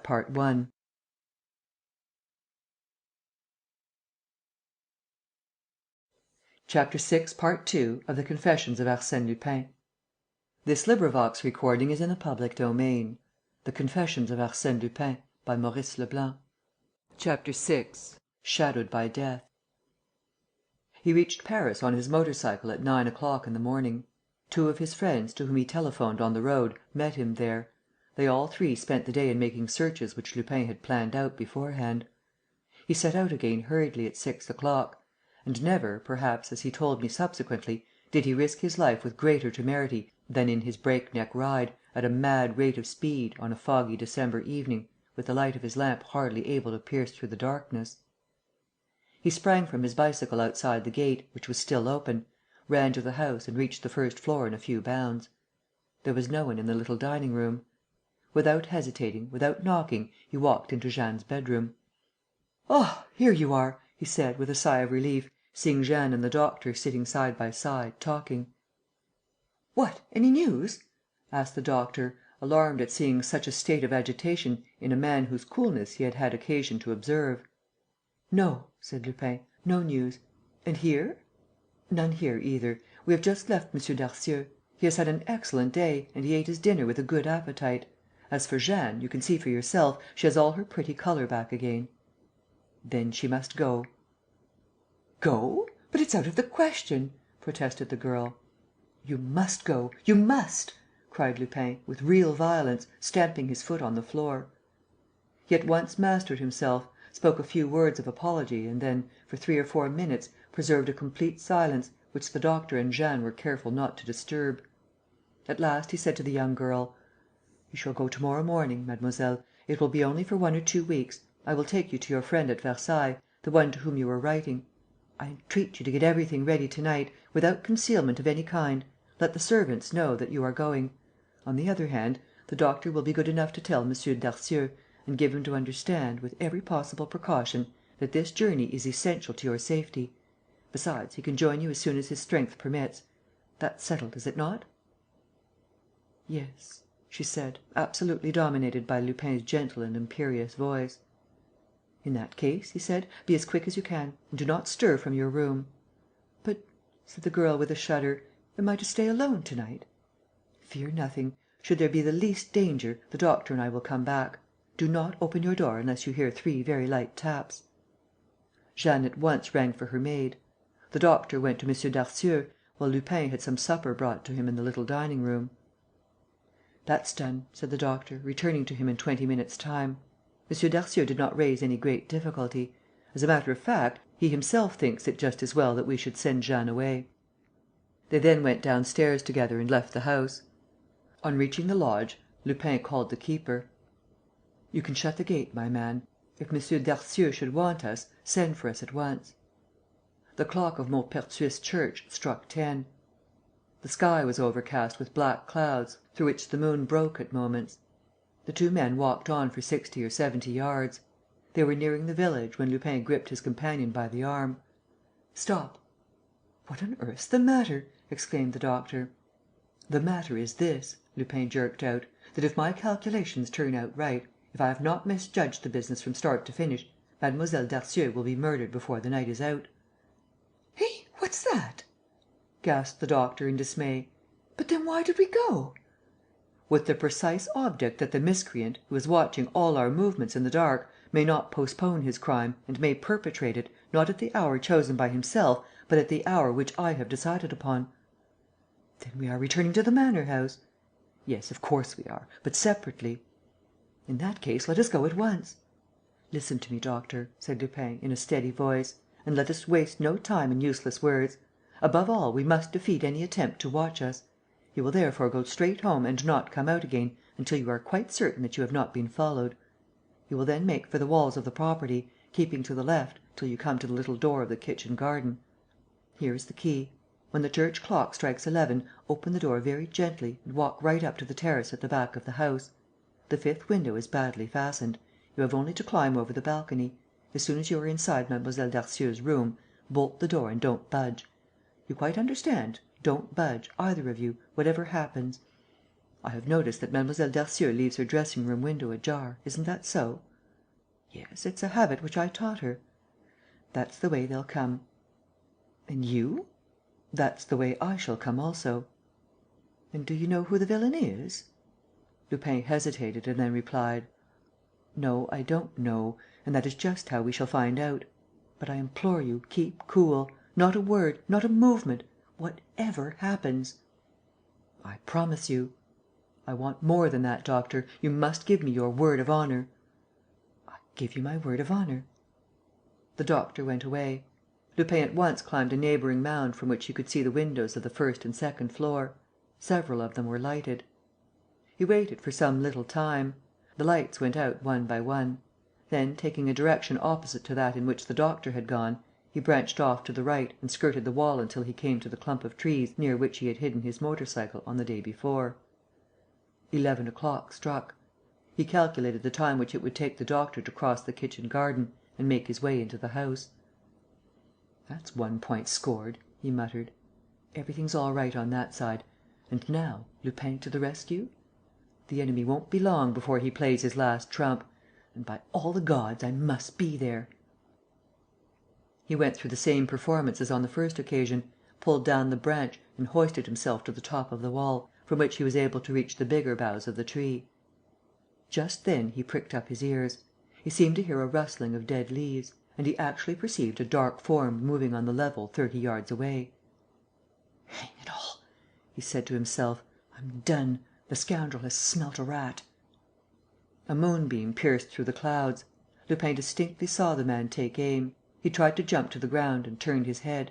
But he felt something hit him in the chest, heard the sound of a report, uttered an angry oath and came crashing down from branch to branch, like a corpse. Meanwhile, Dr. Guéroult, following Arsène Lupin's instructions, had climbed the ledge of the fifth window and groped his way to the first floor. On reaching Jeanne's room, he tapped lightly 3 times at the door and, immediately on entering, pushed the bolt. "Lie down at once," he whispered to the girl, who had not taken off her things. "You must appear to have gone to bed. It's cold in here. Is the window open in your dressing room?" "Yes. Would you like me to...." "No, leave it as it is. They are coming." "They are coming?" spluttered Jeanne, in a fright. "Yes, beyond a doubt." "But who? Do you suspect any one?" "I don't know who. I expect that there is some one hidden in the house ... or in the park." "Oh, I feel so frightened!" "Don't be frightened. The sportsman who's looking after you seems jolly clever and makes a point of playing a safe game. I expect he's on the lookout in the court." The doctor put out the night light, went to the window and raised the blind. A narrow cornice, running along the first story, prevented him from seeing more than a distant part of the courtyard; and he came back and sat down by the bed. Some very painful minutes passed, minutes that appeared to them interminably long. The clock in the village struck; but, taken up as they were with all the little noises of the night, they hardly noticed the sound. They listened, listened, with all their nerves on edge. "Did you hear?" whispered the doctor. "Yes, yes," said Jeanne, sitting up in bed. Lie down," he said, presently. "There's some one coming." There was a little tapping sound outside, against the cornice. Next came a series of indistinct noises, the nature of which they could not make out for certain. But they had a feeling that the window in the dressing room was being opened wider, for they were buffeted by gusts of cold air. Suddenly, it became quite clear: there was some one next door. The doctor, whose hand was trembling a little, seized his revolver. Nevertheless, he did not move, remembering the formal orders which he had received and fearing to act against them. The room was in absolute darkness; and they were unable to see where the adversary was, but they felt his presence. They followed his invisible movements, the sound of his footsteps deadened by the carpet, and they did not doubt but that he had already crossed the threshold of the room. And the adversary stopped. Of that they were certain. He was standing 6 steps away from the bed, motionless, undecided perhaps, seeking to pierce the darkness with his keen eyes. Jeanne's hand, icy cold and clammy, trembled in the doctor's grasp. With his other hand, the doctor clutched his revolver, with his finger on the trigger. In spite of his pledged word, he did not hesitate. If the adversary touched the end of the bed, the shot would be fired at a venture. The adversary took another step and then stopped again. And there was something awful about that silence, that impassive silence, that darkness in which those human beings were peering at one another, wildly. Who was it looming in the murky darkness? Who was the man? What horrible enmity was it that turned his hand against the girl and what abominable aim was he pursuing? Terrified though they were, Jeanne and the doctor thought only of that one thing: to see, to learn the truth, to gaze upon the adversary's face. He took one more step and did not move again. It seemed to them that his figure stood out, darker, against the dark space, and that his arm rose slowly, slowly. A minute passed and then another minute. And suddenly, beyond the man, on the right, a sharp click. A bright light flashed, was flung upon the man, lit him full in the face, remorselessly. Jeanne gave a cry of affright. She had seen. Standing over her, with a dagger in his hand, she had seen her father. Almost at the same time, though the light was already turned off, there came a report. The doctor had fired. "Dash it all, don't shoot!" roared Lupin. He threw his arms round the doctor, who choked out: "Didn't you see? Didn't you see? Listen, he's escaping." "Let him escape. It's the best thing that could happen." He pressed the spring of his electric lantern again, ran to the dressing-room, made certain that the man had disappeared and, returning quietly to the table, lit the lamp. Jeanne lay on her bed, pallid, in a dead faint. The doctor, huddled in his chair, emitted inarticulate sounds. "Come," said Lupin, laughing, "pull yourself together. There is nothing to excite ourselves about. It's all over." "Her father! Her father!" moaned the old doctor.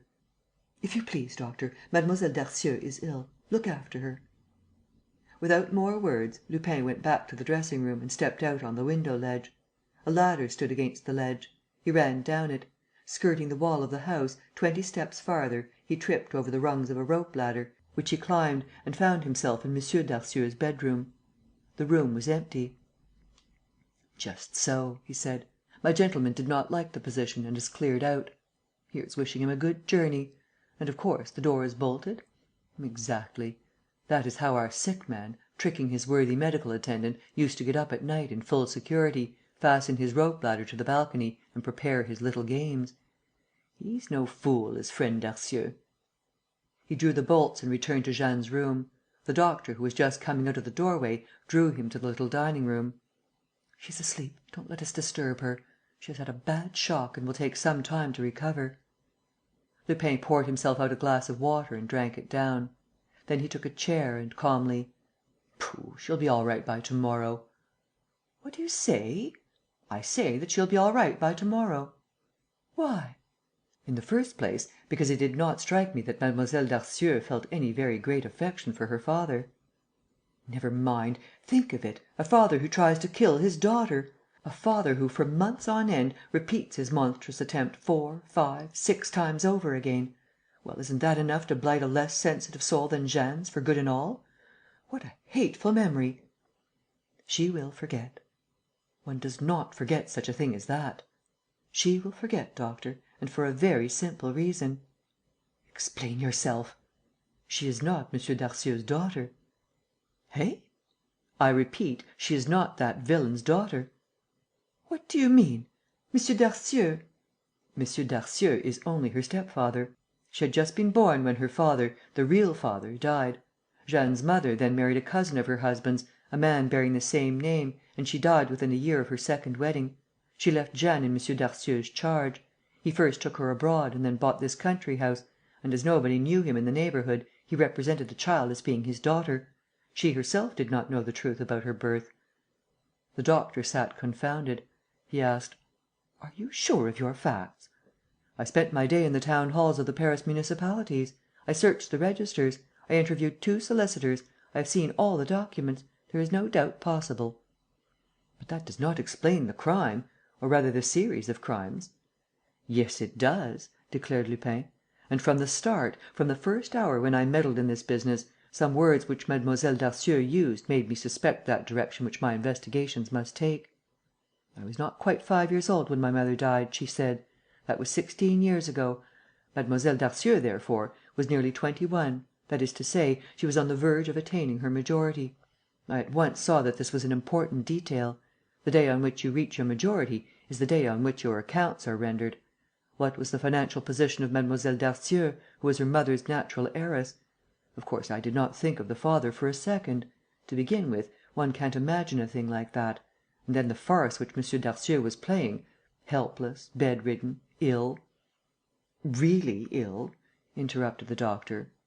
"All this diverted suspicion from him, the more so as I believe that he himself was exposed to criminal attacks. But was there not in the family some person who would be interested in their removal? My journey to Paris revealed the truth to me. Mlle. Darcieux inherits a large fortune from her mother, of which her stepfather draws the income. The solicitor was to have called a meeting of the family in Paris next month. The truth would have been out. It meant ruin to M. Darcieux." "Then he had put no money by?" "Yes, but he had lost a great deal as the result of unfortunate speculations." "But, after all, Jeanne would not have taken the management of her fortune out of his hands." "There is one detail which you do not know, doctor, and which I learnt from reading the torn letter. Mlle. Darcieux is in love with the brother of Marceline, her Versailles friend. M. Darcieux was opposed to the marriage. And you now see the reason she was waiting until she came of age to be married." "You're right," said the doctor. "You're right. It meant his ruin." "His absolute ruin. One chance of saving himself remained: the death of his step daughter, of whom he is the next heir."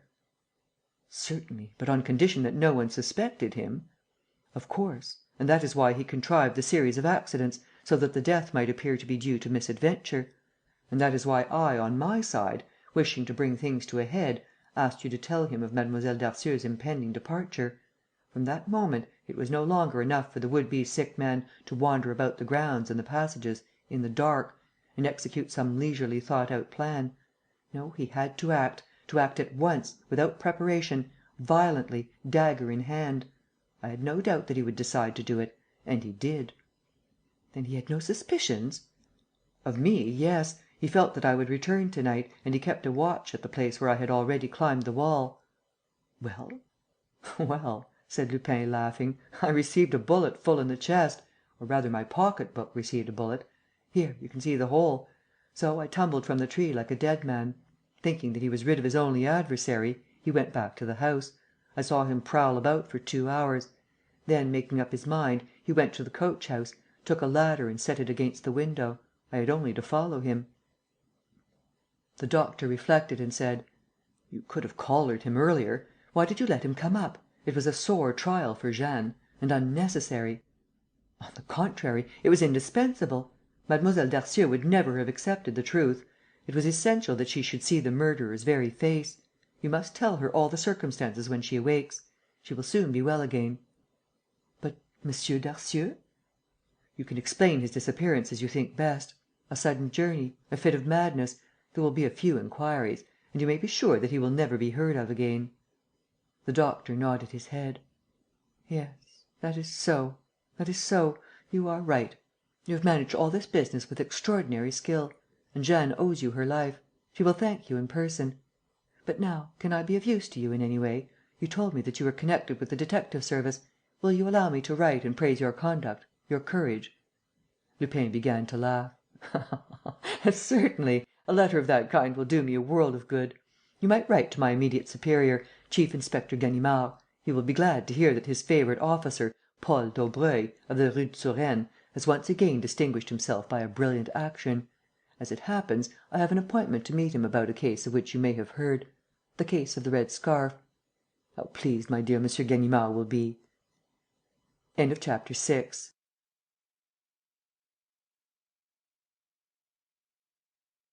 Chapter 7 of the Confessions of Arsène Lupin. The Confessions of Arsène Lupin, by Maurice Leblanc. Chapter 7: A Tragedy in the Forest of Morgues. The village was terror stricken. It was on a Sunday morning. The peasants of Saint Nicolas and the neighbourhood were coming out of church and spreading across the square, when, suddenly, the women who were walking ahead and who had already turned into the high road fell back with loud cries of dismay. At the same moment, an enormous motor car, looking like some appalling monster, came tearing into sight at a headlong rate of speed. Amid the shouts of the madly scattering people, it made straight for the church, swerved, just as it seemed about to dash itself to pieces against the steps, grazed the wall of the presbytery, regained the continuation of the national road, dashed along, turned the corner and disappeared, without, by some incomprehensible miracle, having so much as brushed against any of the persons crowding the square. But they had seen. They had seen a man in the driver's seat, wrapped in a goatskin coat, with a fur cap on his head and his face disguised in a pair of large goggles, and with him, on the front of that seat, flung back, bent in two, a woman whose head, all covered with blood, hung down over the bonnet. And they had heard. They had heard the woman's screams, screams of horror, screams of agony. And it was all such a vision of hell and carnage that the people stood, for some seconds, motionless, stupefied. "Blood!" roared somebody. There was blood everywhere, on the cobblestones of the square, on the ground hardened by the first frosts of autumn; and when a number of men and boys rushed off in pursuit of the motor, they had but to take those sinister marks for their guide. The marks, on their part, followed the high road, but in a very strange manner, going from one side to the other and leaving a zigzag track, in the wake of the tires, that made those who saw it shudder. How was it that the car had not bumped against that tree? How had it been righted, instead of smashing into that bank? What novice, what madman, what drunkard, what frightened criminal was driving that motor car with such astounding bounds and swerves? One of the peasants declared: "They will never do the turn in the forest." And another said: "Of course they won't. She's bound to upset." The forest of Morgues began at half a mile beyond Saint Nicolas; and the road, which was straight up to that point, except for a slight bend where it left the village, started climbing, immediately after entering the forest, and made an abrupt turn among the rocks and trees. No motor car was able to take this turn without first slackening speed. There were posts to give notice of the danger. The breathless peasants reached the quincunx of beeches that formed the edge of the forest; and one of them at once cried: "There you are! What? Upset!" The car, a limousine, had turned turtle and lay smashed, twisted and shapeless. Beside it, the woman's dead body. But the most horrible, sordid, stupefying thing was the woman's head, crushed, flattened, invisible under a block of stone, a huge block of stone lodged there by some unknown and prodigious agency. As for the man in the goatskin coat, he was nowhere to be found. He was not found on the scene of the accident. He was not found either in the neighbourhood. Moreover, some workmen coming down the Côte de Morgues declared that they had not seen anybody. The man, therefore, had taken refuge in the woods. The gendarmes, who were at once sent for, made a minute search, assisted by the peasants, but discovered nothing. In the same way, the examining magistrates, after a close inquiry lasting for several days, found no clue capable of throwing the least light upon this inscrutable tragedy. On the contrary, the investigations only led to further mysteries and further improbabilities. Thus it was ascertained that the block of stone came from where there had been a landslip, at least 40 yards away; and the murderer, in a few minutes, had carried it all that distance and flung it on his victim's head. On the other hand, the murderer, who was most certainly not hiding in the forest, for if so he must inevitably have been discovered, the forest being of limited extent, had the audacity, 8 days after the crime, to come back to the turn on the hill and leave his goatskin coat there. Why? With what object? There was nothing in the pockets of the coat, except a corkscrew and a napkin. What did it all mean? Inquiries were made of the builder of the motor car, who recognized the limousine as one which he had sold, 3 years ago, to a Russian. The said Russian, declared the manufacturer, had sold it again at once. To whom? No one knew. The car bore no number.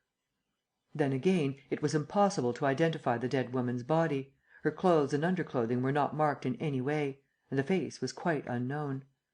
Meanwhile, detectives were going along the national road in the direction opposite to that taken by the actors in this mysterious tragedy. But who was to prove that the car had followed that particular road on the previous night? They examined every yard of the ground, they questioned everybody. At last they succeeded in learning that, on the Saturday evening, a limousine had stopped outside a grocer's shop in a small town situated about 200 miles from Saint Nicolas, on a highway branching out of the national road. The driver had first filled his tank, bought some spare cans of petrol and lastly taken away a small stock of provisions: a ham, fruit, biscuits, wine and a half bottle of 3 Star brandy. There was a lady on the driver's seat. She did not get down.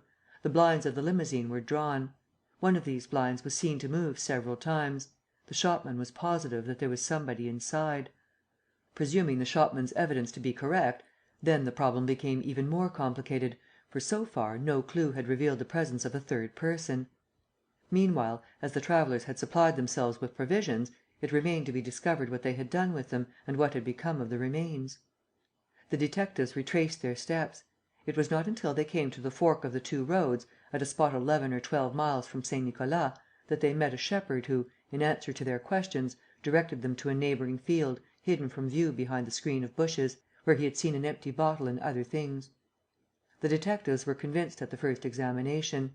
The motor car had stopped there; and the unknown travellers, probably after a night's rest in their car, had breakfasted and resumed their journey in the course of the morning.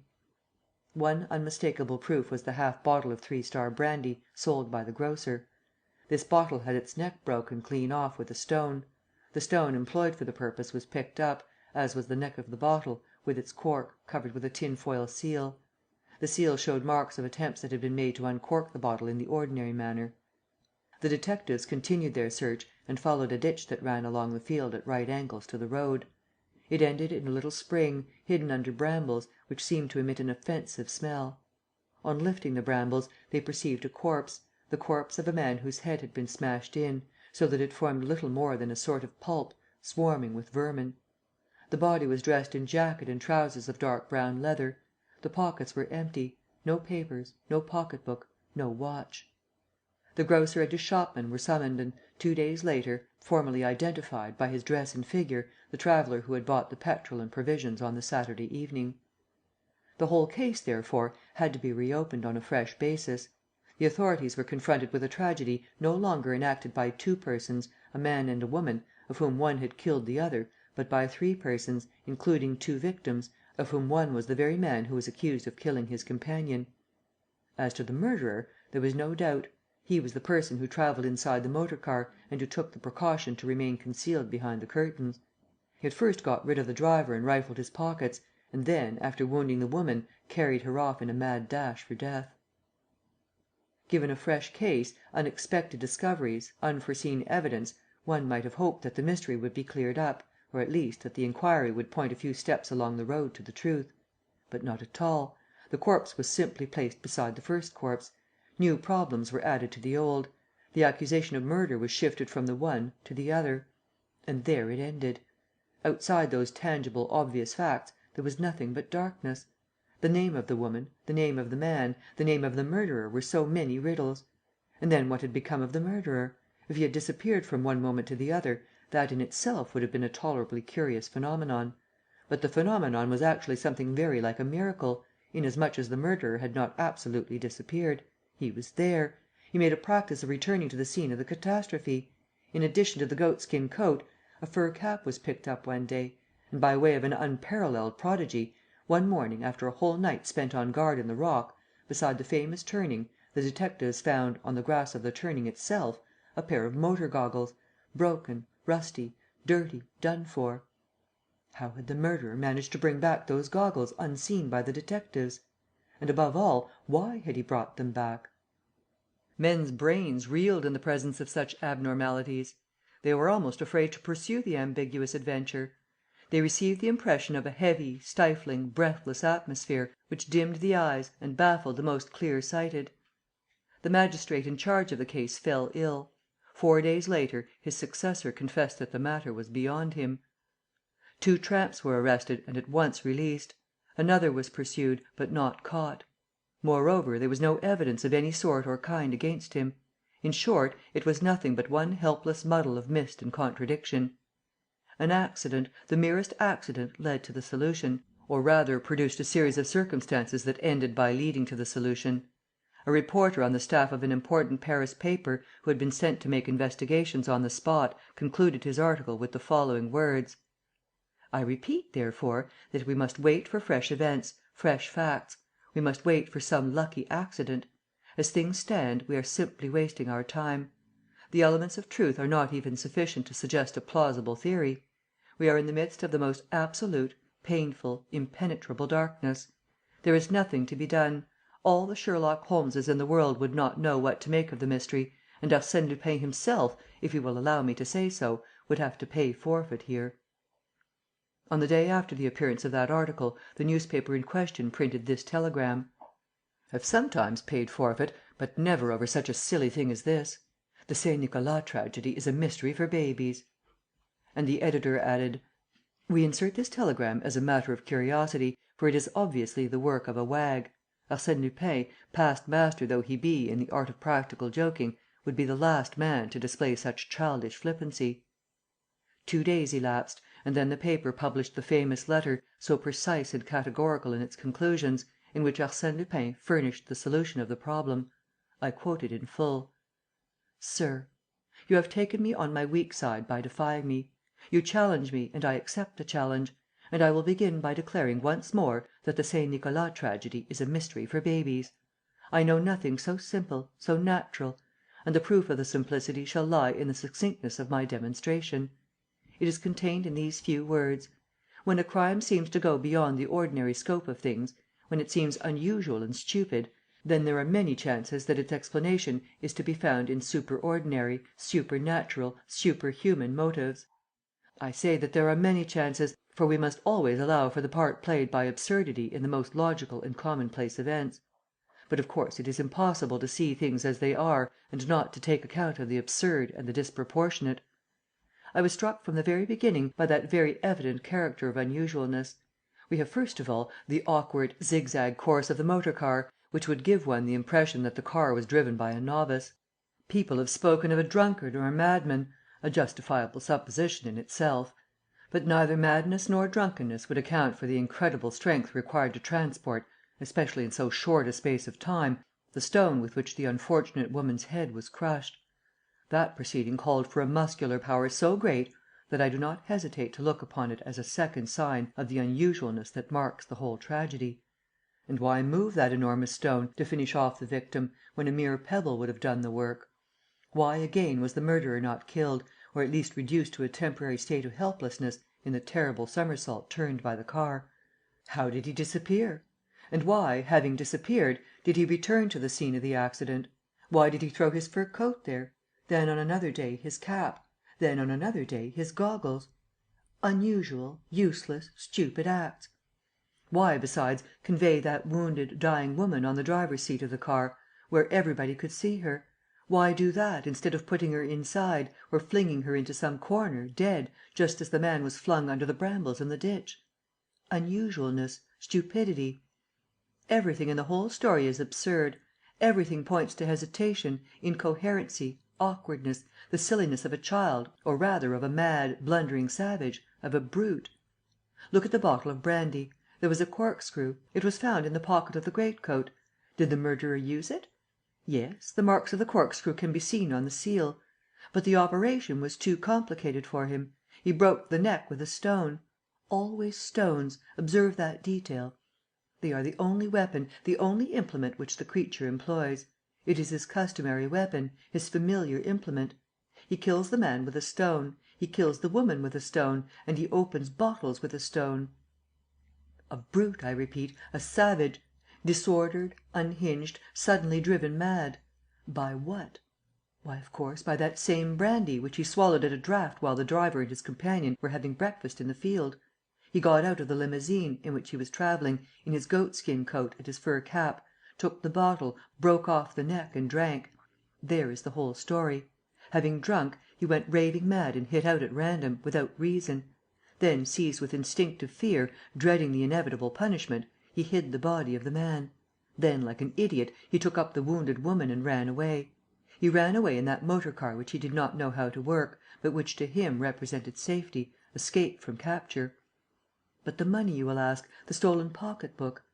Why, who says that he was the thief? Who says that it was not some passing tramp, some labourer, guided by the stench of the corpse? Very well, you object, but the brute would have been found, as he is hiding somewhere near the turn, and as, after all, he must eat and drink. Well, well, I see that you have not yet understood. The simplest way, I suppose, to have done and to answer your questions is to make straight for the mark. Then let the gentlemen of the police and the gendarmerie themselves make straight for the mark. Let them take firearms. Let them explore the forest within a radius of 200 or 300 yards from the turn, no more. But instead of exploring with their heads down and their eyes fixed on the ground, let them look up into the air, Yes, into the air, among the leaves and branches of the tallest oaks and the most unlikely beeches. And, believe me, they will see him, for he is there. He is there, bewildered, piteously at a loss, seeking for the man and woman whom he has killed, looking for them and waiting for them and not daring to go away and quite unable to understand. I myself am exceedingly sorry that I am kept in town by urgent private affairs and by some complicated matters of business which I have to set going, for I should much have liked to see the end of this rather curious adventure. Pray, therefore, excuse me to my kind friends in the police and permit me to be, sir. The upshot will be remembered. The gentlemen of the police and the gendarmerie shrugged their shoulders and paid no attention to this lucubration. But 4 of the local country gentry took their rifles and went shooting, with their eyes fixed skyward, as though they meant to pot a few rooks. In half an hour they had caught sight of the murderer. 2 shots and he came tumbling from bough to bough. He was only wounded, and they took him alive. That evening, a Paris paper, which did not yet know of the capture, printed the following paragraphs: "Inquiries are being made after a Monsieur and Madame Bragoff, who landed at Marseilles 6 weeks ago and there hired a motor car. They had been living in Australia for many years, during which time they had not visited Europe, and they wrote to the director of the Jardin d'Acclimatation, with whom they were in the habit of corresponding, that they were bringing with them a curious creature, of an entirely unknown species, of which it was difficult to say whether it was a man or a monkey. According to M. Bragoff, who is an eminent archaeologist, the specimen in question is the anthropoid ape, or rather the ape man, the existence of which had not hitherto been definitely proved. The structure is said to be exactly similar to that of Pithecanthropus erectus, discovered by Dr. Dubois in Java in 1891. This curious, intelligent and observant animal acted as its owner's servant on their property in Australia, and used to clean their motor car and even attempt to drive it. The question that is being asked is, where are M. and Madame Bragoff? Where is the strange primate that landed with them at Marseilles? The answer to this question was now made easy. Thanks to the hints supplied by Arsène Lupin, all the elements of the tragedy were known. Thanks to him, the culprit was in the hands of the law. You can see him at the Jardin d'Acclimatation, where he is locked up under the name of 3 Stars. He is, in point of fact, a monkey, but he is also a man. He has the gentleness and the wisdom of the domestic animals, and the sadness which they feel when their master dies; but he has many other qualities that bring him much closer to humanity. He is treacherous, cruel, idle, greedy and quarrelsome, and, above all, he is immoderately fond of brandy. Apart from that, he is a monkey. Unless, indeed. A few days after 3 Stars' arrest, I saw Arsène Lupin standing in front of his cage. Lupin was manifestly trying to solve this interesting problem for himself. I at once said, for I had set my heart upon having the matter out with him: "You know, Lupin, that intervention of yours, your argument, your letter, in short, did not surprise me so much as you might think." "Oh, really?" he said, calmly. "And why?" "Why? Because the incident has occurred before, 70 or 80 years ago. Edgar Allan Poe made it the subject of one of his finest tales. In those circumstances, the key to the riddle was easy enough to find." Arsène Lupin took my arm and, walking away with me, said: "When did you guess it yourself?" "On reading your letter," I confessed. "And at what part of my letter?" "At the end." "At the end, eh? After I had dotted all the i's. So here's a crime which accident causes to be repeated, under quite different conditions, it is true, but still with the same sort of hero. And your eyes had to be opened, as well as other people's. It needed the assistance of my letter, the letter in which I amused myself, apart from the exigencies of the facts, by employing the argument and sometimes the identical words used by the American poet in a story which everybody has read. So you see that my letter was not absolutely useless, and that one may safely venture to repeat to people things which they have learnt, only to forget them." Wherewith Lupin turned on his heel and burst out laughing in the face of an old monkey, who sat with the air of a philosopher, gravely meditating.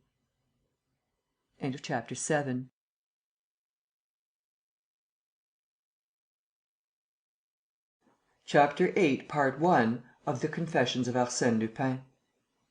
The Confessions of Arsène Lupin by Maurice Leblanc. Chapter 8. Lupin's Marriage. Monsieur Arsène Lupin has the honour to inform you of his approaching marriage with Mademoiselle Angélique de Sarzeau-Vendôme, Princesse de Bourbon-Condé, and to request the pleasure of your company at the wedding, which will take place at the church of Sainte Clotilde. The Duc de Sarzeau Vendôme has the honour to inform you of the approaching marriage of his daughter Angélique, Princesse de Bourbon-Condé, with Monsieur Arsène Lupin, and to request..." Jean Duc de Sarzeau Vendôme could not finish reading the invitations which he held in his trembling hand. Pale with anger, his long lean body shaking with tremors: "There," he gasped, handing the two communications to his daughter. "This is what our friends have received. This has been the talk of Paris since yesterday. What do you say to that dastardly insult, Angélique? What would your poor mother say to it, if she were alive?"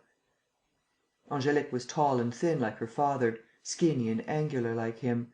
She was 33 years of age, always dressed in black stuff, shy and retiring in manner, with a head too small in proportion to her height and narrowed on either side until the nose seemed to jut forth in protest against such parsimony. And yet it would be impossible to say that she was ugly, for her eyes were extremely beautiful, soft and grave, proud and a little sad, pathetic eyes which to see once was to remember. She flushed with shame at hearing her father's words, which told her the scandal of which she was the victim. But as she loved him, notwithstanding his harshness to her, his injustice and despotism, she said: "Oh, I think it must be meant for a joke, father, to which we need pay no attention." "A joke? Why, every one is gossiping about it! A dozen papers have printed the confounded notice this morning, with satirical comments. They quote our pedigree, our ancestors, our illustrious dead. They pretend to take the thing seriously. Still, no one could believe. Of course not, but that doesn't prevent us from being the byword of Paris. It will all be forgotten by to morrow. To morrow, my girl, people will remember that the name of Angélique de Sarzeau Vendôme has been bandied about as it should not be. Oh, if I could find out the name of the scoundrel who has dared!" At that moment, Hyacinthe, the duke's valet, came in and said that Monsieur le Duc was wanted on the telephone. Still fuming, he took down the receiver and growled: "Well, who is it?" "Yes, it's the Duc de Sarzeau Vendôme speaking." A voice replied: "I want to apologize to you, Monsieur le Duc, and to Mademoiselle Angélique. It's my secretary's fault." "Your secretary?" "Yes, the invitations were only a rough draft which I meant to submit to you. Unfortunately, my secretary thought..." "But tell me, monsieur, who are you?" "What, Monsieur le Duc, don't you know my voice? The voice of your future son-in-law?" "What?" "Arsène Lupin." The duke dropped into a chair. His face was livid. "Arsène Lupin! It's he! Arsène Lupin!" Angélique gave a smile: "You see, father, it's only a joke, a hoax." But the duke's rage broke out afresh and he began to walk up and down, moving his arms: "I shall go to the police. The fellow can't be allowed to make a fool of me in this way. If there's any law left in the land, it must be stopped." Hyacinthe entered the room again. He brought 2 visiting cards. "Chautois? Le Petit? Don't know them." "They are both journalists, Monsieur le Duc." "What do they want?" "They would like to speak to Monsieur le Duc with regard to the marriage." "Turn them out!" exclaimed the duke. "Kick them out! And tell the porter not to admit scum of that sort to my house in future." "Please, father," Angélique ventured to say. "As for you, shut up! If you had consented to marry one of your cousins when I wanted you to, this wouldn't have happened." The same evening, one of the 2 reporters printed, on the front page of his paper, a somewhat fanciful story of his expedition to the family mansion of the Sarzeau Vendômes, in the Rue de Varennes, and expatiated pleasantly upon the old nobleman's wrathful protests. The next morning, another newspaper published an interview with Arsène Lupin, which was supposed to have taken place in a lobby at the Opera. Arsène Lupin retorted in a letter to the editor: "I share my prospective father-in-law's indignation to the full. The sending out of the invitations was a gross breach of etiquette for which I am not responsible, but for which I wish to make a public apology. Why, sir, the date of the marriage is not yet fixed. My bride's father suggests early in May. She and I think that 6 weeks is really too long to wait." That which gave a special piquancy to the affair and added immensely to the enjoyment of the friends of the family was the duke's well-known character, his pride and the uncompromising nature of his ideas and principles. Duc Jean was the last descendant of the Baron de Sarzeau, the most ancient family in Brittany. He was the lineal descendant of that Sarzeau who, upon marrying a Vendôme, refused to bear the new title which Louis XV forced upon him until after he had been imprisoned for 10 years in the Bastille, and he had abandoned none of the prejudices of the old régime. In his youth, he followed the Comte de Chambord into exile.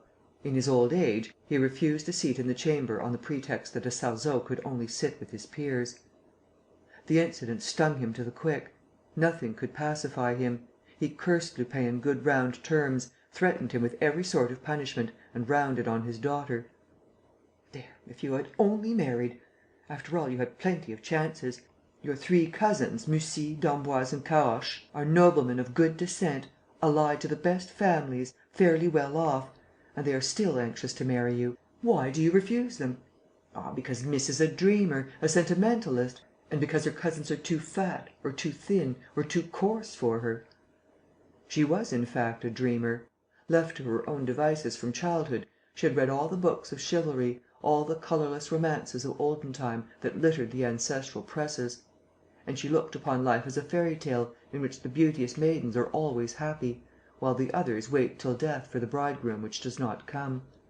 Why should she marry one of her cousins when they were only after her money, the millions which she had inherited from her mother? She might as well remain an old maid and go on dreaming.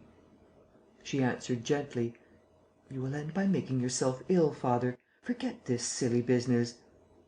But how could he forget? Every morning some pin-prick renewed his wound. 3 days running, Angélique received a wonderful sheaf of flowers, with Arsène Lupin's card peeping from it.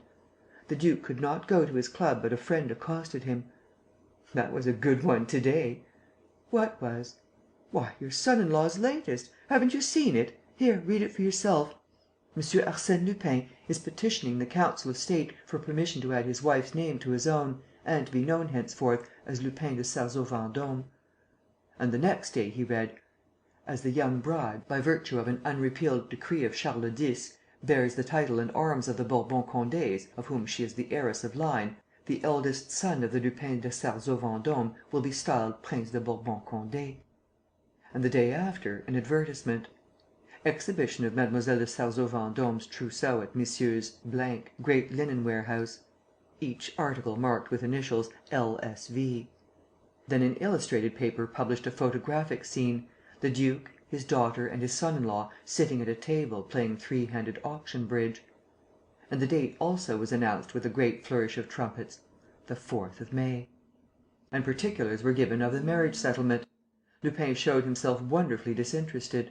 He was prepared to sign, the newspapers said, with his eyes closed, without knowing the figure of the dowry. All these things drove the old duke crazy. His hatred of Lupin assumed morbid proportions. Much as it went against the grain, he called on the prefect of police, who advised him to be on his guard: "We know the gentleman's ways. He is employing one of his favourite dodges. Forgive the expression, Monsieur le Duc, but he is nursing you. Don't fall into the trap." "What dodge? What trap?" asked the duke anxiously. "He is trying to make you lose your head and to lead you, by intimidation, to do something which you would refuse to do in cold blood." "Still, M. Arsène Lupin can hardly hope that I will offer him my daughter's hand." "No, but he hopes that you will commit, to put it mildly, a blunder." "What blunder?" "Exactly that blunder which he wants you to commit." "Then you think, Monsieur le Préfet?"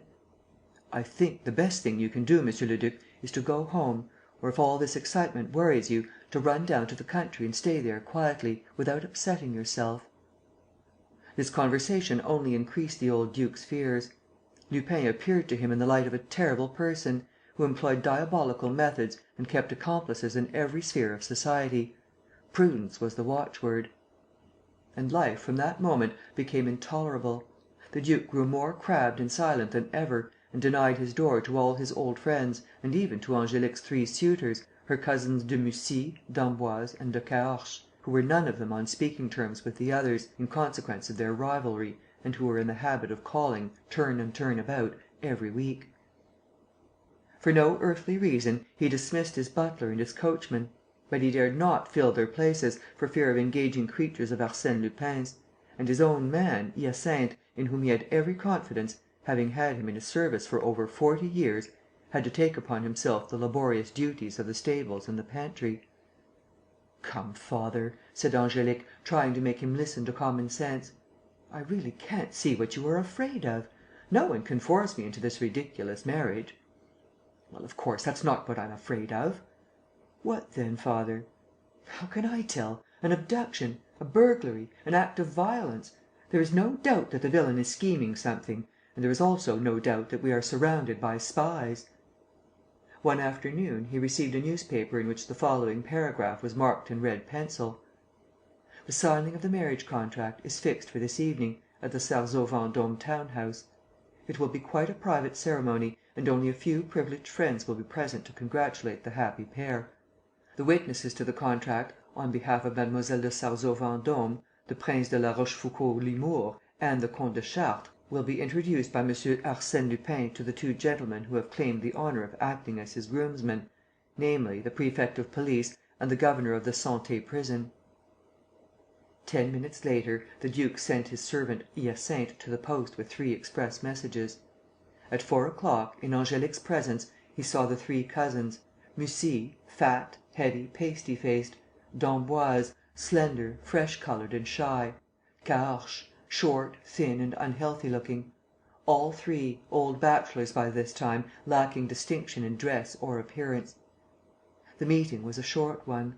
The duke had worked out his whole plan of campaign, a defensive campaign, of which he set forth the first stage in explicit terms: "Angélique and I will leave Paris to night for our place in Brittany. I rely on you, my 3 nephews, to help us get away. You, d'Emboise, will come and fetch us in your car, with the hood up. You, Mussy, will bring your big motor and kindly see to the luggage with Hyacinthe, my man. You, Caorches, will go to the Gare d'Orléans and book our berths in the sleeping car for Vannes by the 10:40 train. Is that settled?" The rest of the day passed without incident. The duke, to avoid any accidental indiscretion, waited until after dinner to tell Hyacinthe to pack a trunk and a portmanteau. Hyacinthe was to accompany them, as well as Angélique's maid. At 9 o'clock, all the other servants went to bed, by their master's order. At 10 minutes to 10, the duke, who was completing his preparations, heard the sound of a motor horn. The porter opened the gates of the courtyard. The duke, standing at the window, recognized d'Emboise's landaulet. "Tell him I shall be down presently," he said to Hyacinthe, "and let mademoiselle know." In a few minutes, as Hyacinthe did not return, he left his room. But he was attacked on the landing by 2 masked men, who gagged and bound him before he could utter a cry. And one of the men said to him, in a low voice: "Take this as a first warning, Monsieur le Duc. If you persist in leaving Paris and refusing your consent, it will be a more serious matter." And the same man said to his companion: "Keep an eye on him. I will see to the young lady." By that time, 2 other confederates had secured the lady's maid, and Angélique, herself gagged, lay fainting on a couch in her boudoir. She came to almost immediately, under the stimulus of a bottle of salts held to her nostrils; and, when she opened her eyes, she saw bending over her a young man, in evening clothes, with a smiling and friendly face, who said: "I implore your forgiveness, mademoiselle. All these happenings are a trifle sudden and this behaviour rather out of the way. But circumstances often compel us to deeds of which our conscience does not approve. Pray pardon me." He took her hand very gently and slipped a broad gold ring on the girl's finger, saying: "There, now we are engaged. Never forget the man who gave you this ring. He entreats you not to run away from him and to stay in Paris and await the proofs of his devotion. Have faith in him." He said all this in so serious and respectful a voice, with so much authority and deference, that she had not the strength to resist. Their eyes met. He whispered: "The exquisite purity of your eyes! It would be heavenly to live with those eyes upon one. Now close them." He withdrew. His accomplices followed suit. The car drove off and the house in the Rue de Varennes remained still and silent until the moment when Angélique, regaining complete consciousness, called out for the servants. They found the duke, Hyacinthe, the lady's maid and the porter and his wife all tightly bound. A few priceless ornaments had disappeared, as well as the duke's pocket book and all his jewellery, tie pins, pearl studs, watch and so on. The police were advised without delay.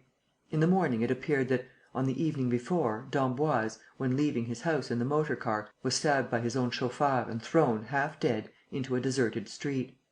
Mussy and Caorches had each received a telephone message, purporting to come from the duke, countermanding their attendance.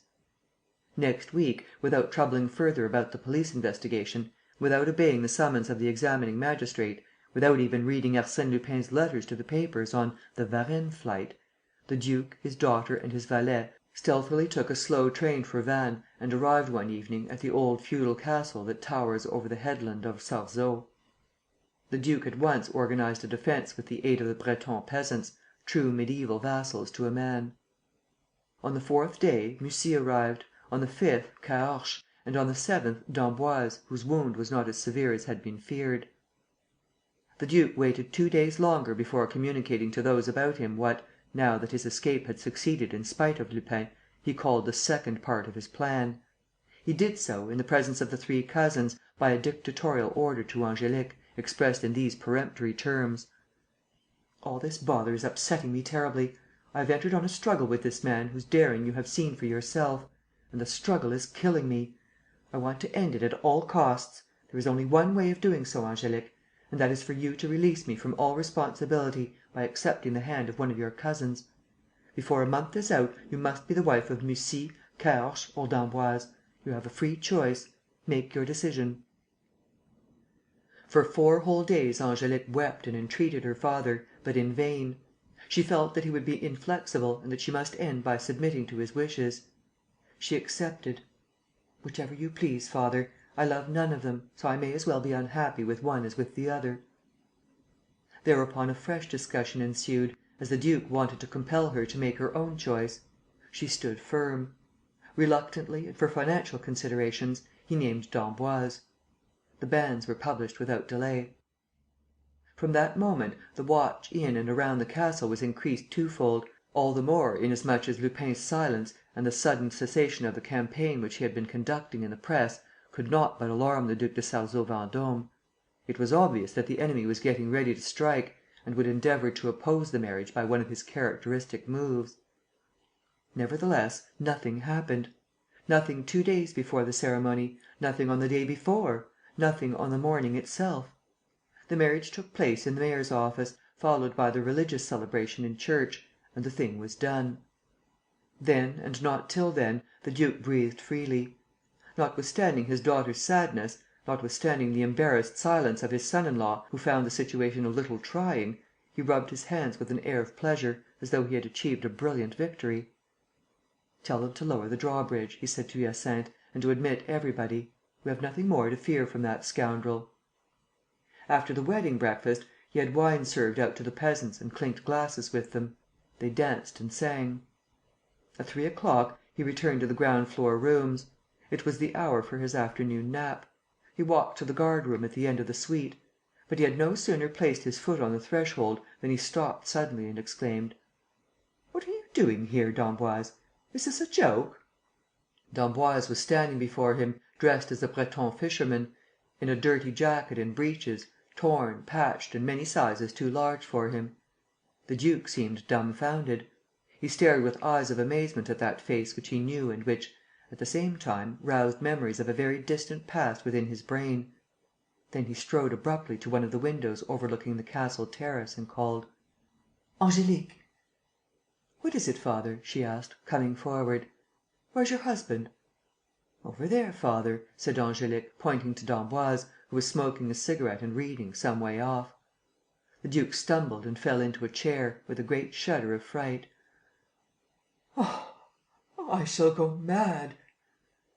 But the man in the fisherman's garb knelt down before him and said: "Look at me, uncle. You know me, don't you? I'm your nephew, the one who used to play here in the old days, the one whom you called Jacquot. Just think a minute. Here, look at this scar." "Yes, yes," stammered the duke. "I recognize you. It's Jacques. But the other one?" He put his hands to his head. "And yet ...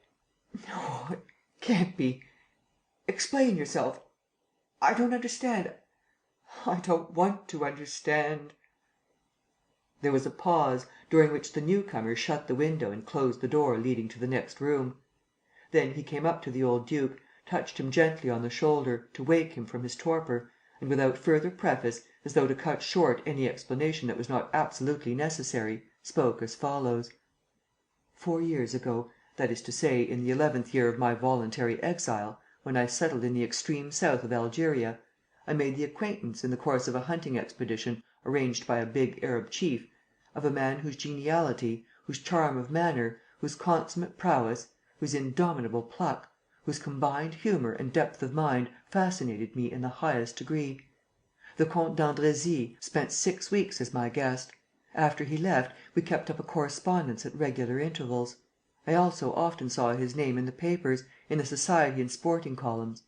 He was to come back and I was preparing to receive him, 3 months ago, when one evening as I was out riding, my 2 Arab attendants flung themselves upon me, bound me, blindfolded me and took me, travelling day and night for a week, along deserted roads, to a bay on the coast, where 5 men awaited them.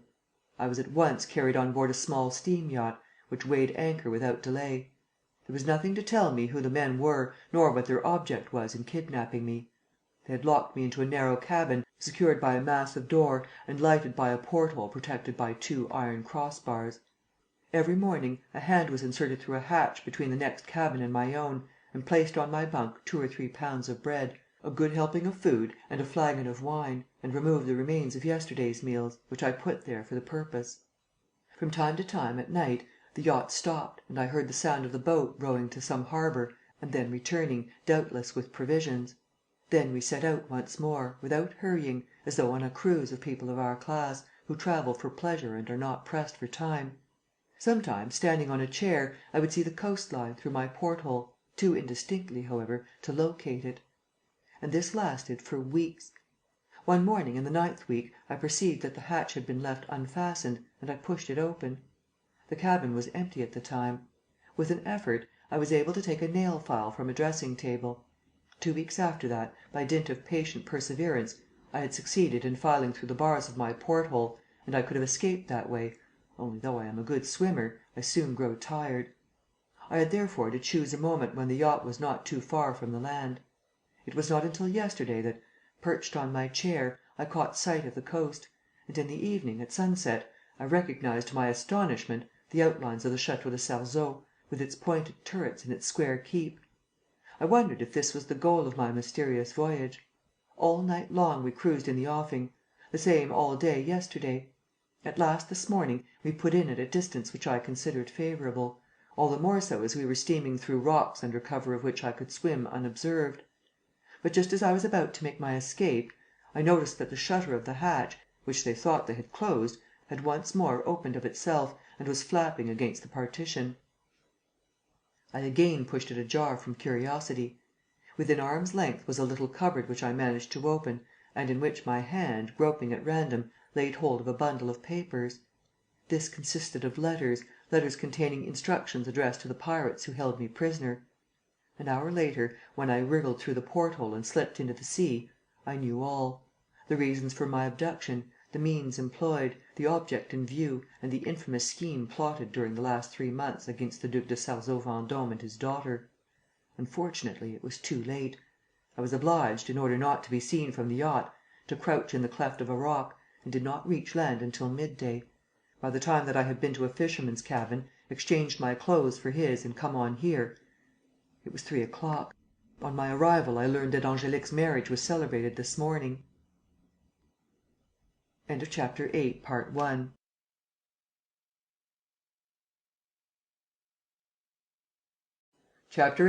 2 of The Confessions of Arsène Lupin.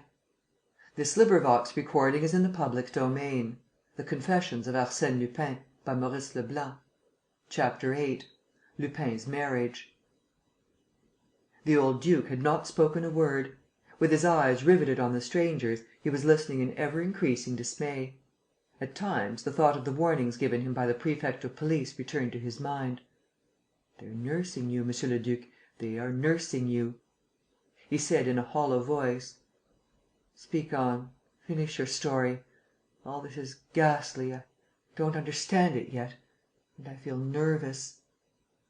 The stranger resumed: "I am sorry to say, the story is easily pieced together and is summed up in a few sentences. It is like this: the Comte d'Andrésy remembered several things from his stay with me and from the confidences which I was foolish enough to make to him. First of all, I was your nephew, and yet you had seen comparatively little of me, because I left Sarzeau when I was quite a child, and since then our intercourse was limited to the few weeks which I spent here, 15 years ago, when I proposed for the hand of my cousin Angélique. Secondly, having broken with the past, I received no letters.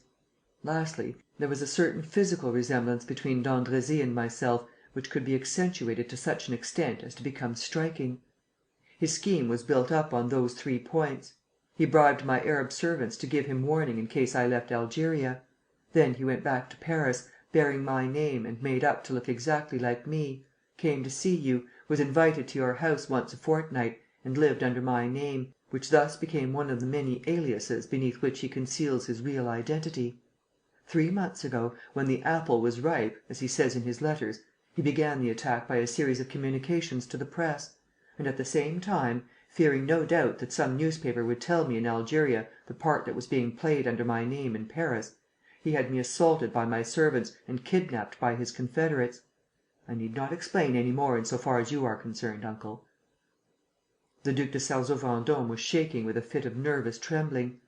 The awful truth to which he refused to open his eyes appeared to him in its nakedness and assumed the hateful countenance of the enemy. He clutched his nephew's hands and said to him, fiercely, despairingly: "It's Lupin, is it not?" "Yes, uncle."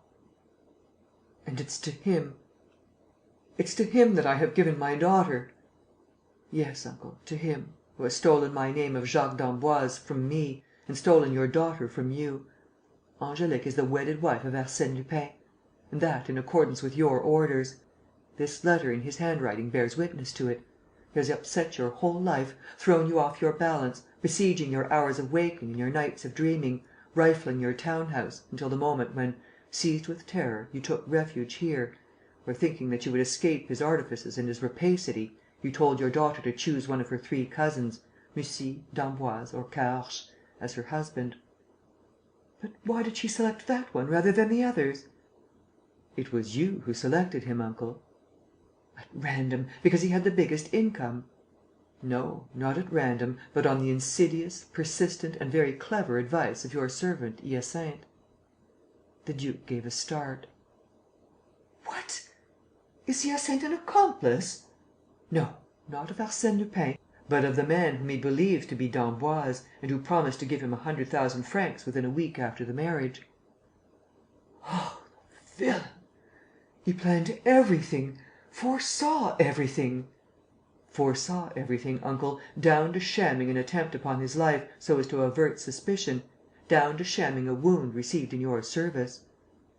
"But with what object? Why all these dastardly tricks?" "Angélique has a fortune of 11 million francs. Your solicitor in Paris was to hand the securities next week to the counterfeit d'Emboise, who had only to realize them forthwith and disappear. But this very morning you yourself were to hand your son-in-law, as a personal wedding present, 500,000 francs worth of bearer stock, which he has arranged to deliver to one of his accomplices at 9 o'clock this evening, outside the castle, near the Great Oak, so that they may be negotiated to morrow morning in Brussels." The Duc de Sarzeau-Vendôme had risen from his seat and was stamping furiously up and down the room. "At 9 o'clock this evening?" he said. "We'll see about that. We'll see about that. I'll have the gendarmes here before then." "Arsène Lupin laughs at gendarmes." "Let's telegraph to Paris." "Yes, but how about the 500,000 francs? And still worse, uncle, the scandal. Think of this: your daughter, Angélique de Sarzeau-Vendôme, married to that swindler, that thief. No, it would never do." "What then?" "What?" The nephew now rose and, stepping to a gun-rack, took down a rifle and laid it on the table, in front of the duke. "Away in Algeria, uncle, on the verge of the desert, when we find ourselves face to face with a wild beast, we do not send for the gendarmes. We take our rifle and we shoot the wild beast. Otherwise, the beast would tear us to pieces with its claws." "What do you mean?" "I mean that, over there, I acquired the habit of dispensing with the gendarmes. It is a rather summary way of doing justice, but it is the best way, believe me, and to day, in the present case, it is the only way. Once the beast is killed, you and I will bury it in some corner, unseen and unknown." And Angélique? We will tell her later. What will become of her? She will be my wife, the wife of the real d'Emboise. I desert her to morrow and return to Algeria. The divorce will be granted in 2 months' time." The duke listened, pale and staring, with set jaws. He whispered: "Are you sure that his accomplices on the yacht will not inform him of your escape?" "Not before to morrow." "So that inevitably, at 9 o'clock this evening, Arsène Lupin, on his way to the Great Oak, will take the patrol path that follows the old ramparts and skirts the ruins of the chapel. I shall be there, in the ruins." "I shall be there too," said the Duc de Sarzeau-Vendôme, quietly, taking down a gun. It was now 5 o'clock. The duke talked some time longer to his nephew, examined the weapons, loaded them with fresh cartridges. Then, when night came, he took d'Emboise through the dark passages to his bedroom and hid him in an adjoining closet. Nothing further happened until dinner. The duke forced himself to keep calm during the meal. From time to time, he stole a glance at his son in law and was surprised at the likeness between him and the real d'Emboise. It was the same complexion, the same cast of features, the same cut of hair. Nevertheless, the look of the eye was different, keener in this case and brighter. And gradually the duke discovered minor details which had passed unperceived till then and which proved the fellow's imposture. The party broke up after dinner. It was 8 o'clock. The duke went to his room and released his nephew. 10 minutes later, under cover of the darkness, they slipped into the ruins, gun in hand. Meanwhile, Angélique, accompanied by her husband, had gone to the suite of rooms which she occupied on the ground floor of a tower that flanked the left wing. Her husband stopped at the entrance to the rooms and said: "I am going for a short stroll, Angélique. May I come to you here when I return?" "Yes," she replied. He left her and went up to the first floor, which had been assigned to him as his quarters. The moment he was alone, he locked the door, noiselessly opened a window that looked over the landscape and leant out. He saw a shadow at the foot of the tower, some 100 feet or more below him. He whistled and received a faint whistle in reply. He then took from a cupboard a thick leather satchel, crammed with papers, wrapped it in a piece of black cloth and tied it up. Then he sat down at the table and wrote: "Glad you got my message, for I think it unsafe to walk out of the castle with that large bundle of securities. Here they are. You will be in Paris on your motor cycle, in time to catch the morning train to Brussels, where you will hand over the bonds to Z, and he will negotiate them at once. P.S. As you pass by the Great Oak, tell our chaps that I'm coming. I have some instructions to give them. But everything is going well. No one here has the least suspicion." He fastened the letter to the parcel and lowered both through the window with a length of string. "Good," he said. "That's all right. It's a weight off my mind." He waited a few minutes longer, stalking up and down the room and smiling at the portraits of 2 gallant gentlemen hanging on the wall: "Horace de Sarzeau-Vendôme, Marshal of France. And you, the great Condé, I salute you, my ancestors both. Lupin de Sarzeau-Vendôme will show himself worthy of you." At last, when the time came, he took his hat and went down.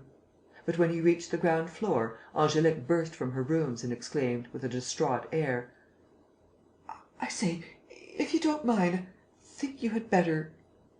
And then, without saying more, she went in again, leaving a vision of irresponsible terror in her husband's mind. "She's out of sorts," he said to himself. "Marriage doesn't suit her." He lit a cigarette and went out, without attaching importance to an incident that ought to have impressed him. Poor Angélique, this will all end in a divorce. The night outside was dark, with a cloudy sky. The servants were closing the shutters of the castle. There was no light in the windows, it being the duke's habit to go to bed soon after dinner. Lupin passed the gatekeeper's lodge and, as he put his foot on the drawbridge, said: "Leave the gate open. I am going for a breath of air. I shall be back soon." The patrol path was on the right and ran along one of the old ramparts, which used to surround the castle with a second and much larger enclosure, until it ended at an almost demolished postern gate. The park, which skirted a hillock and afterward followed the side of a deep valley, was bordered on the left by thick coppices. "What a wonderful place for an ambush!" he said. "A regular cut-throat spot." He stopped, thinking that he heard a noise. But no, it was a rustling of the leaves. and yet a stone went rattling down the slopes, bounding against the rugged projections of the rock. But, strange to say, nothing seemed to disquiet him. The crisp sea breeze came blowing over the plains of the headland, and he eagerly filled his lungs with it. What a thing it is to be alive, he thought. Still young, a member of the old nobility, a multi-millionaire. What could a man want more? At a short distance, he saw against the darkness the yet darker outline of the chapel, the ruins of which towered above the path.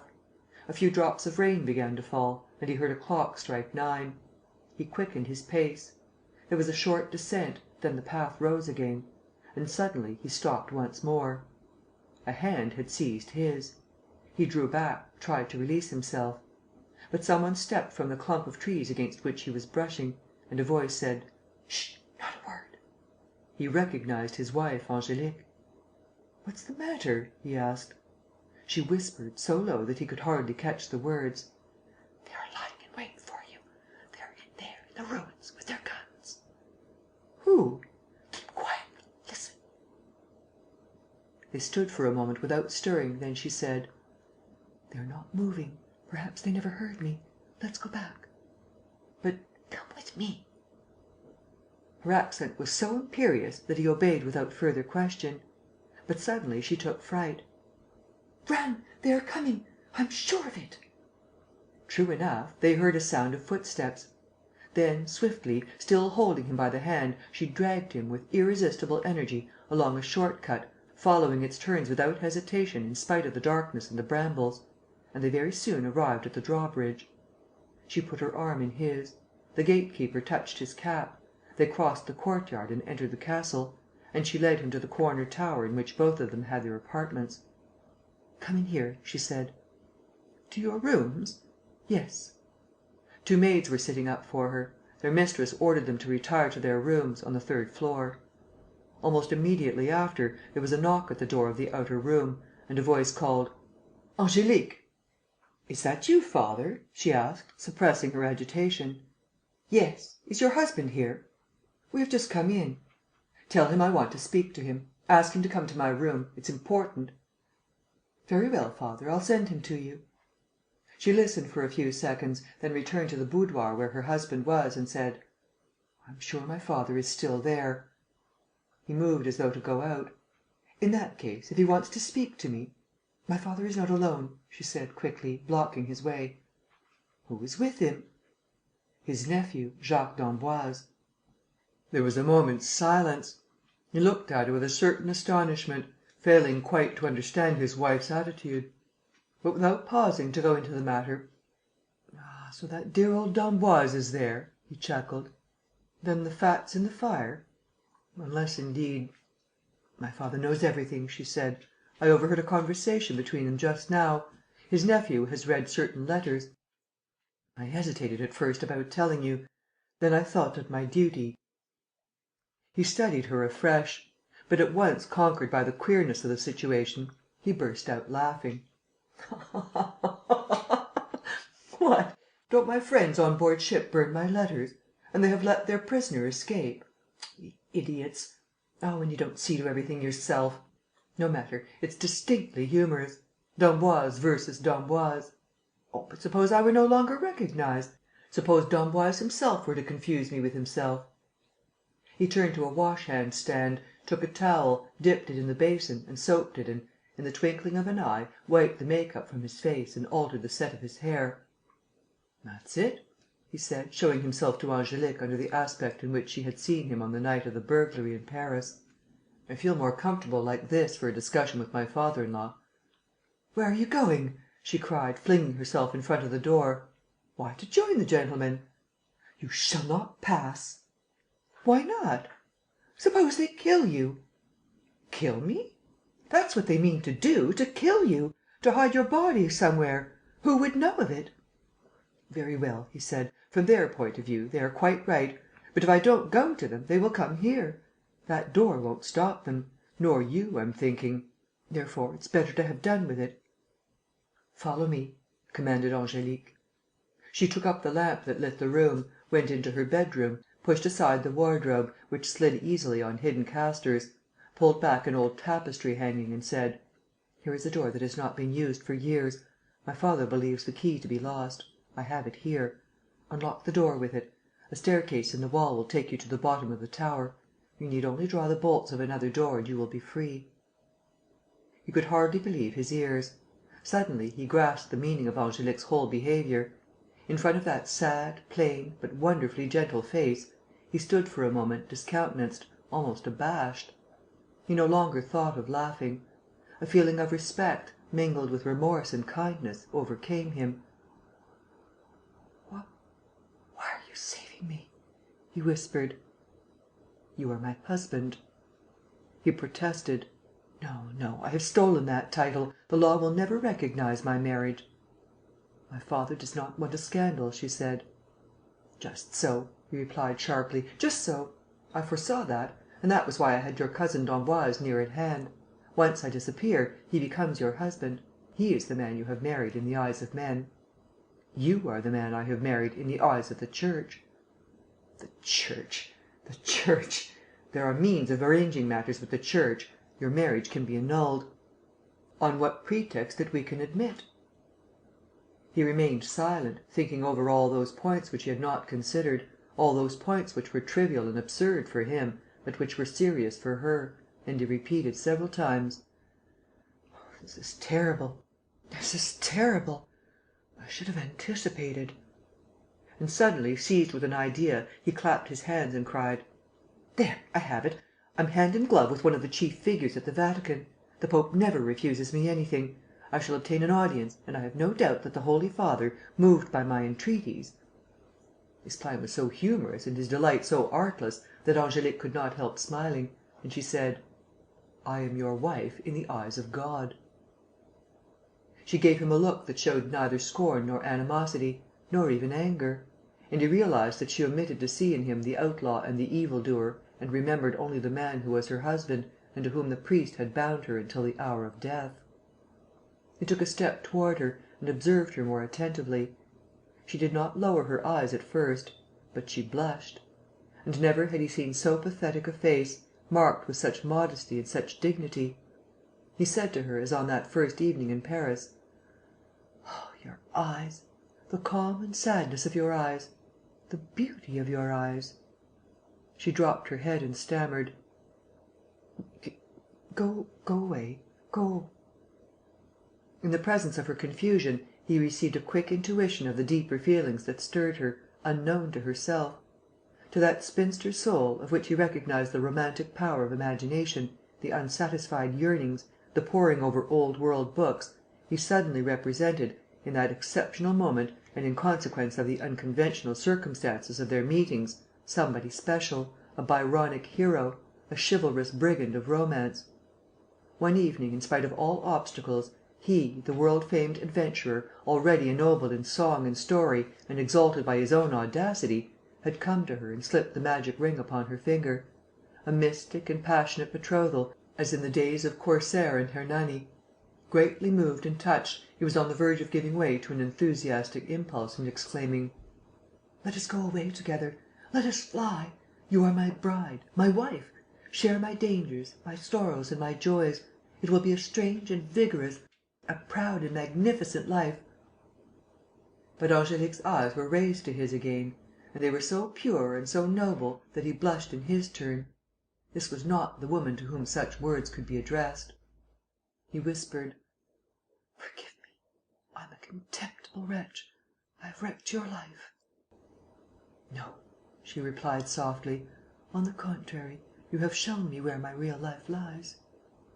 He was about to ask her to explain; but she had opened the door and was pointing the way to him. Nothing more could be spoken between them.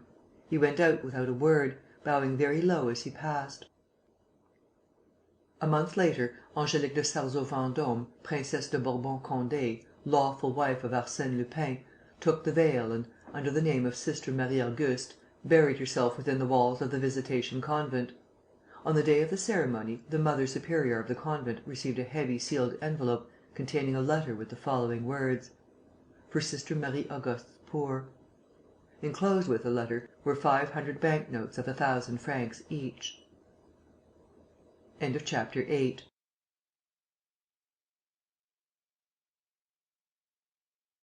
Chapter 9 of the Confessions of Arsène Lupin.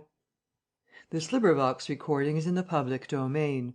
The Confessions of Arsène Lupin, by Maurice Leblanc. Chapter 9. The Invisible Prisoner. One day, at about 4 o'clock, as evening was drawing in, Farmer Goussot, with his 4 sons, returned from a day's shooting. They were stalwart men, all 5 of them, long of limb, broad chested, with faces tanned by sun and wind. And all 5 displayed, planted on an enormous neck and shoulders, the same small head with the low forehead, thin lips, beaked nose and hard and repellent cast of countenance. They were feared and disliked by all around them. They were a money-grubbing, crafty family, and their word was not to be trusted. On reaching the old barbican wall that surrounds the Héberville property, the farmer opened a narrow, massive door, putting the big key back in his pocket after his sons had passed in; and he walked behind them, along the path that led through the orchards. Here and there stood great trees, stripped by the autumn winds, and clumps of pines, the last survivors of the ancient park now covered by old Goussot's farm. One of the sons said: "I hope mother has lit a log or two." "There's smoke coming from the chimney," said the father. The outhouses and the homestead showed at the end of a lawn; and above them, the village church, whose steeple seemed to prick the clouds that trailed along the sky. "All the guns unloaded?" asked old Goussot. "Mine isn't," said the eldest. "I slipped in a bullet to blow a kestrel's head off." He was the one who was proudest of his skill; and he said to his brothers: "Look at that bough at the top of the cherry tree. See me snap it off." On the bough sat a scarecrow, which had been there since spring and which protected the leafless branches with its idiot arms. He raised his gun and fired.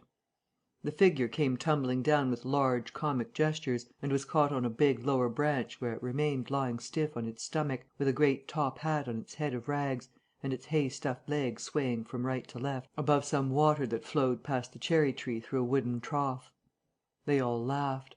The father approved: "A fine shot, my lad. Besides, the old boy was beginning to annoy me. I couldn't take my eyes from my plate at meals without catching sight of that oaf." They went a few steps farther. They were not more than 30 yards from the house, when the father stopped suddenly and said: "Hullo! What's up?" The sons also had stopped and stood listening. One of them said, under his breath: "It comes from the house, from the linen room." And another spluttered: "It sounds like moans. And mother's alone." Suddenly a frightful scream rang out. All 5 rushed forward. Another scream, followed by cries of despair. "We're here! We're coming!" shouted the eldest, who was leading.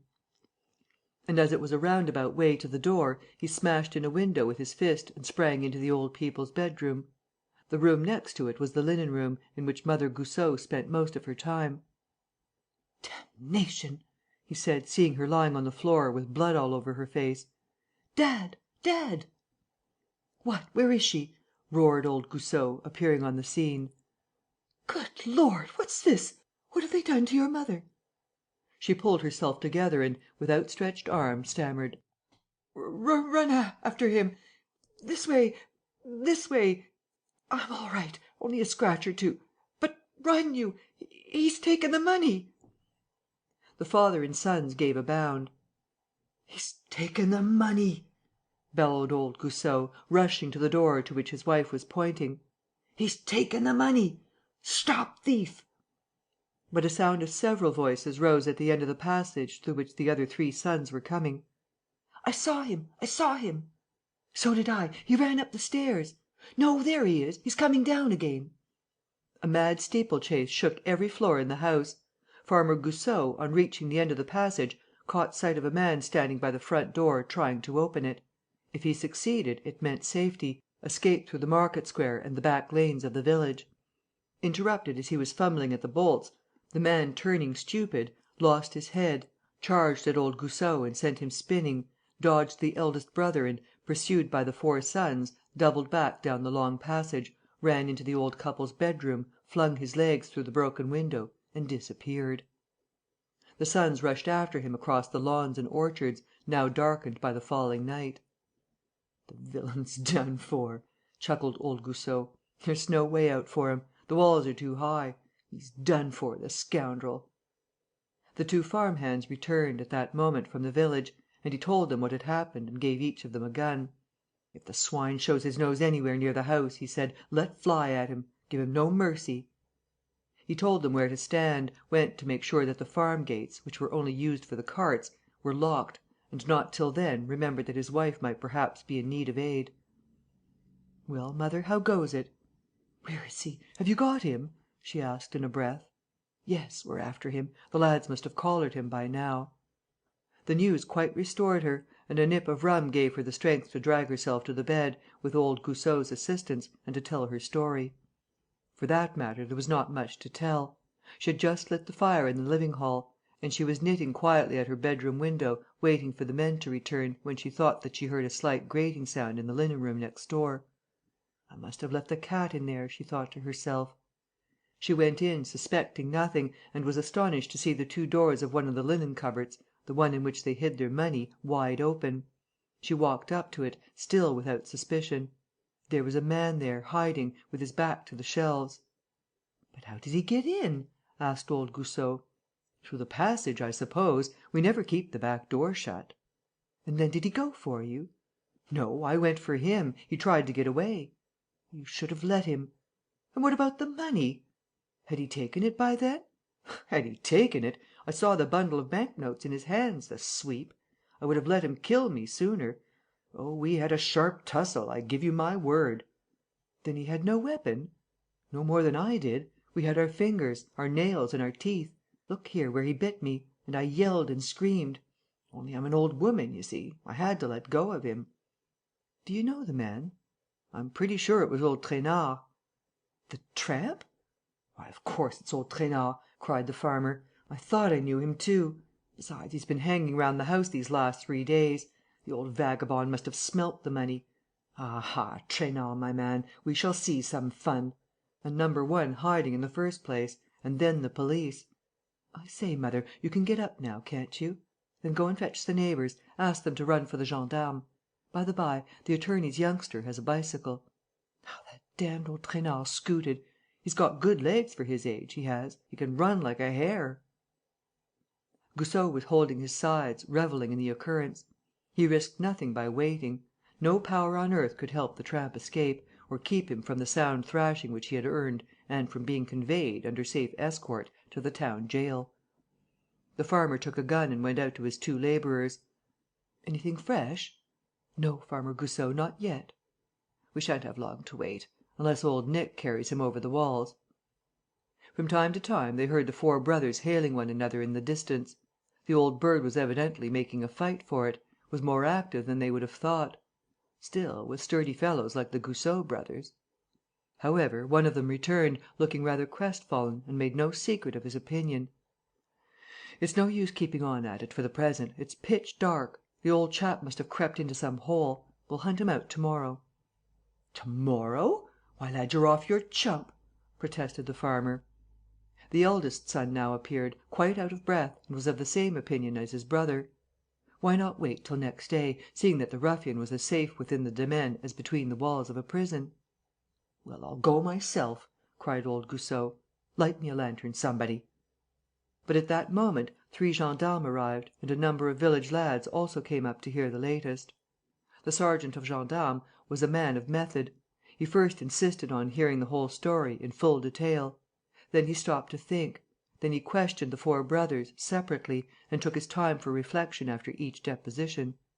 When he had learnt from them that the tramp had fled toward the back of the estate, that he had been lost sight of repeatedly and that he had finally disappeared near a place known as the Crow's Knoll, he meditated once more and announced his conclusion: "Better wait. Old Trainard might slip through our hands, amidst all the confusion of a pursuit in the dark, and then good night, everybody."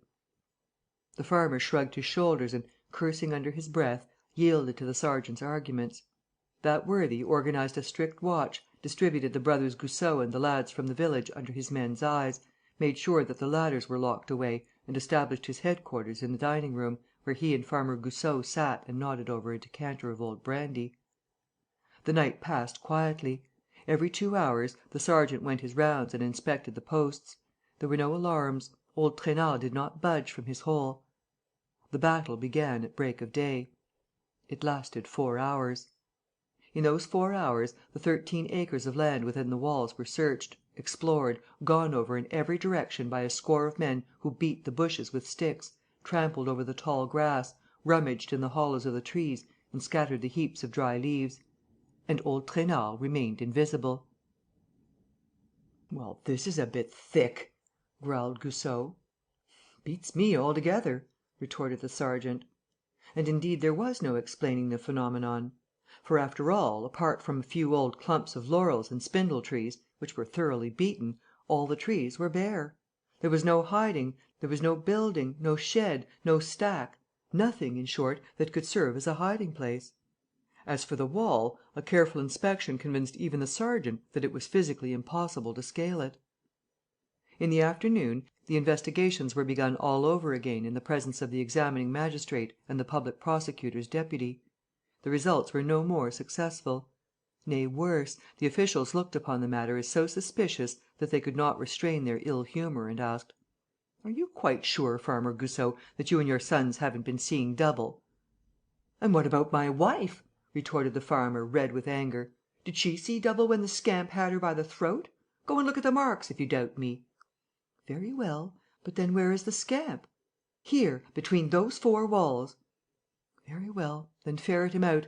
We give it up. It's quite clear that if a man were hidden within the precincts of this farm, we should have found him by now." "I swear I'll lay hands on him, true as I stand here," shouted Farmer Goussot. "It shall not be said that I've been robbed of 6,000 francs. Yes, 6,000. There were 3 cows I sold, and then the wheat crop, and then the apples. 6,000-franc notes, which I was just going to take to the bank. Well, I swear to heaven that the money's as good as in my pocket." "That's all right, and I wish you luck," said the examining magistrate, as he went away, followed by the deputy and the gendarme. The neighbours also walked off in a more or less facetious mood; and, by the end of the afternoon, none remained but the Goussots and the 2 farm labourers. Old Goussot at once explained his plan. By day they were to search; at night they were to keep an incessant watch. It would last as long as it had to. Hang it, old Trainard was a man like other men, and men have to eat and drink. Old Trainard must needs, therefore, come out of his earth to eat and drink. "At most," said Goussot, "he can have a few crusts of bread in his pocket, or even pull up a root or 2 at night. But, as far as drink's concerned, no go. There's only the spring, and he'll be a clever dog if he gets near that." He himself, that evening, took up his stand near the spring. 3 hours later, his eldest son relieved him. The other brothers and the farm hands slept in the house, each taking his turn of the watch and keeping all the lamps and candles lit, so that there might be no surprise. So it went on for 14 consecutive nights; and for 14 days, while 2 of the men and Mother Goussot remained on guard, the 5 others explored the Héberville ground. At the end of that fortnight, not a sign. The farmer never ceased storming. He sent out for a retired detective inspector who lived in the neighbouring town. The inspector stayed with him for a whole week. He found neither old Trainard nor the least clue that could give them any hope of finding old Trainard. "It's a bit thick," repeated Farmer Goussot. "For he's there, the rascal. As far as being anywhere goes, he's there. So—" Planting himself on the threshold, he railed at the enemy at the top of his voice: "You blithering idiot! Would you rather croak in your hole than fork out the money? Then croak, you pig!" And Mother Goussot, in her turn, yelped, in her shrill voice: "Is it prison you're afraid of? Hand over the notes and you can hook it." But old Trainard did not breathe a word; and the husband and wife tired their lungs in vain. Shocking days passed. Farmer Goussot could no longer sleep, lay shivering with fever. The sons became morose and quarrelsome and never let their guns out of their hands, having no other idea but to shoot the tramp. It was the one topic of conversation in the village; and the Goussot story, from being local at first, soon went the round of the press. Newspaper reporters came from the assize town, from Paris itself, and were rudely shown the door by Farmer Goussot. "Each man his own house," he said. "You mind your business, I mind mine. It's nothing to do with any one. Still, Farmer Goussot, go to blazes!" And he slammed the door in their face. Old Trainard had now been hidden within the walls of Héberville for something like 4 weeks. The Goussots continued their search as doggedly and confidently as ever, but with daily decreasing hope, as though they were confronted with one of those mysterious obstacles which discourage human effort. and the idea that they would never see their money again began to take root in them. One fine morning, at about 10 o'clock, a motor car, crossing the village square at full speed, broke down and came to a dead stop. The driver, after a careful inspection, declared that the repairs would take some little time, whereupon the owner of the car resolved to wait at the inn and lunch. He was a gentleman on the right side of 40, with close-cropped side whiskers and a pleasant expression of face, and he soon made himself at home with the people at the inn. Of course they told him the story of the Goussots. He had not heard it before, as he had been abroad; but it seemed to interest him greatly. He made them give him all the details, raised objections, discussed various theories with a number of people who were eating at the same table, and ended by exclaiming: "Nonsense! It can't be so intricate as all that. I've had some experience of this sort of thing; and if I were on the premises..." "That's easily arranged," said the inn keeper. "I know Farmer Goussot. He won't object." The request was soon made and granted. Old Goussot was in one of those frames of mind when we are less disposed to protest against outside interference.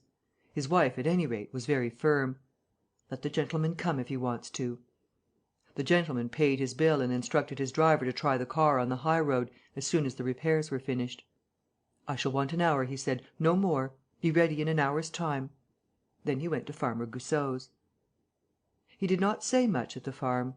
Old Goussot, hoping against hope, was lavish with information, took his visitor along the walls down to the little door opening on the fields, produced the key and gave minute details of all the searches that had been made so far. Oddly enough, the stranger, who hardly spoke, seemed not to listen either. He merely looked, with a rather vacant gaze. When they had been round the estate, old Goussot asked anxiously: "Well?" "Well what?" "Do you think you know?" The visitor stood for a moment without answering. Then he said: "No, nothing." "Why, of course not!" cried the farmer, throwing up his arms. "How should you know? It's all hanky-panky. Shall I tell you what I think? Well, that old Trainard has been so jolly clever that he's lying dead in his hole; and the bank notes are rotting with him. Do you hear? You can take my word for it." The gentleman said, very calmly: "There's only one thing that interests me. The tramp, all said and done, was free at night and able to feed on what he could pick up. But how about drinking?" "Out of the question!" shouted the farmer. "Quite out of the question. There's no water except this; and we have kept watch beside it every night." "It's a spring. Where does it rise?" "Here, where we stand." "Is there enough pressure to bring it into the pool of itself?" "Yes." "And where does the water go when it runs out of the pool?" "Into this pipe here, which goes underground and carries it to the house, for use in the kitchen. So there's no way of drinking, seeing that we were there and that the spring is 20 yards from the house." "Hasn't it rained during the last 4 weeks?" "Not once. I've told you that already." The stranger went to the spring and examined it. The trough was formed of a few boards of wood joined together just above the ground; and the water ran through it, slow and clear. "The water's not more than a foot deep, is it?" he asked. In order to measure it, he picked up from the grass a straw which he dipped into the pool. But, as he was stooping, he suddenly broke off and looked around him. "Oh, how funny!" he said, bursting into a peal of laughter. "Why, what's the matter?" spluttered old Goussot, rushing toward the pool, as though a man could have lain hidden between those narrow boards. And Mother Goussot clasped her hands. "What is it? Have you seen him? Where is he?" "Neither in it nor under it," replied the stranger, who was still laughing. He made for the house, eagerly followed by the farmer, the old woman and the 4 sons. The innkeeper was there also, as were the people from the inn who had been watching the stranger's movements. And there was a dead silence, while they waited for the extraordinary disclosure. "It's as I thought," he said, with an amused expression. "The old chap had to quench his thirst somewhere; and, as there was only the spring..." "Oh, but look here," growled Farmer Goussot, "we should have seen him." "It was at night." "We should have heard him. And seen him too, as we were close by." "So was he." "And he drank the water from the pool?" "Yes." "How?" "From a little way off." "With what?" "With this." And the stranger showed the straw which he had picked up. "There, here's the straw for the customer's long drink. You will see there's more of it than usual. In fact, it is made of 3 straws stuck into one another. That was the first thing I noticed: those 3 straws fastened together. The proof is conclusive. "Hang it all, the proof of what?" cried Farmer Goussot, irritably. The stranger took a shotgun from the rack. "Is it loaded?" he asked. "Yes," said the youngest of the brothers. "I use it to kill the sparrows with, for fun. It's small shot." "Capital. A peppering where it won't hurt him will do the trick." His face suddenly assumed a masterful look. He gripped the farmer by the arm and rapped out, in an imperious tone: "Listen to me, Farmer Goussot. I'm not here to do policeman's work and I won't have the poor beggar locked up at any price. 4 weeks of starvation and fright is good enough for anybody. So you've got to swear to me, you and your sons, that you'll let him off without hurting him." "He must hand over the money." "Well, of course. Do you swear?" "I swear." The gentleman walked back to the door sill, at the entrance to the orchard. He took a quick aim, pointing his gun a little in the air, in the direction of the cherry tree which overhung the spring. He fired. A hoarse cry rang from the tree; and the scarecrow, which had been straddling the main branch for a month past, came tumbling to the ground, only to jump up at once and make off as fast as its legs could carry it. There was a moment's amazement, followed by outcries. The sons darted in pursuit and were not long in coming up with the runaway, hampered as he was by his rags and weakened by privation. But the stranger was already protecting him against their wrath: "Hands off, there! This man belongs to me. I won't have him touched. I hope I haven't stung you up too much, Trainard." Standing on his straw legs wrapped round with strips of tattered cloth, with his arms and his whole body clad in the same materials, his head swathed in linen, tightly packed like a sausage, the old chap still had the stiff appearance of a lay figure. And the whole effect was so ludicrous and so unexpected that the onlookers screamed with laughter. The stranger unbound his head; and they saw a veiled mask of tangled grey beard encroaching on every side upon a skeleton face lit up by 2 eyes burning with fever. The laughter was louder than ever. "The money! The 6 notes!" roared the farmer. The stranger kept him at a distance. "One moment. We'll give you that back, shan't we, Trainard?" And, taking his knife and cutting away the straw and cloth, he jested, cheerily: "You poor old beggar, what a guy you look! But how on earth did you manage to pull off that trick? You must be confoundedly clever, or else you have the devil's own luck. So, on the first night, you used the breathing time they left you to rig yourself in these togs. Not a bad idea! Who could ever suspect a scarecrow? They were so accustomed to seeing it stuck up in its tree. But, poor old daddy, how uncomfortable you must have felt, lying flat up there on your stomach, with your arms and legs dangling down! All day long like that! The deuce of an attitude! And how you must have been put to it, when you ventured to move a limb, eh? And how you must have funked going to sleep! And then you had to eat! And drink! And you heard the sentry and felt the barrel of his gun within a yard of your nose! Brrr! But the trickiest of all, you know, was your bit of straw.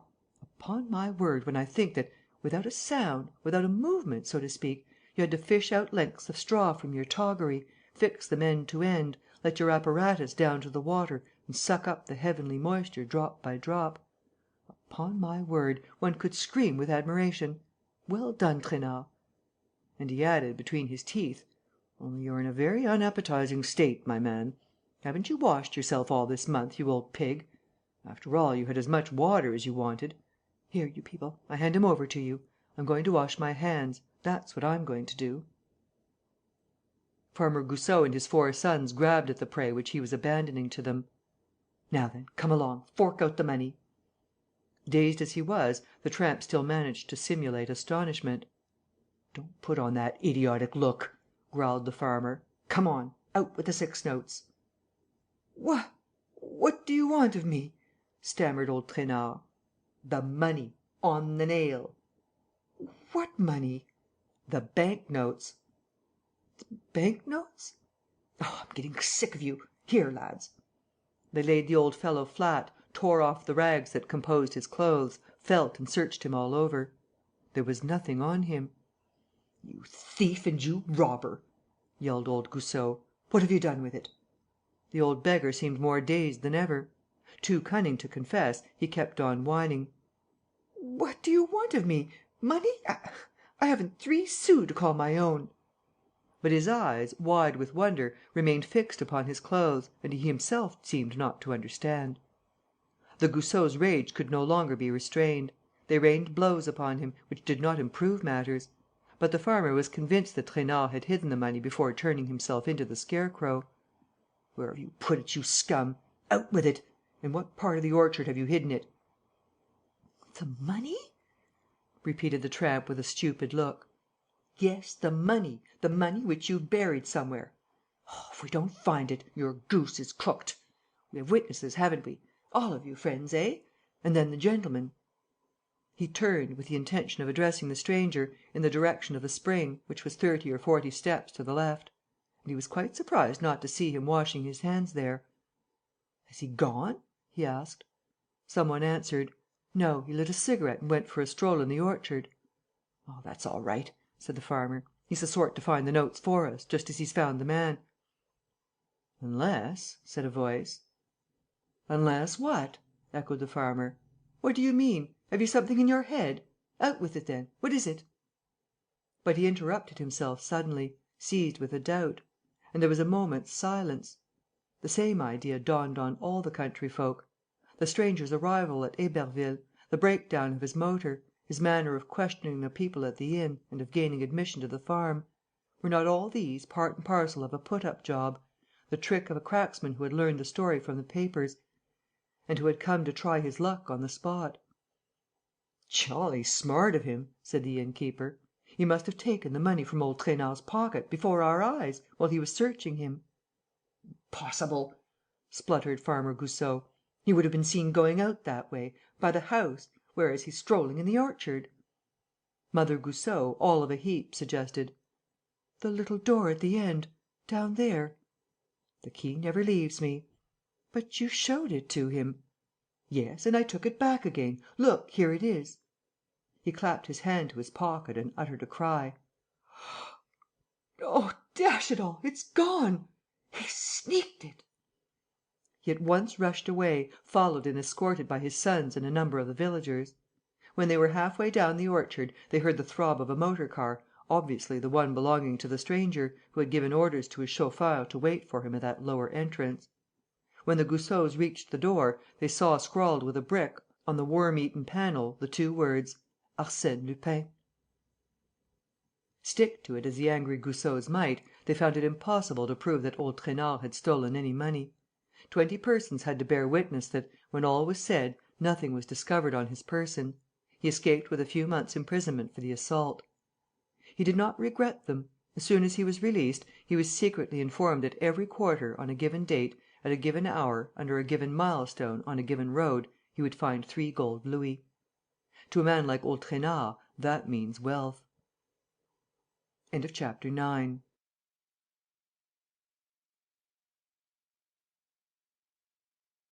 Chapter 10 Part I of the Confessions of Arsène Lupin. This recording is in the public domain. The Confessions of Arsène Lupin, by Maurice Leblanc. Chapter 10. Edith Swan neck. "Arsène Lupin, what's your real opinion of Inspector Ganimard?" "A very high one, my dear fellow." "A very high one? Then why do you never miss a chance of turning him into ridicule?" "It's a bad habit; and I'm sorry for it. But what can I say? It's the way of the world. Here's a decent detective chap, here's a whole pack of decent men, who stand for law and order, who protect us against the Apaches, who risk their lives for honest people like you and me, and we have nothing to give them in return but flouts and gibes. It's preposterous." "Bravo, Lupin, you're talking like a respectable ratepayer." "What else am I?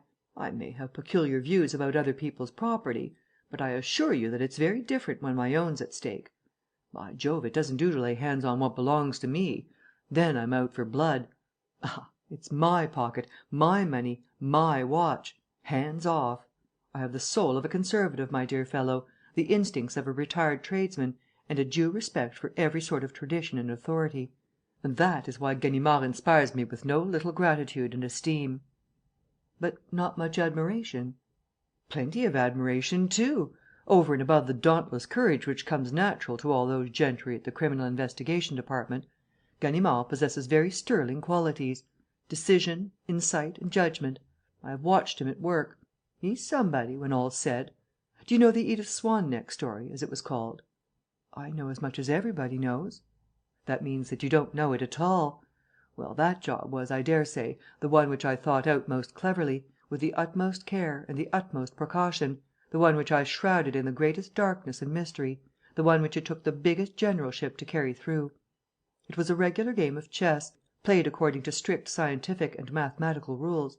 And yet Ganimard ended by unravelling the knot. Thanks to him, they know the truth to day on the Quai des Orfèvres. And it is a truth quite out of the common, I assure you." "May I hope to hear it?" "Certainly, one of these days, when I have time. But the Brunelli is dancing at the Opera to night; and if she were not to see me in my stall.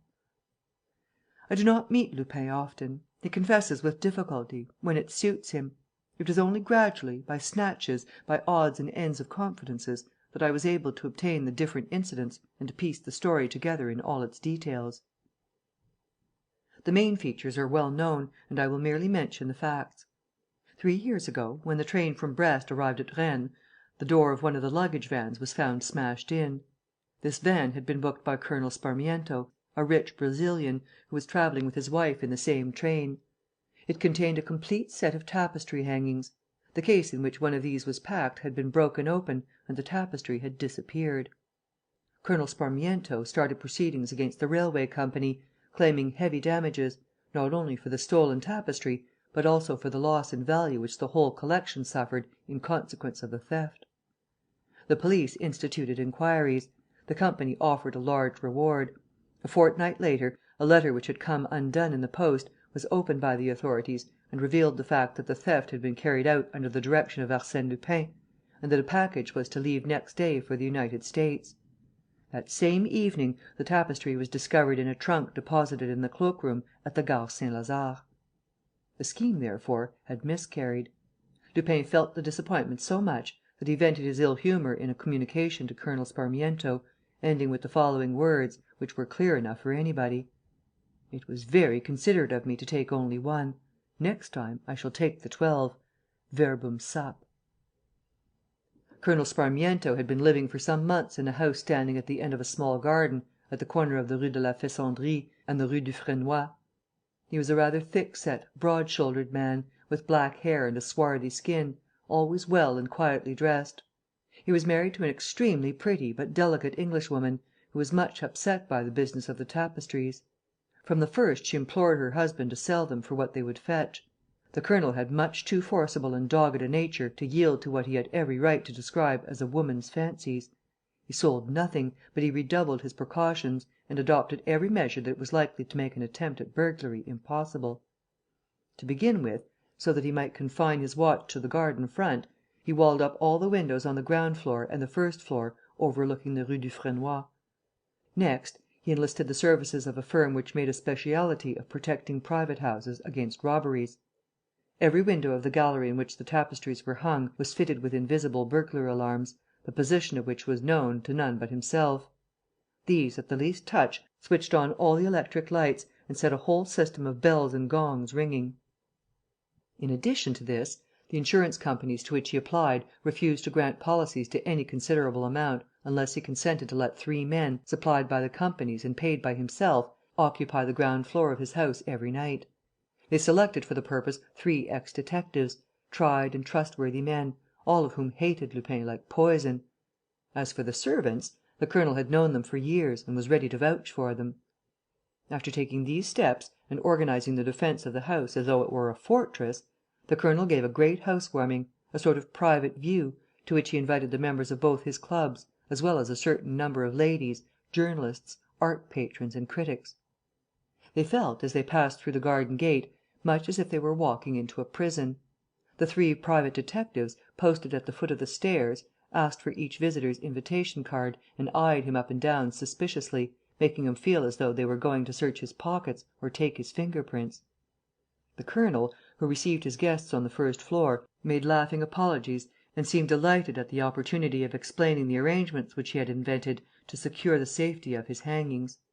His wife stood by him, looking charmingly young and pretty, fair-haired, pale and sinuous, with a sad and gentle expression, the expression of resignation often worn by those who are threatened by fate.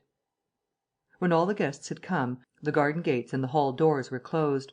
Then everybody filed into the middle gallery, which was reached through 2 steel doors, while its windows, with their huge shutters, were protected by iron bars. This was where the 12 tapestries were kept. They were matchless works of art, and taking their inspiration from the famous Bayeux tapestry, attributed to Queen Matilda, they represented the story of the Norman Conquest. They had been ordered, in the 14th century, by the descendant of a man at arms in William the Conqueror's train, were executed by Jehan Gosset, a famous Arras weaver, and were discovered, 500 years later, in an old Breton manor house. On hearing of this, the colonel had struck a bargain for 50,000 francs. They were worth 10 times the money. But the finest of the 12 hangings composing the set, the most uncommon because the subject had not been treated by Queen Matilda, was the one which Arsène Lupin had stolen, and which had been so fortunately recovered.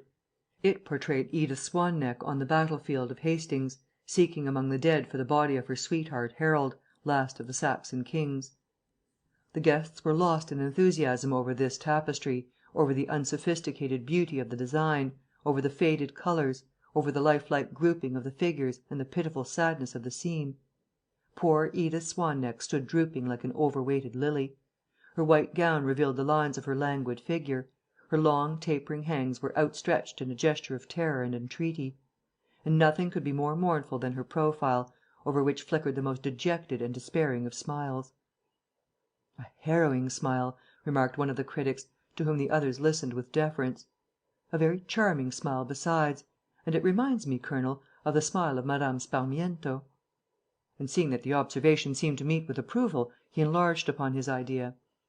"There are other points of resemblance that struck me at once, such as the very graceful curve of the neck and the delicacy of the hands, and also something about the figure, about the general attitude."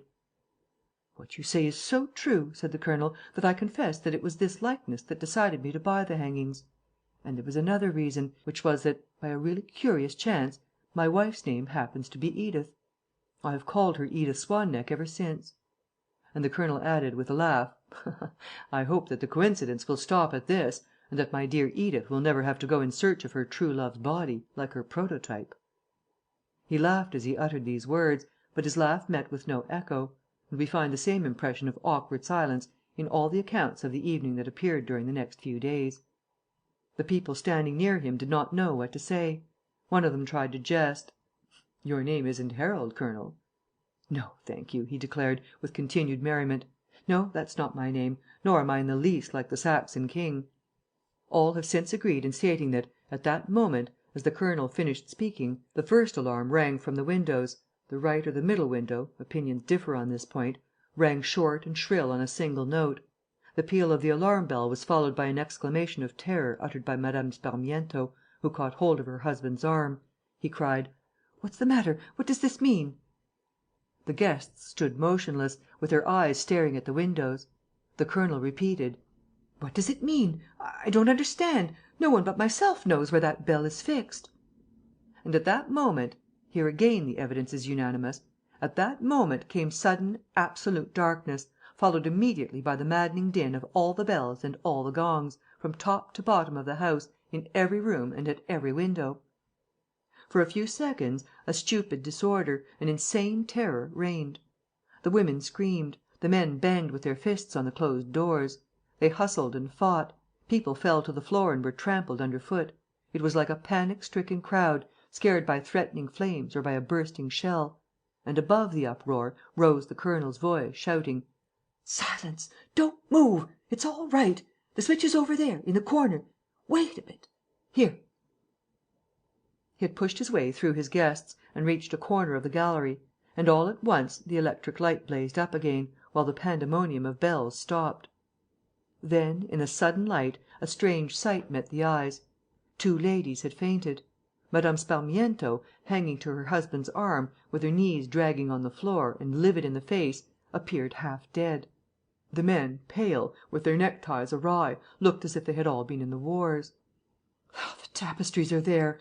cried some one. There was a great surprise, as though the disappearance of those hangings ought to have been the natural result and the only plausible explanation of the incident. But nothing had been moved. A few valuable pictures, hanging on the walls, were there still.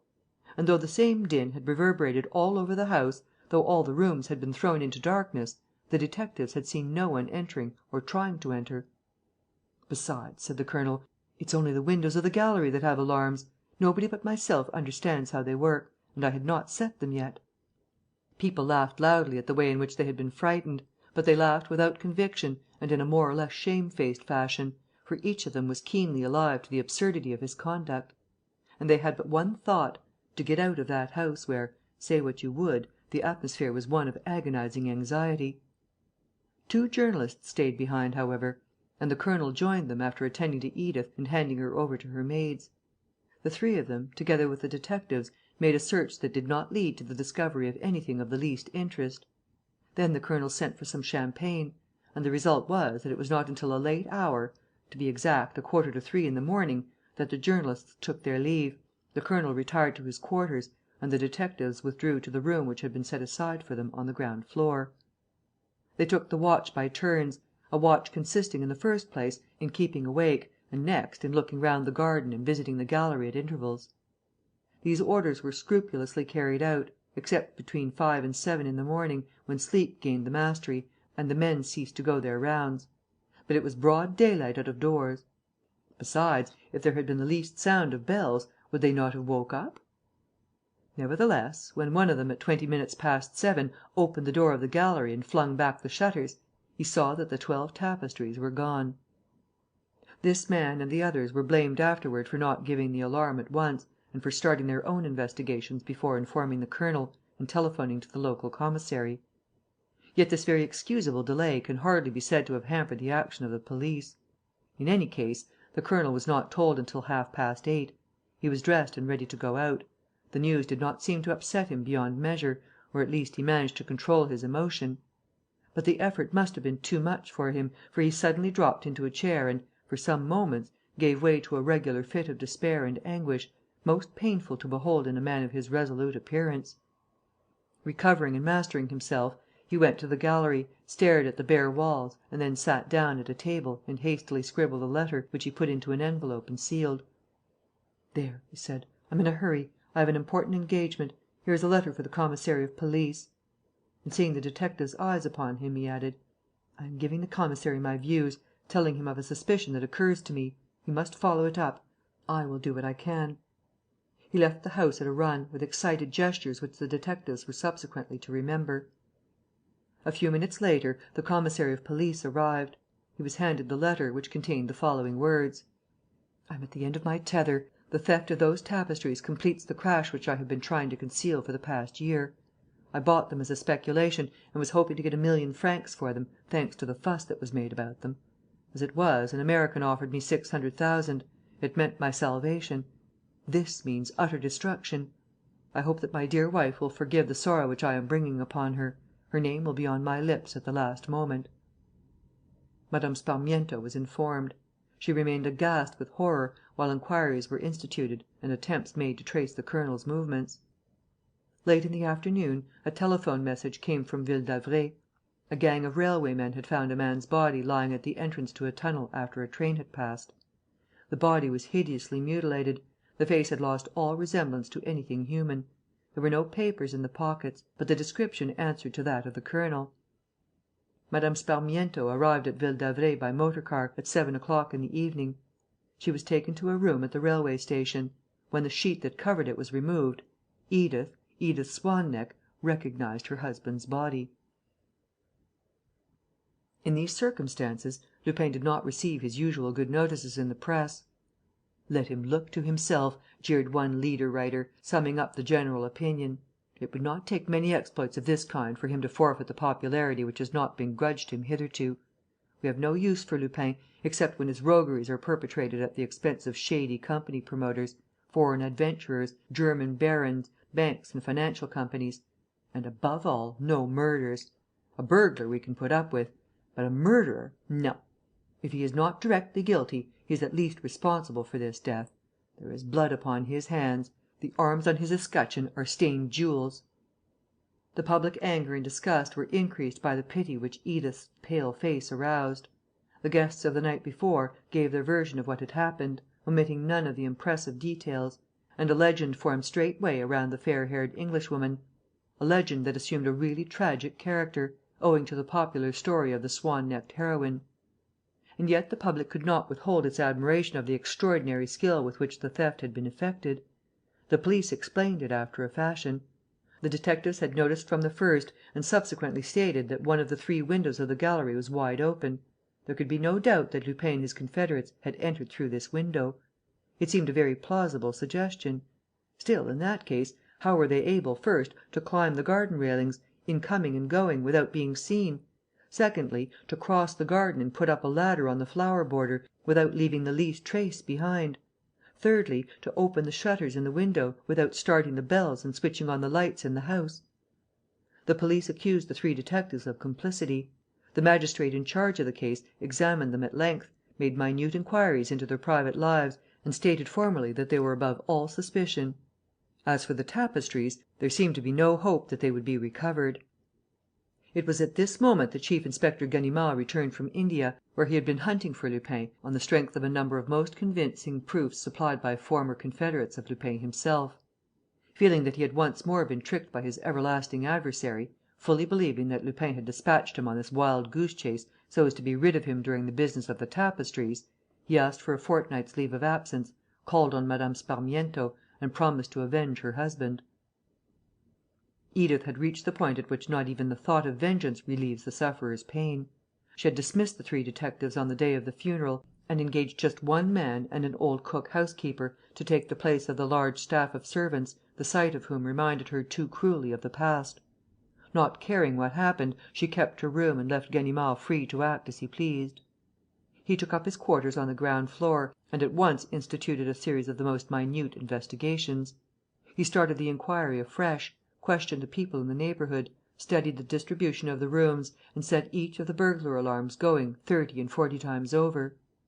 At the end of the fortnight, he asked for an extension of leave. The chief of the detective service, who was at that time M. Dudouis, came to see him and found him perched on the top of a ladder, in the gallery. That day, the chief inspector admitted that all his searches had proved useless. 2 days later, however, M. Dudouis called again and discovered Ganimard in a very thoughtful frame of mind. A bundle of newspapers lay spread in front of him. At last, in reply to his superior's urgent questions, the chief inspector muttered: "I know nothing, chief, absolutely nothing. But there's a confounded notion worrying me. Only it seems so absurd. And then it doesn't explain things. On the contrary, it confuses them rather." "Then?" "Then I implore you, chief, to have a little patience, to let me go my own way. But if I telephone to you, some day or other, suddenly, you must jump into a taxi, without losing a minute. It will mean that I have discovered the secret." 48 hours passed. Then, one morning, M. Dudouis received a telegram: "Going to Lille. Ganimard."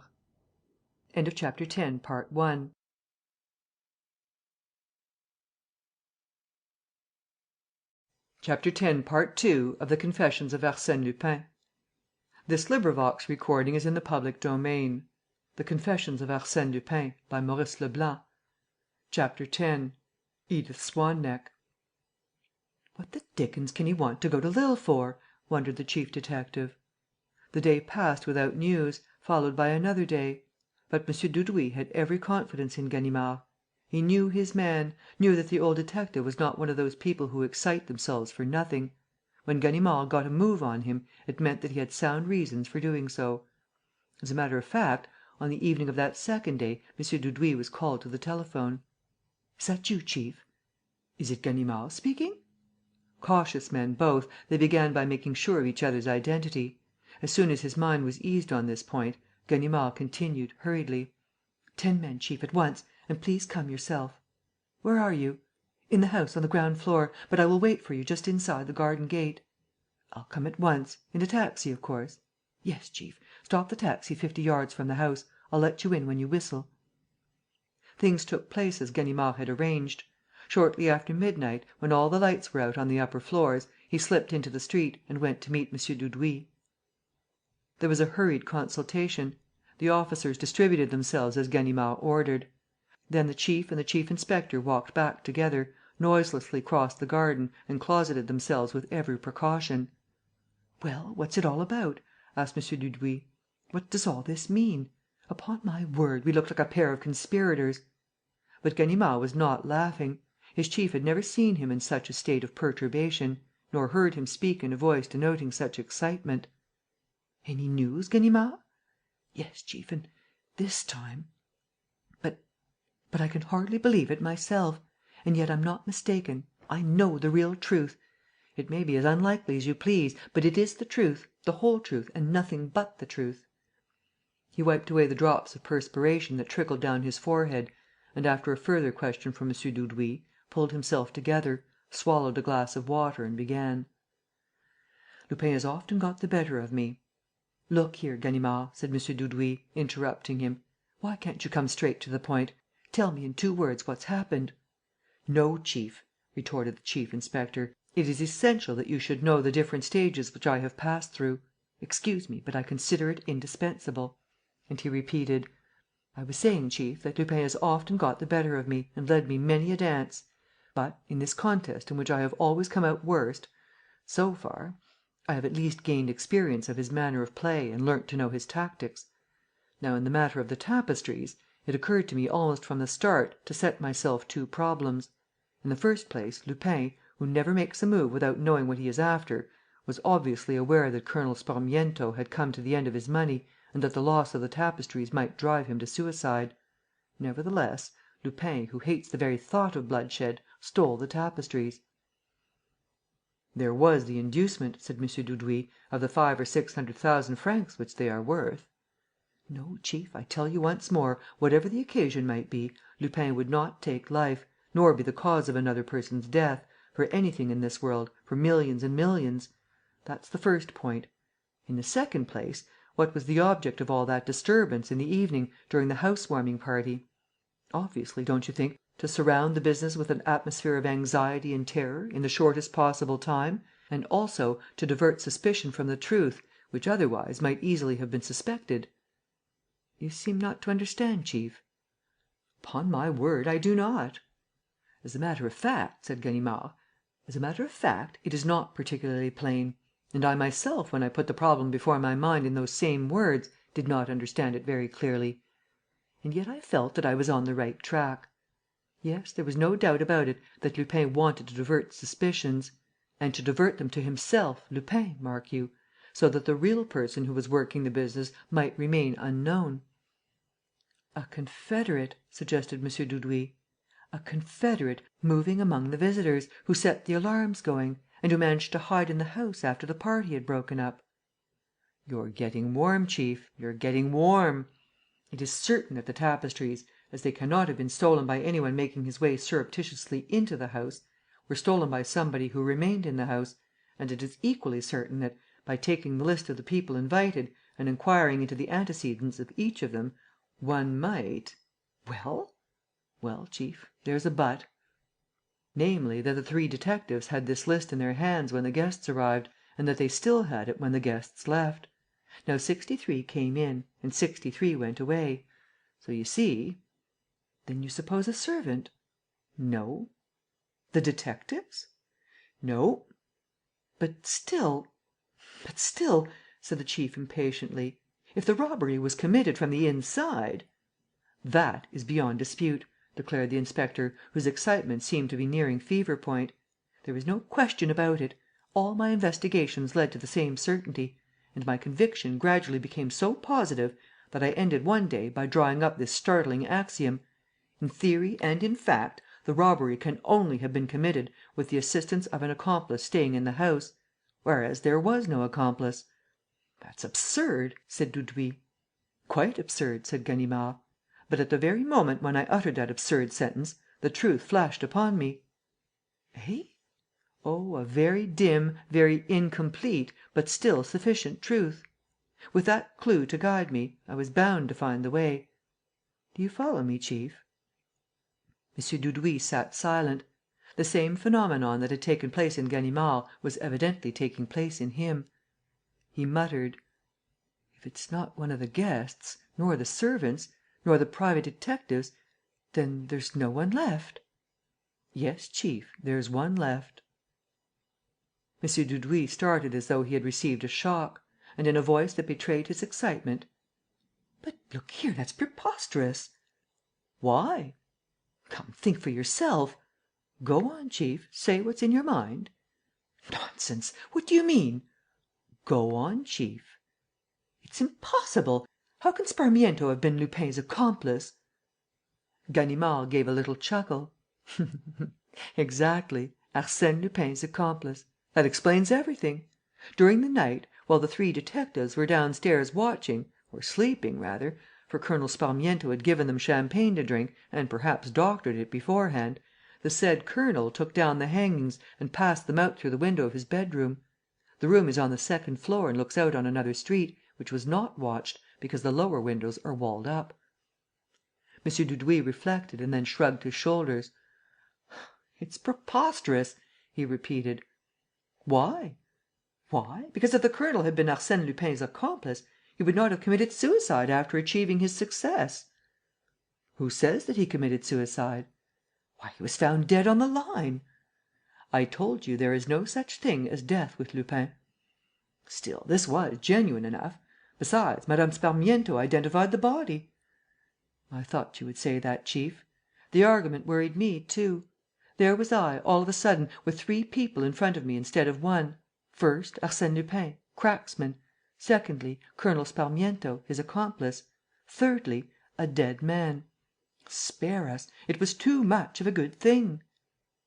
Ganimard took a bundle of newspapers, untied it and handed one of them to Mr. Dudouis: "You remember, chief, last time you were here, I was looking through the papers. I wanted to see if something had not happened, at that period, that might bear upon the case and confirm my supposition. Please read this paragraph." M. Dudouis took the paper and read aloud: "Our Lille correspondent informs us that a curious incident has occurred in that town. A corpse has disappeared from the local morgue, the corpse of a man unknown who threw himself under the wheels of a steam tramcar on the day before. No one is able to suggest a reason for this disappearance." M. Dudouis sat thinking and then asked: "So you believe...." "I have just come from Lille," replied Ganimard, "and my inquiries leave not a doubt in my mind. The corpse was removed on the same night on which Colonel Sparmiento gave his house warming. It was taken straight to Ville d'Avray by motor car; and the car remained near the railway line until the evening." "Near the tunnel, therefore?" said M. Dudouis. "Next to it, chief." "So that the body which was found is merely that body, dressed in Colonel Sparmiento's clothes?" "Precisely, chief." "Then Colonel Sparmiento is not dead?" "No more dead than you or I, chief." "But then why all these complications? Why the theft of one tapestry, followed by its discovery, followed by the theft of the 12? Why that house warming? Why that disturbance? Why everything? Your story won't hold water, Ganimard." "Only because you, chief, like myself, have stopped half way. Because, strange as this story already sounds, we must go still farther, very much farther, in the direction of the improbable and the astounding. And why not, after all? Remember that we are dealing with Arsène Lupin. With him is it not always just the improbable and the astounding that we must look for? Must we not always go straight for the maddest suppositions? And when I say the maddest, I am using the wrong word. On the contrary, the whole thing is wonderfully logical and so simple that a child could understand it. Confederates only betray you. Why employ confederates, when it is so easy and so natural to act for yourself, by yourself, with your own hands and by the means within your own reach?" "What are you saying? What are you saying? What are you saying?" cried M. Dudouis, in a sort of sing-song voice and a tone of bewilderment that increased with each separate exclamation. Ganimard gave a fresh chuckle: "Takes your breath away, chief, doesn't it? So it did mine, on the day when you came to see me here and when the notion was beginning to grow upon me. I was flabbergasted with astonishment. And yet I've had experience of my customer. I know what he's capable of. But this, no, this was really a bit too stiff." "It's impossible, it's impossible," said M. Dudouis, in a low voice. "On the contrary, chief, it's quite possible and quite logical and quite normal. It's the threefold incarnation of one and the same individual. A schoolboy would solve the problem in a minute, by a simple process of elimination. Take away the dead man, there remain Sparmiento and Lupin. Take away Sparmiento...." "There remains Lupin," muttered the chief detective. "Yes, chief, Lupin simply, Lupin in 5 letters and 2 syllables, Lupin taken out of his Brazilian skin, Lupin revived from the dead, Lupin translated, for the past 6 months, into Colonel Sparmiento, travelling in Brittany, hearing of the discovery of the 12 tapestries, buying them, planning the theft of the best of them, so as to draw attention to himself, Lupin, and divert it from himself, Sparmiento. Next, he brings about, in full view of the gaping public, a noisy contest between Lupin and Sparmiento or Sparmiento and Lupin, plots and gives the house‐warming party, terrifies his guests and, when everything is ready, arranges for Lupin to steal Sparmiento's tapestries and for Sparmiento, Lupin's victim, to disappear from sight and die unsuspected, unsuspectable, regretted by his friends, pitied by the public, and leaving behind him, to pocket the profits of the swindle." Ganimard stopped, looked at the chief in the eyes and, in a voice that emphasized the importance of his words, concluded: "Leaving behind him a disconsolate widow." "Mme. Sparmiento? You really believe?" "Hang it all," said the chief inspector, "people don't work up a whole business of this sort without seeing something ahead of them, solid profits."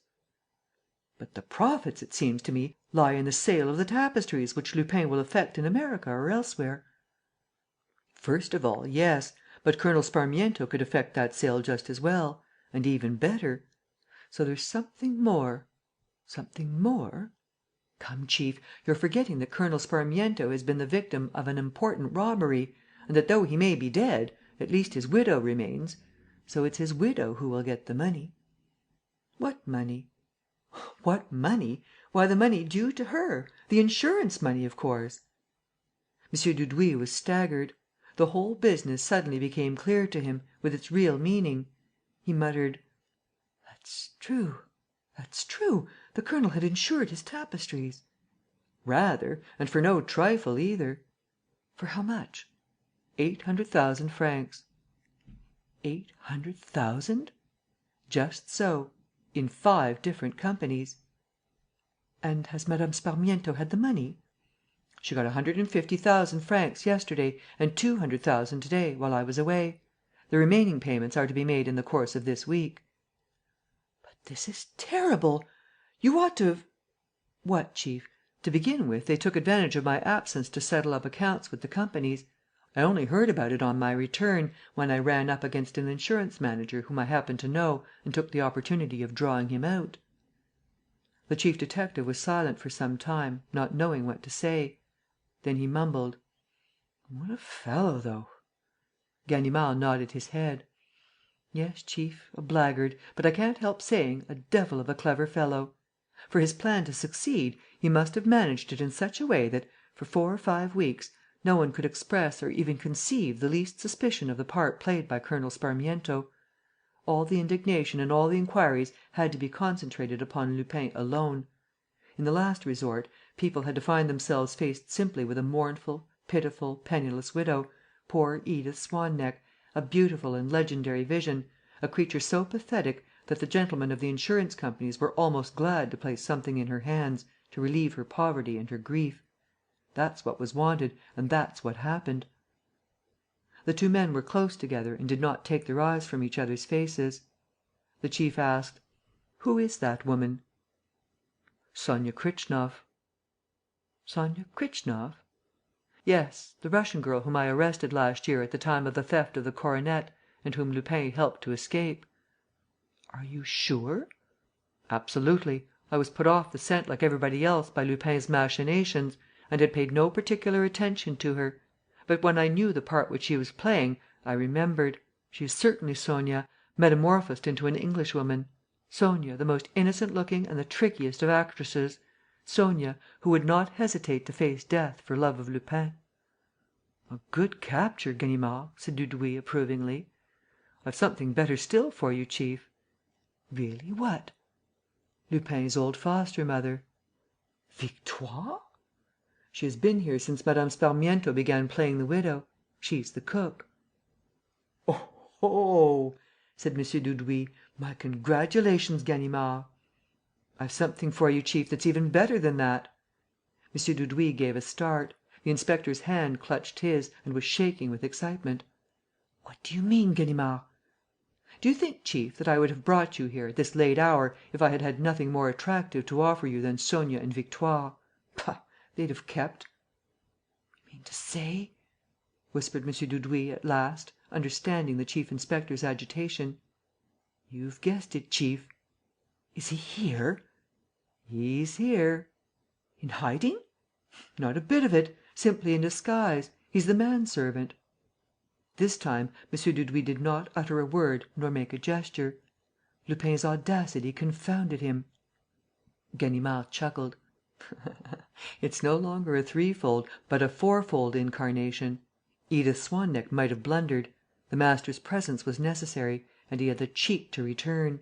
For 3 weeks he has been beside me during my inquiry, calmly following the progress made. Did you recognize him? One doesn't recognize him. He has a knack of making up his face and altering the proportions of his body so as to prevent any one from knowing him. Besides, I was miles from suspecting. But this evening, as I was watching Sonia in the shadow of the stairs, I heard Victoire speak to the manservant and call him 'dearie.' A light flashed in upon me. 'Dearie,' that was what she always used to call him. And I knew where I was." M. Dudouis seemed flustered, in his turn, by the presence of the enemy, so often pursued and always so intangible. "We've got him this time," he said, between his teeth. "We've got him; and he can't escape us." "No, chief, he can't. Neither he nor the 2 women." "Where are they?" "Sonia and Victoire are on the second floor. Lupin is on the third." M. Dudouis suddenly became anxious. "Why, it was through the windows of one of those floors that the tapestries were passed when they disappeared." "That's so, chief." "In that case, Lupin can get away too. The windows look out on the Rue Dufresnoy." "Of course they do, chief, but I have taken my precautions. The moment you arrived, I sent 4 of our men to keep watch under the windows in the Rue Dufresnoy. They have strict instructions to shoot, if any one appears at the windows and looks like coming down. Blank cartridges for the first shot, ball cartridges for the next." "Good, Ganimard. You have thought of everything. We'll wait here. And, immediately after sunrise?" "Wait, chief? Stand on ceremony with that rascal? Bother about rules and regulations, legal hours and all that rot? And suppose he's not quite so polite to us and gives us the slip meanwhile? Suppose he plays us one of his Lupin tricks? No, no, we must have no nonsense. We've got him. Let's collar him; and that without delay." And Ganimard, all a-quiver with indignant impatience, went out, walked across the garden and presently returned with half a dozen men. "It's all right, chief. I've told them, in the Rue Dufresnoy, to get their revolvers out and aim at the windows. Come along."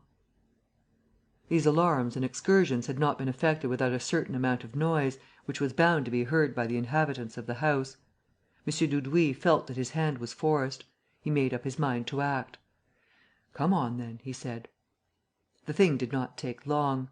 The 8 of them, Browning pistols in hand, went up the stairs without overmuch precaution, eager to surprise Lupin before he had time to organize his defences. "Open the door!" roared Ganimard, rushing at the door of Mme. Sparmiento's bedroom. A policeman smashed it in with his shoulder. There was no one in the room; and no one in Victoire's bedroom either. "They're all upstairs!" shouted Ganimard. "They've gone up to Lupin in his attic. Be careful now." All the 8 ran up the 3rd flight of stairs. To his great astonishment, Ganimard found the door of the attic open and the attic empty. And the other rooms were empty too. "Blast them!" he cursed. "What's become of them?" But the chief called him. M. Dudouis, who had gone down again to the 2nd floor, noticed that one of the windows was not latched, but just pushed to. "There," he said to Ganimard, "that's the road they took, the road of the tapestries. I told you as much: the Rue Dufresnoy." "But our men would have fired on them," protested Ganimard, grinding his teeth with rage. "The street's guarded." "They must have gone before the street was guarded." "They were all 3 of them in their rooms when I rang you up, chief." "They must have gone while you were waiting for me in the garden." "But why? Why? There was no reason why they should go to day rather than to morrow, or the next day, or next week, for that matter, when they had pocketed all the insurance money." Yes, there was a reason; and Ganimard knew it when he saw, on the table, a letter addressed to him, and opened it and read it. The letter was worded in the style of the testimonials which we hand to people in our service who have given satisfaction: "I, the undersigned, Arsène Lupin, gentleman burglar, ex‐colonel, ex‐man of all work, ex‐corpse, hereby certify that the person of the name of Ganimard gave proof of the most remarkable qualities during his stay in this house. He was exemplary in his behaviour, thoroughly devoted and attentive, and, unaided by the least clue, he foiled a part of my plans and saved the insurance company's 450,000 francs. I congratulate him, and I am quite willing to overlook his blunder in not anticipating that the downstairs telephone communicates with the telephone in Sonia Kritchnoff's bedroom, and that when telephoning to Mr. Chief Detective he was at the same time telephoning to me to clear out as fast as I could. It was a pardonable slip, which must not be allowed to dim the glamour of his services nor to detract from the merits of his victory. Having said this, I beg him to accept the homage of my admiration and of my sincere friendship. End of Chapter 10. End of The Confessions of Arsène Lupin, by Maurice Leblanc. Recording by Cathy Barratt.